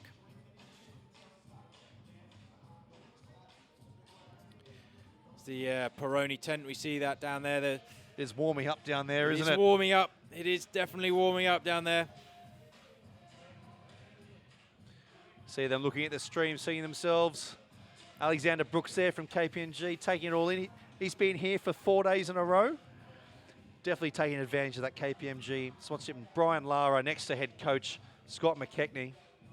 Not sure it's too warm in the Galaxy Gladiators tent there. Brian Lara looking particularly cold. Scott McKechnie in his shorts and T-shirt being very optimistic. Hey, to chat at the best time, Scotty. Scott McKechnie, obviously, well, not obviously, he's just recently moved on from Hong Kong Cricket Club to Kowloon Cricket Club. He'll be their head coach working under Charlie Burke, who was poached by KCC from us. Bubba Hyatt with a sweep shot. Boom, boom, Bubba Hyatt, 4 more. Yeah, it looks like Bubba's playing a little bit more responsibly in this innings. Maybe the innings of Nizakat earlier on has prompted him to knuckle down a little bit, and he wants to try and emulate anything that Nizakat can do, Bubba can do as well, and a very, very good sweep shot there.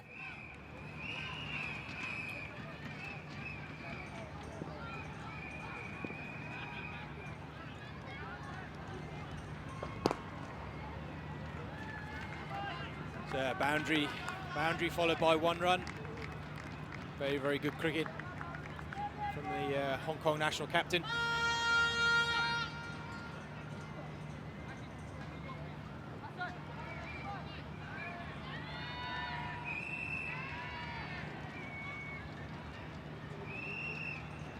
Field change. Deep square moved slightly squarer. Doesn't really matter though when they bowl short and wide, and Marlon Samuel's very, very quick on his feet to rock back and cut that back past backward point for another boundary.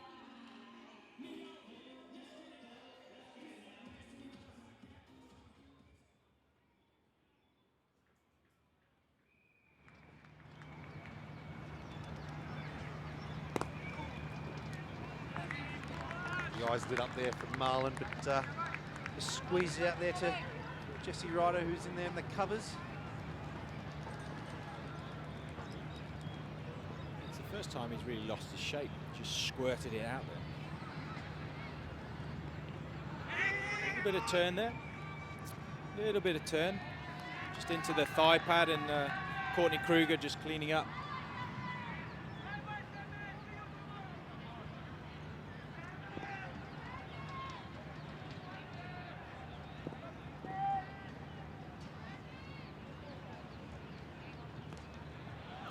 Leg sweep shot. Yeah, and leg stump line.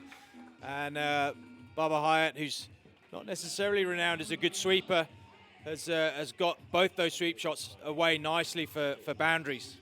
Keeps the momentum going for the Galaxy, for the Kowloon Cantons, as the Galaxy Gladiators really need to stem this flow of runs by either taking some wickets or getting a few overs where no boundaries are scored.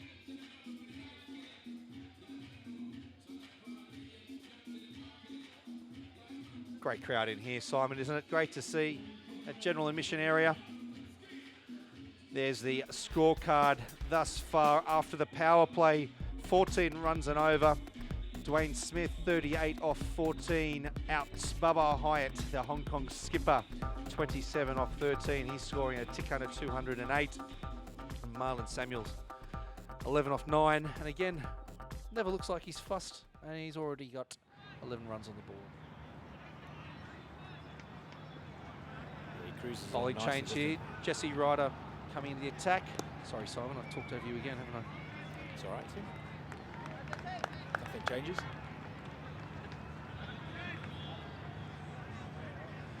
Well, now I'm going to tell everybody that despite just me making a joke about your age before, that you're now actually eligible and qualified to play for Hong Kong, aren't you? Oh, I don't know. I think you know the date better than I do. Jesse Ryder into Bubba Hyatt. Played that very nicely. He's timed that really well. The single down to Haseeb Amjad, doing his fielding down here in front of us and in front of the scorers there on the scoreboard.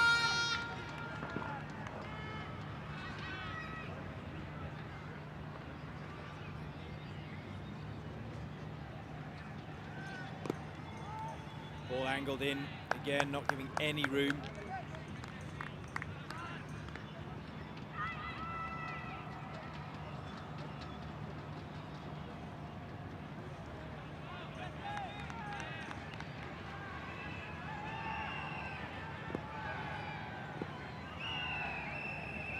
Ryder in. Gentle cutters. It does show though, you take the pace off the ball. I know he had amazing bowling figures, or cricket figures really, when he was playing. Was he playing for Sussex? Essex. Essex, close. Same end of England. Just take the pace off here on this wicket. Just hard man to get away if he's in the right areas. Yeah, he's got one of those actions where he's got a very, very good wrist position, so good ball presentation as it comes down. Very successful in English conditions where it nibbles around a little bit. Played for Essex, very successful when they had an experiment with the light roller in first-class cricket. It meant the ball moved around a lot for the whole game. And just balls like that, being able to run in, control line and length, get in a good area with the wrist behind the ball. Bit of cut either way, left to right, and he can have success. See Bubba Hyatt there, just a little bit of an edge. I think that would have definitely brought Gully into the game if there was one, which we haven't seen at all during the tournament. But good positioning down there with the third man, just a little bit straighter, a little bit finer than normal. The Cantons move on to 90 after 7 overs. Bubba Hyatt back on strike now. Just seen Bubba Hyatt changing his helmet for a cap, which generally indicates double spin is going to come on. Or a seam bowler that he feels isn't going to be able to hit him in the head.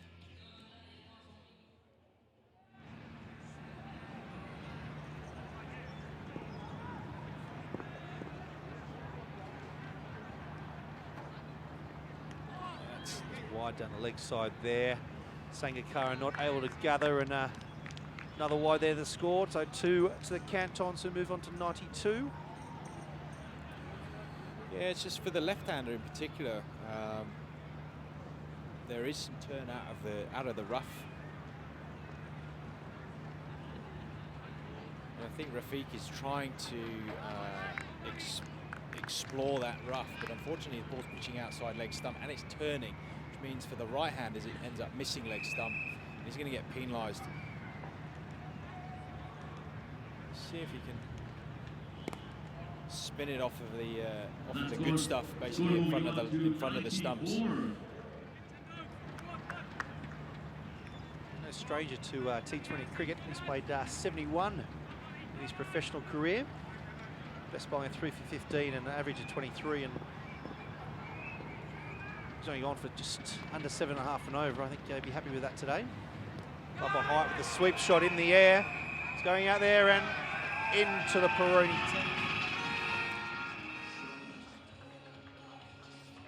Six runs. Bubba Hyatt.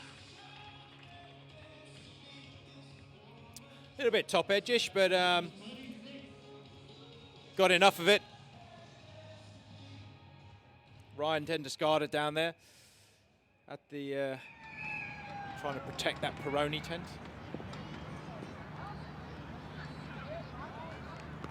Another sweep shot there from Hyatt. That's another boundary. Great shot there. A little bit quicker, but Bubba was up to the task there, catching it as he swept around that front leg, and good view down there. They've had the ball hit into them and then in front of them, but as you say, some very important cargo down there. Yeah, he's starting just to get a bit predictable with his line. He's, like we said, he's trying to target that leg stump line. It's very, very difficult. There's a very small margin of error. And of course, Cantons are now over 100 in the 8th over, setting up for an imposing score here.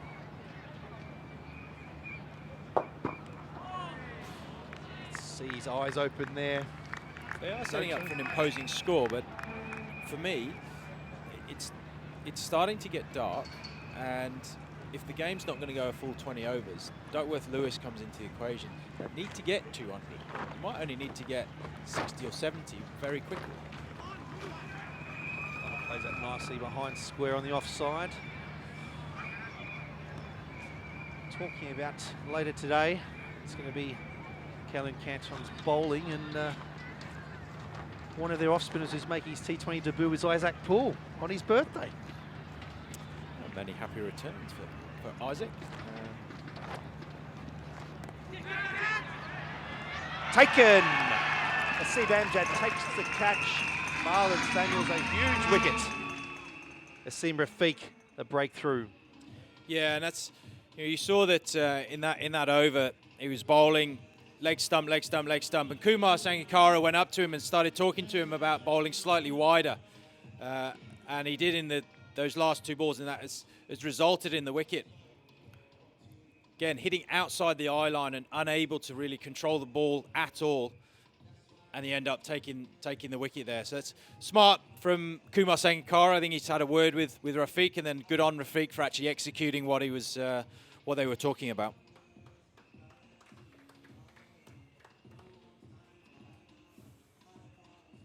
And this is going to be exciting for everybody. Lots of people here watching the cricket for the first time, and if we get down to a bit of issue with the light or a bit of weather here when Duckworth-Lewis, it's going to be an interesting lesson for everybody at the ground, I think. Everyone trying to explain it. It's like not really one you can explain with a salt and pepper shakers, is it? With an offside rule and LBW, but when we can sit down and talk to everyone about the Duckworth-Lewis-Stern method of calculating the game. It's not, but Peter and I had an interesting discussion on Duckworth-Lewis-Stern in the last game, I think, a couple of games ago. And so is that you telling me that we shouldn't talk about it again? He explained it very thoroughly. Peter Miller apologising from the back of the box here. Jesse Ryder again just taking the pace off the ball there. Bubba Hyatt defending into the onside. Asad Vala coming in doing the work. He's not a small man, Asad, but he's still sprightly in the field. Yeah, he's a good athlete. All the PNG guys are really good athletes. Bubba into the offside there for a single. Keep ticking along. Score will move to 107 for 2. Yeah, Duckworth-Lewis is about available resources, I think we discussed. That tends to be the defining factors, whether you're ahead or behind Duckworth-Lewis, is what available resources you have left. The Peroni tent. I'm going to leave you now and hand you back to Peter Miller.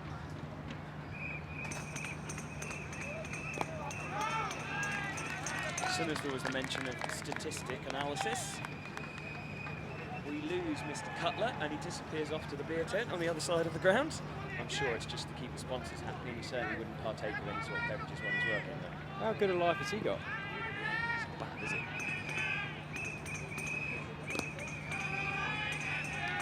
Cut away into the offside. Azim Rafiq does the bowling.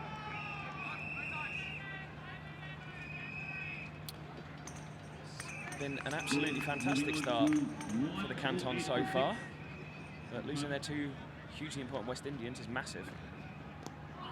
Yeah, it's got them off to a bit of a flyer, hasn't it? 106 after 8.5 overs has really set them up nicely to get to that 200 mark. But as I was saying with Tim earlier, I don't know whether they're actually going to get a full game, a full 20 overs in the next innings, because it's starting to get dark already, and it's 3:30 now. So it may be that Duckworth-Lewis comes into the equation in the Galaxy second innings, and they don't need to actually bat for 20 overs. They might only need to bat for 10. And as we were saying on that discussion we had the other day, the danger with Duckworth-Lewis is that you can have a bit of an advantage by not playing, so your probability of winning can actually increase with you having done nothing. So it doesn't have that internal consistency that other models have. So for example, WASP, which is one called the winning and score predictor that people have seen kicking around, that also does a similar thing to Duckworth-Lewis as far as rain results are concerned, and it has an internal probability that is consistent throughout, at which point we may very well be losing viewers from the stream. Maybe. But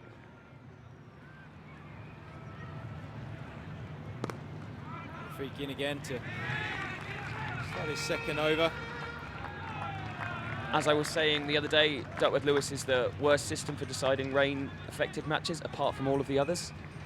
And as a result, I think it's here to stay, but it is pretty decent. And Messrs. Duckworth and Lewis are not actually involved anymore. They've retired. They've handed over the stewardship of it to an American who works at an Australian university, who is called Professor Steve Stern. That's why you now see DLS, or Duckworth-Lewis Stern. See a little bit of turn there in towards Callum McLeod. And they're going to get back for 2 runs.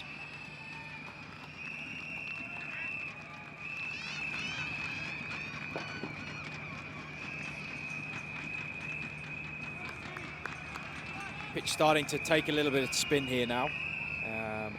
Which bodes well for the Cantons. We nearly have another run out. Oh, it's going to be 4 overthrows. So Viola not quite up to the job of stopping that throw from Anshuman Rath. He tries to run Bubba Hyatt out, who committed down the wicket. Good captaincy experience for Anshuman Rath. It's a play and a miss from Callum McLeod. Had a bit of bowling between the feet. But is the plan to give him maybe some more captaincy experience within the international and the national setup? Yeah, it's actually what's going to happen in this up-and-coming Emerging Nations tournament is Anshuman's actually going to captain and Bubba's going to do vice-captain. So that one is driven out into the offside, and another poor piece of fielding. Is that Anshuman himself that let that one through his hands, I think? No. Having a look now. Quite catch the number of on the back of the players as it happens, but either way, not a particularly great piece of fielding. Spots of rain falling, which we've had throughout the day. We haven't had a rain interruption. Decent shot up over the top from Baba, and another diving stop. Karundeep Singh, the man trying to stop the ball on the boundary there, unsuccessfully. Yeah, fielding's got a bit ragged, hasn't it, in the last 2 overs or so from the Galaxy Gladiators. This one probably really should have been stopped. A good effort, but ultimately a good effort only results in 4 runs.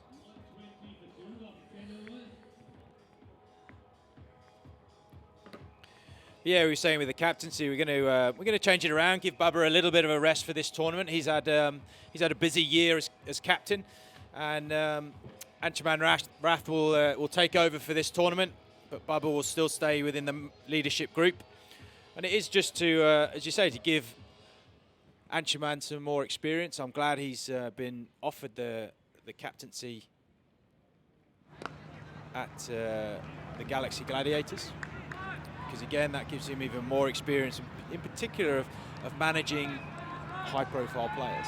Well, and as well, being one of the younger men in the dressing room but still leading, it's a challenge. Yeah, and at the age of 19, it's a really big challenge. Jesse Ryder into ball, just back of a length again, just hit out off the back foot. And it is a challenge for a 19-year-old to captain a side, but he's got the advantage of being a very, very good player and very, very highly regarded and well respected within certainly our team. And that makes it a little bit easier. Good bowling by Jesse Ryder. Score moving on to 124. Look at his tournament figures so far. He's played 3 innings thus far, scored 140 runs, dismissed twice, so an average of 70 and a strike rate of 137, high score of 53 not out. No run there as Asad Wala does the fielding, but scoring those kinds of runs in front of and with and against the kind of quality of players that we're seeing here at the DTC Hong Kong T20 Blitz, that's only going to increase his standing. Absolutely. Absolutely, as we see it's a very sharp single there. I think a direct hit from Asad Vala might have had Bubba struggling there. He was playing it off the back foot, which delayed his set off. But he got home in the end, and all is well. It's one more run to the Cantons. Just a little bit of hesitation direct there, wasn't hit, there? definitely out. Direct hit would definitely have had Bubba back in the shed. Just seeing Jesse Ryder being quite canny here. He's taking the pace right off, bowling that back of a length. Difficult to really hit and get into. So he completes his over with the score. Canton score moving on to 125 for 2 off of 11 overs. And if they want to get anywhere near this 200 mark, they're going to have to start really accelerating now. And with 8 wickets still in the shed, they've got plenty of opportunity to do that. Made a, what's that, a message there? I just made a bit of a boo-boo. I phoned home to speak to my daughter before she went to school.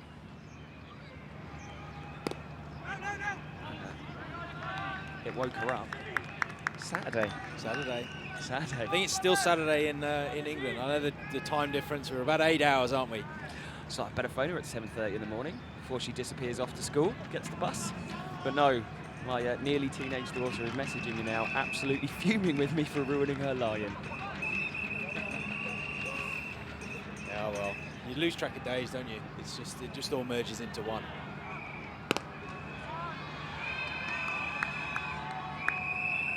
Yeah, so Anjuman Rath, the highest scorer for the Galaxy Gladiators Lantau. Yeah, and if you look at his first class and ODI and T20 stats, you'll also see that he's an incredibly consistent player, and he's got a very, very good average, a good career. You know, it's an early career, but it's a good early career. It's unlucky there from Azim Rafiq. That ball almost chopped onto the stumps from Baba Hyatt. Yeah, so first-class average. He's only played 6 first-class innings, but he's got 308 runs at an average of 77. Highest score of 98 not out. 3 50s.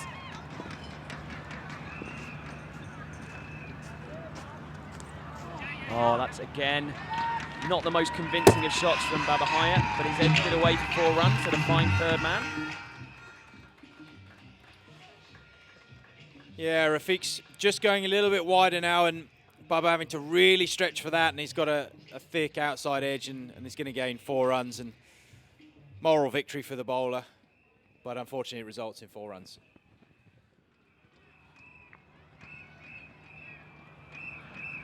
Oh, a reverse sweep, but missed. Decent hands from Kumar Sangakkara there. Anyone think he played a bit of cricket before? He's been good, hasn't he? I said, I think to Tim on commentary earlier, it's good that you see him with the gloves. He didn't have the gloves in the Big Bash. Baba gets that over extra cover, and it's just been put down there. Karandeep Singh again making the mistake. Karandeep Singh might be costly. That might well be costly. The young 17-year-old dropping his club teammate. See the ball squirted off the middle of the bat, but he really should have taken that. That could be a costly miss.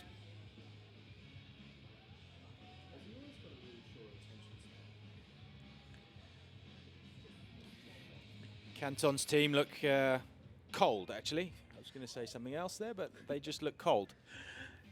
You've got me worried my research is wrong. I think Karandeep Singh's had a birthday. I think he's turned 18. Has he? Yeah. Wow. Still eligible for our under-19 team, though, which is quite good. One of our umpires in the crowd there, Lou Coulthard, sitting back, enjoying a beer.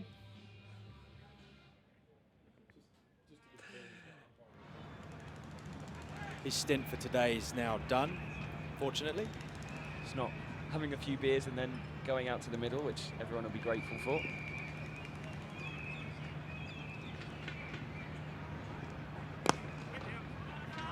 Solid looking drive up the pitch off the bowling of Jesse Ryder. No run result. Callum MacLeod, one of 3 Scottish players playing in this tournament. We've got George Munsey, Carl Kurtzer and Callum MacLeod. Oh, it's almost taken. Jesse Ryder's disappointed there. He stuck one of those great big mitts out, but it didn't quite stick. Yeah, he's done well to get out of the way of that. He's hit that pretty hard.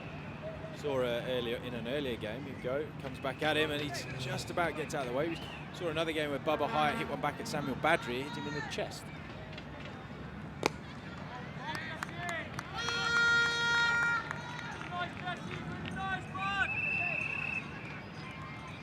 Done well here, Jesse Ryder. He's really stemmed the flow of boundaries for the Cantons and started to get some control back for the Gladiators.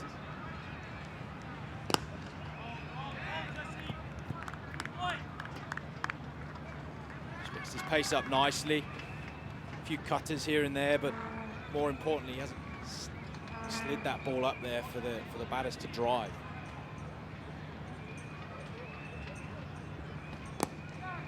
Nice looking shot. There's a sweeper out there on the mid-wicket boundary. It's Karoon Deep, who, fortunately for him, does a tidy job there, having had a couple of disappointing moments in the field. And here we see another replay of that fiercely driven shot back at Jesse Ryder. Another day. It's one of those ones that sticks or doesn't, isn't it? And this one again is driven, nice looking back foot, cover drive, straight through. Extra cover for 4 more runs from Baba Hyatt. It does make batting look ridiculously easy. Yeah, when he's hitting him well, nice stable position, head position, still at point of contact, he makes batting look very easy.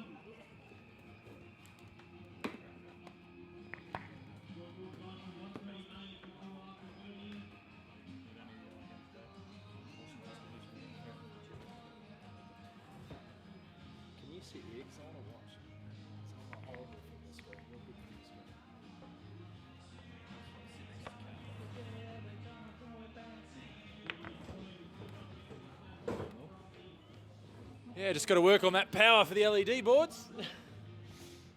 Good to be here this afternoon with some high-stakes games.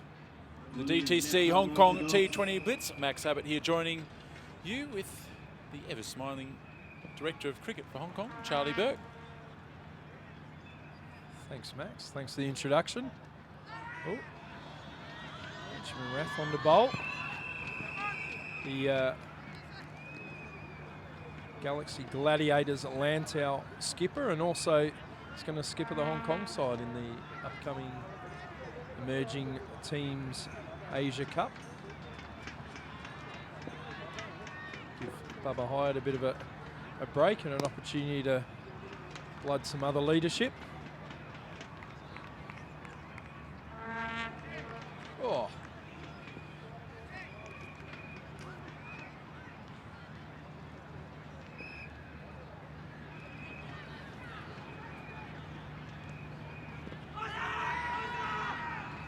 Outside the line to me. No outside the line there. Umpire Howard giving that big buys there. It's all very evenly poised. It's very hard to work out all these potential permutations of what happens if either side wins this game. As Bubba Hyatt hits that, it's gone straight up in the air. Should be taken. Kumar Sangakkara, he doesn't drop them. And that would have been swirling around, but the great legend, he's had a knock to the helmet, which cut him open, but no mistake there. And Bubba Hyatt dismissed for 61 off 35 balls. Can't quite repeat the efforts of Nizakat Khan from early in the day, but a good innings. He's swept pretty well today as well, but Anchi's just getting that length right there and getting a top edge to that one. And Sangakkara is straight under it. So we just watch a replay here of Bubba Hyatt's dismissal. So captain to captain. Good catch there from Sangakkara. Yeah, it's going to be interesting, Max. We've got potentially all teams on 2 wins the next 2 games. If Galaxy Gladiators Lantau get up this afternoon and then Hong Kong Island United get up tomorrow morning, all of a sudden you've got all teams on 2 wins. Comes down to good old NRR, net run rate.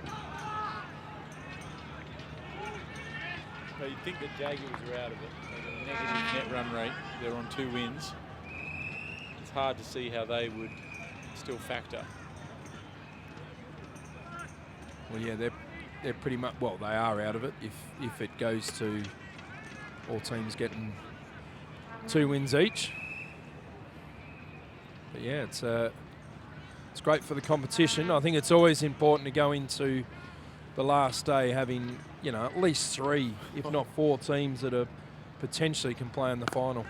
It's slogged out to deep mid-wicket. It's going to go all the way. That's a flat one into the crowd. An attempted catch there, but put down. And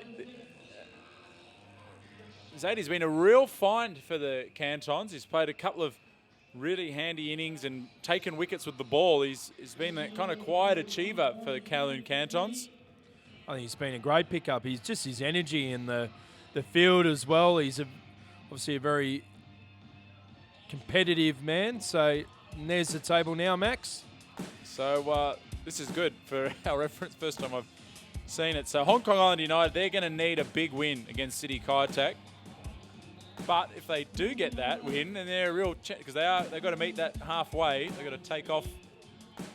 I don't know what's 3 net rate points. What sort of margin are you looking at there to make up? You're looking about 3.5 winning in 12 overs, something like that. That much? Yep. So they're going to have to. They'd want to probably bowl first tomorrow, and just know what they need to do, and send out the big guns up the top to try and get the runs quickly.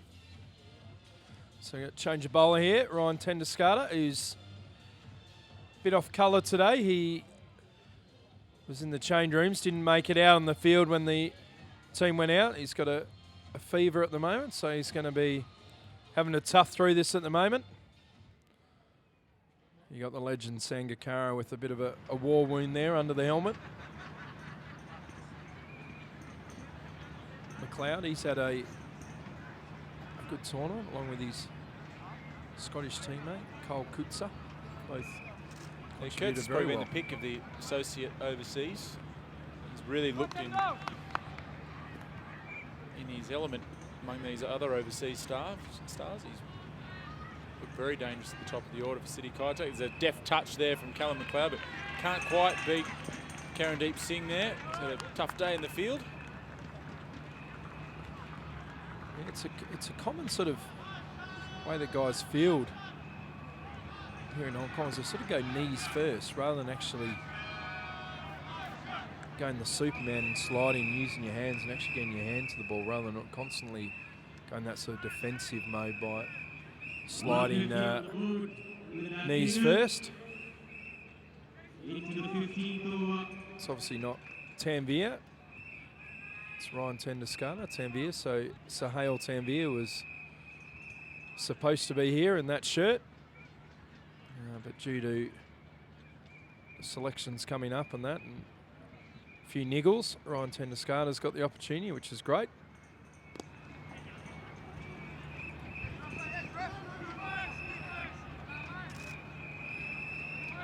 Max, what sort of crowd do we have in today?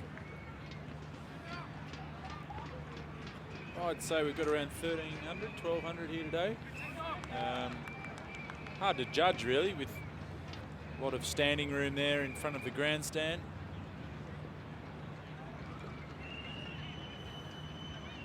Sunshine gets a phone call there.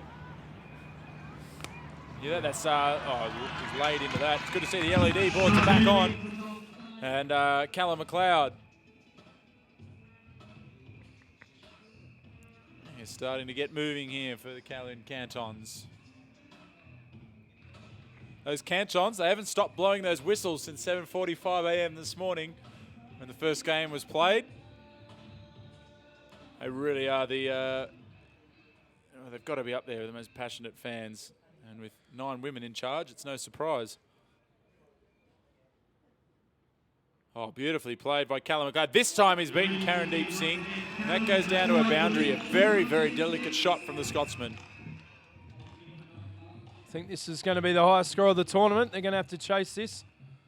The Galaxy Gladiators Lantau to have any hope of playing tomorrow afternoon.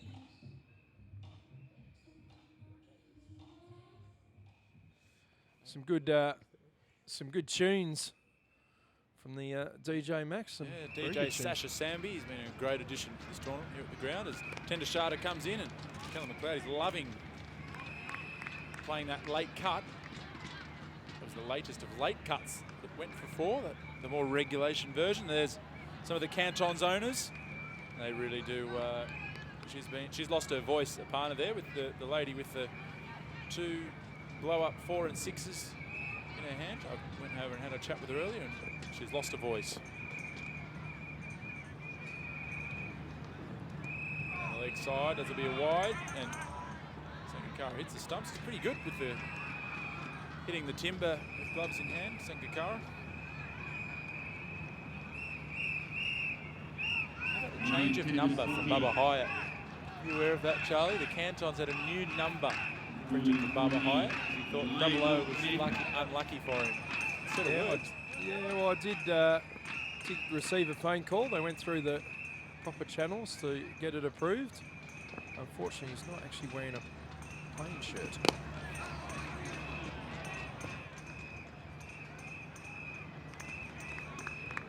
Bit of aggression there. End of the over, 15 overs bowled. 151 It's another over done there. 161 for 3, 5 overs to go. Been plenty of fans here making noise, lots of different kits and different different fashion night. Oh, here's Bubba Hyatt. There's the one he copped in the face earlier, Kumar Sangakkara.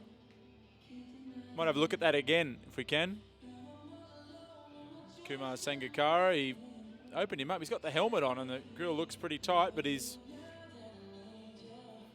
Don't know if the helmet, it was the ball hitting helmet with putting the grill into the eye line.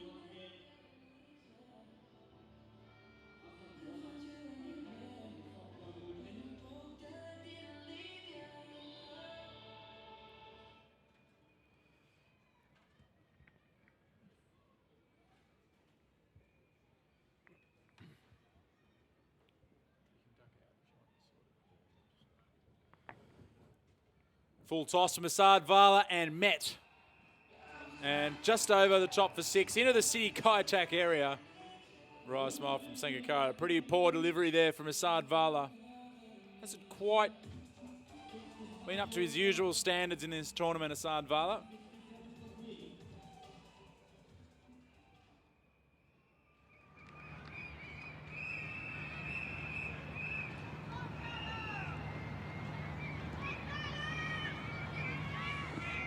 Full toss again. McLeod works it down into the gap. This could go all the way. It does. Crucial boundaries here for the Kowloon Cantons. And for the Galaxy Gladiators.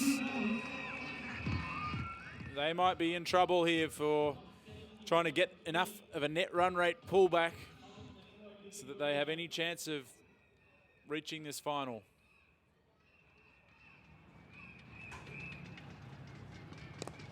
Off the back foot this time. Creamed into the outfield. He'll get just the single. Should have got 2. And now in fact, the overthrow, do they go for it? No. Good sound off the bat there, Max. Yeah, he's timing them sweetly, Callum McLeod. See Jason Louis on the field there in the background.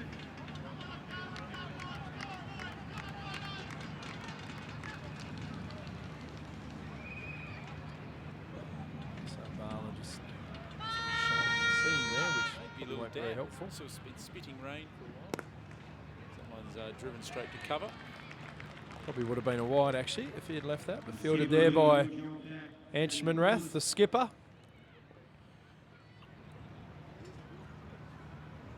Wide delivery. Lucky it wasn't a wide. And it's inside edged. For a single. Fielded there by Jason Louis. Got Assad Vala there. The Papua New Guinea team, the Barramundis from Hanawabutta, one of the villages in Port Moresby. I'm sure there's plenty of people watching out Port Moresby today, and particularly in Hanawabutta, so welcome to everyone there.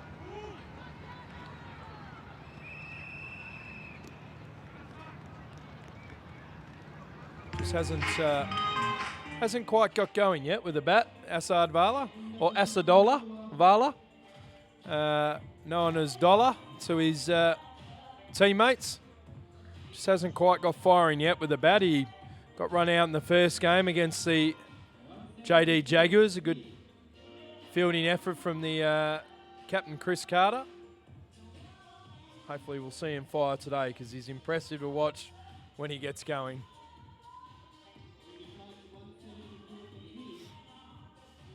It's Avashi probably messaging me. She just tried to give me a call, so sorry Avashi if can't answer the call at the moment while I'm commentating.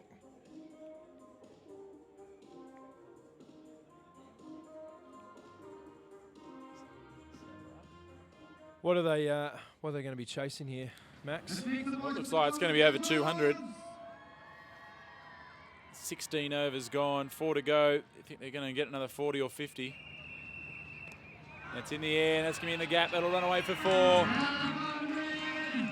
It's Sangakkara's manager down there who picks up the ball. So why have they continued to keep third man up inside the ring? We've now seen 3 boundaries there, all from McLeod in that area.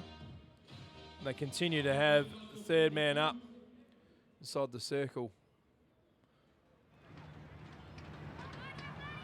Well, it's just saying, yeah, Charlie, just, that they've just dropped him back. They've just dropped Karandeep Singh back in the scar. He's brought deep square up into the ring, which if he's going to bowl outside off is the right option. So I think the equation for Galaxy Gladiators now might mean that they're out of this tournament. They really had to have a big win, chase down whatever total in probably 14, around 13, 14 overs to have any hope of improving their net run rate, which is going to prove pretty difficult with the score they're facing here.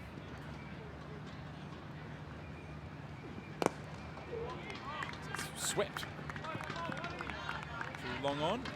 I was surprised actually at the toss with Cantons skipper Bubba Hyatt actually electing to bat first, because this is the 3rd game today and there's a strong possibility of Duckworth-Lewis coming in with the last few days we've been having the probably potentially too dark at around about 20 past, 5:30, and it's often easier in 2020 cricket to actually chase when it comes to Duckworth-Lewis, but perhaps didn't want to bat in the dark.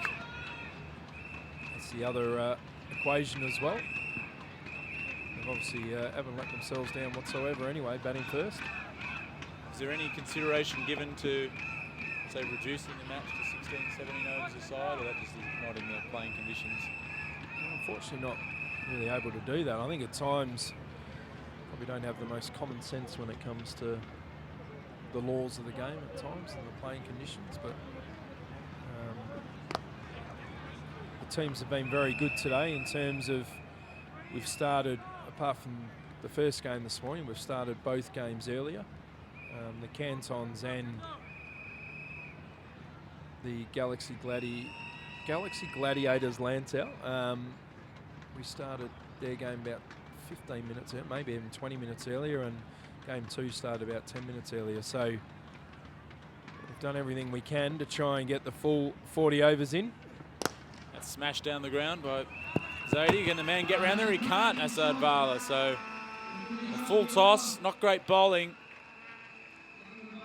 Zadie, he's been a real find. I'd have to try and bring up his stats for the tournament so far. He's been really could be the dark horse for the player of the tournament at this point.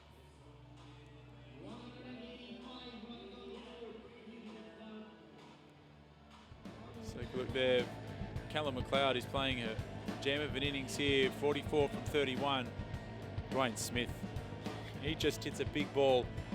It's got to be between, we've had biggest hitters so far. Dwayne Smith, I put Nizakat in the category, and Nicholas Puran, he could be the biggest of the lot. His sixes were enormous. Nicholas Puran, his hit in the second game today was absolutely outstanding. You told me earlier, I haven't seen a lot of him, and you told me earlier this guy can hit a ball, and I'll tell you what, that was impressive. For those that had missed it, make sure you are able to get some highlights of that. Get on YouTube or our Facebook and watch it, because it was outstanding. So, Hasib Amjad from Little Sarwan Cricket Club represented Hong Kong in 2 World T20s. He's also the leading wicket taker in T20I cricket a couple of years ago. Useful death bowler. And they'll need it here. The Galaxy Gladiators to McLeod, and how they do not have third man for Cullen McLeod is beyond my understanding, Max.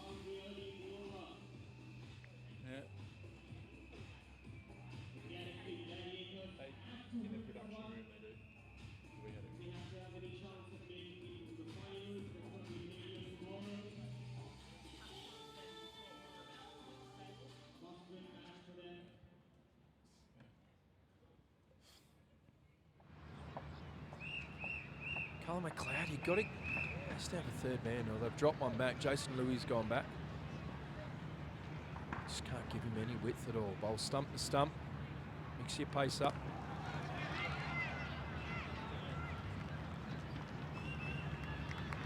Fortunately, straight to the field and shot 5. Courtney Krieger right on the 30-yard circle there. To 190.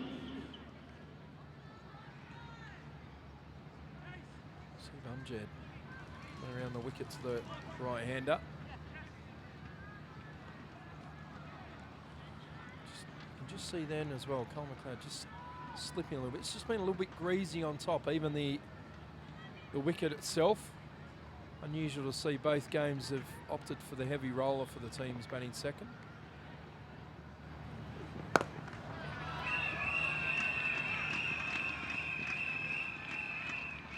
Assad Bala doing the mopping up there. Richmond Rath scampering the back up. It's great effort here from our production team, being able to get the replays and all the angles to you so quickly.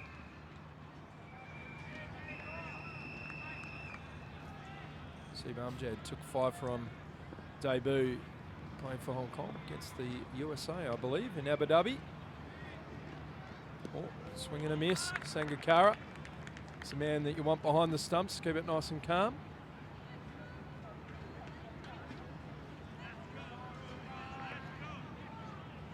Big heave there from Zadie.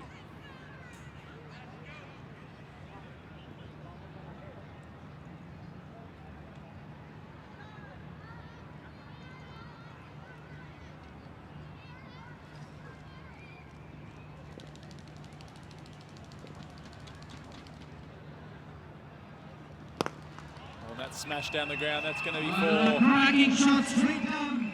Never have any fielders there on the straight hit. Nasib Amjad. It's been a bit expensive. This has been a good partnership here between these two. Nasib Amjad leaping over that ball. Crashing into that DTC mobile sign.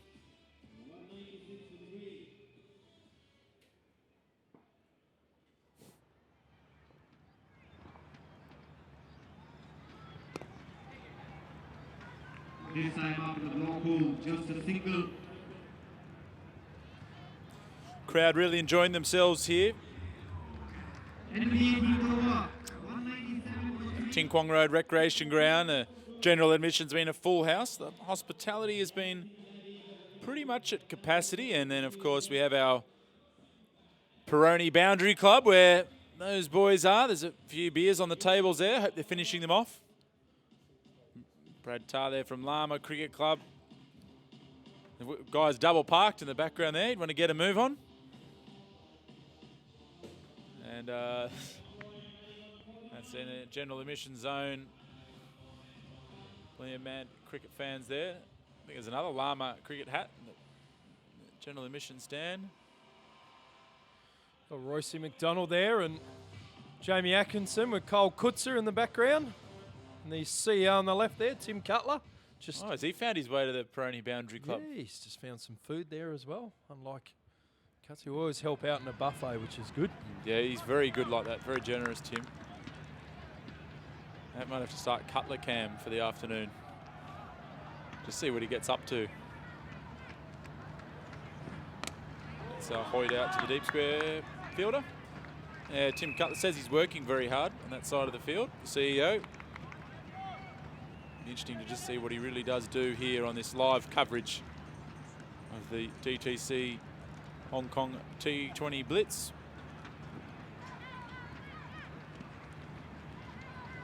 Scarter here, just mix his pace up here. He's going to change his field around a bit. Obviously we've got a left and a right, but he'll change his field around a little bit here. Wouldn't be surprised to see him give a bit of go in it hard, I reckon, at the pads here of McLeod. You certainly can't give him any width.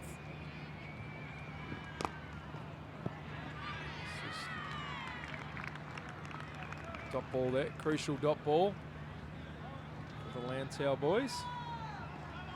Just passing on some words of wisdom to Tendescata. There he is, the CEO, Tim Cutler, helping out of that buffet. Yeah, this is good to see the CEO hosting his guests.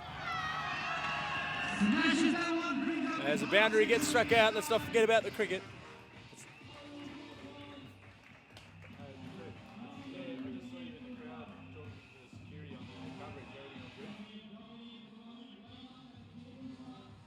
Cullen McLeod, he's in some serious touch here in this tournament. Beautiful shot there, Tendescata again to McLeod. McLeod steps out, side off.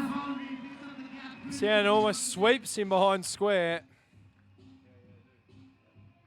That brings up the 200 for the Cowling Cantons.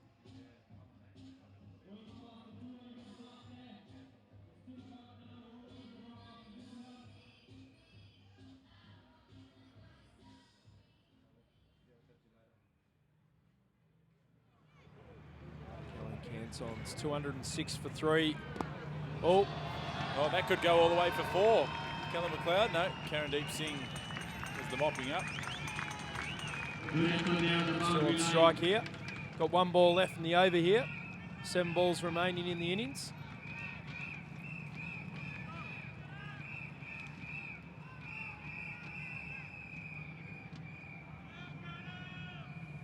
There's Karandeep Singh there. It's that third man. Tendescata last ball of the 19th over. Oh, straight up in the air. This should be taken. Man's coming in. Oh, that falls safely into the gap. Callum McLeod. Just milking the strike beautifully to get the last over. Callum McLeod. 209 for 3. Here the Kowloon Cantons.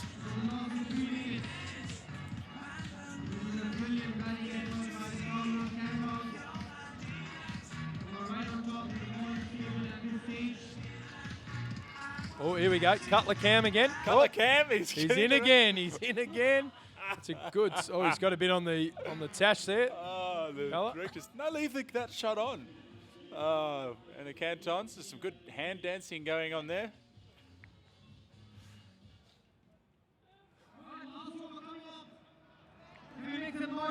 Sincerely hope the. At least he's Charlie. At least he's staying sober out there. There was no beer in hand.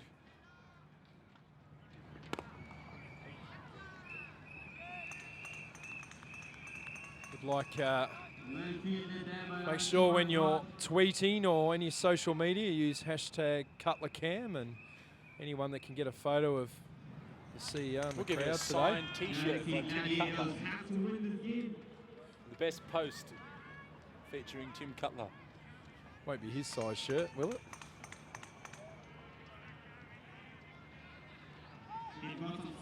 Well, we might have. Oh, you're leaving anyway, aren't you? Cricket Hong Kong, Charlie. I don't know if you've noticed. Charlie Burke is outgoing director of cricket. I am very outgoing. Thanks, Max. He's getting a little loose here this afternoon at the DTC Hong Kong T20 Blitz. We've got the giggles in the commentary box. We're pushing through here for you in his last over. Steve Amjad, good slower ball. This is his specialty. Asib, he's right at the death here. Starts off the slow ball. We'll see a couple of Yorkers, no doubt. Good to see even though both batsmen are moving around a fair bit in their crease just before the ball's been delivered. They're nice and still as the ball's delivered. So, crucial over, last over this. Asib Amjad. Slapped but straight to point. On Tendescata. What a chase it there. was from City Kaitak in that previous game. Just in the score. Fantastic chase, and took the Jaguars out, who suddenly looked like they were going to book themselves a place in the final. Next thing they know, they're gone. It's a real fine margin in this tournament. McLeod tries that lap sweep, comes off the pad, I think, and balloons over the keeper for 4. Haven't seen the signal from the umpire, but I'm pretty confident That ball went away to the boundary off the pad. Yeah, ended up going to the Jaguars function last night. They put on a good show at USRC and had plenty of their supporters there and sponsors there, which are so crucial to running a tournament like this and running a team like this. So it was good to see. Bumjad. Callum McLeod, it's knocked out into the offside. There'll just be the single there. At the DTC HK T20 Blitz. I think from memory, I can't bring it up on the screen at the moment. I think 220 is the highest score.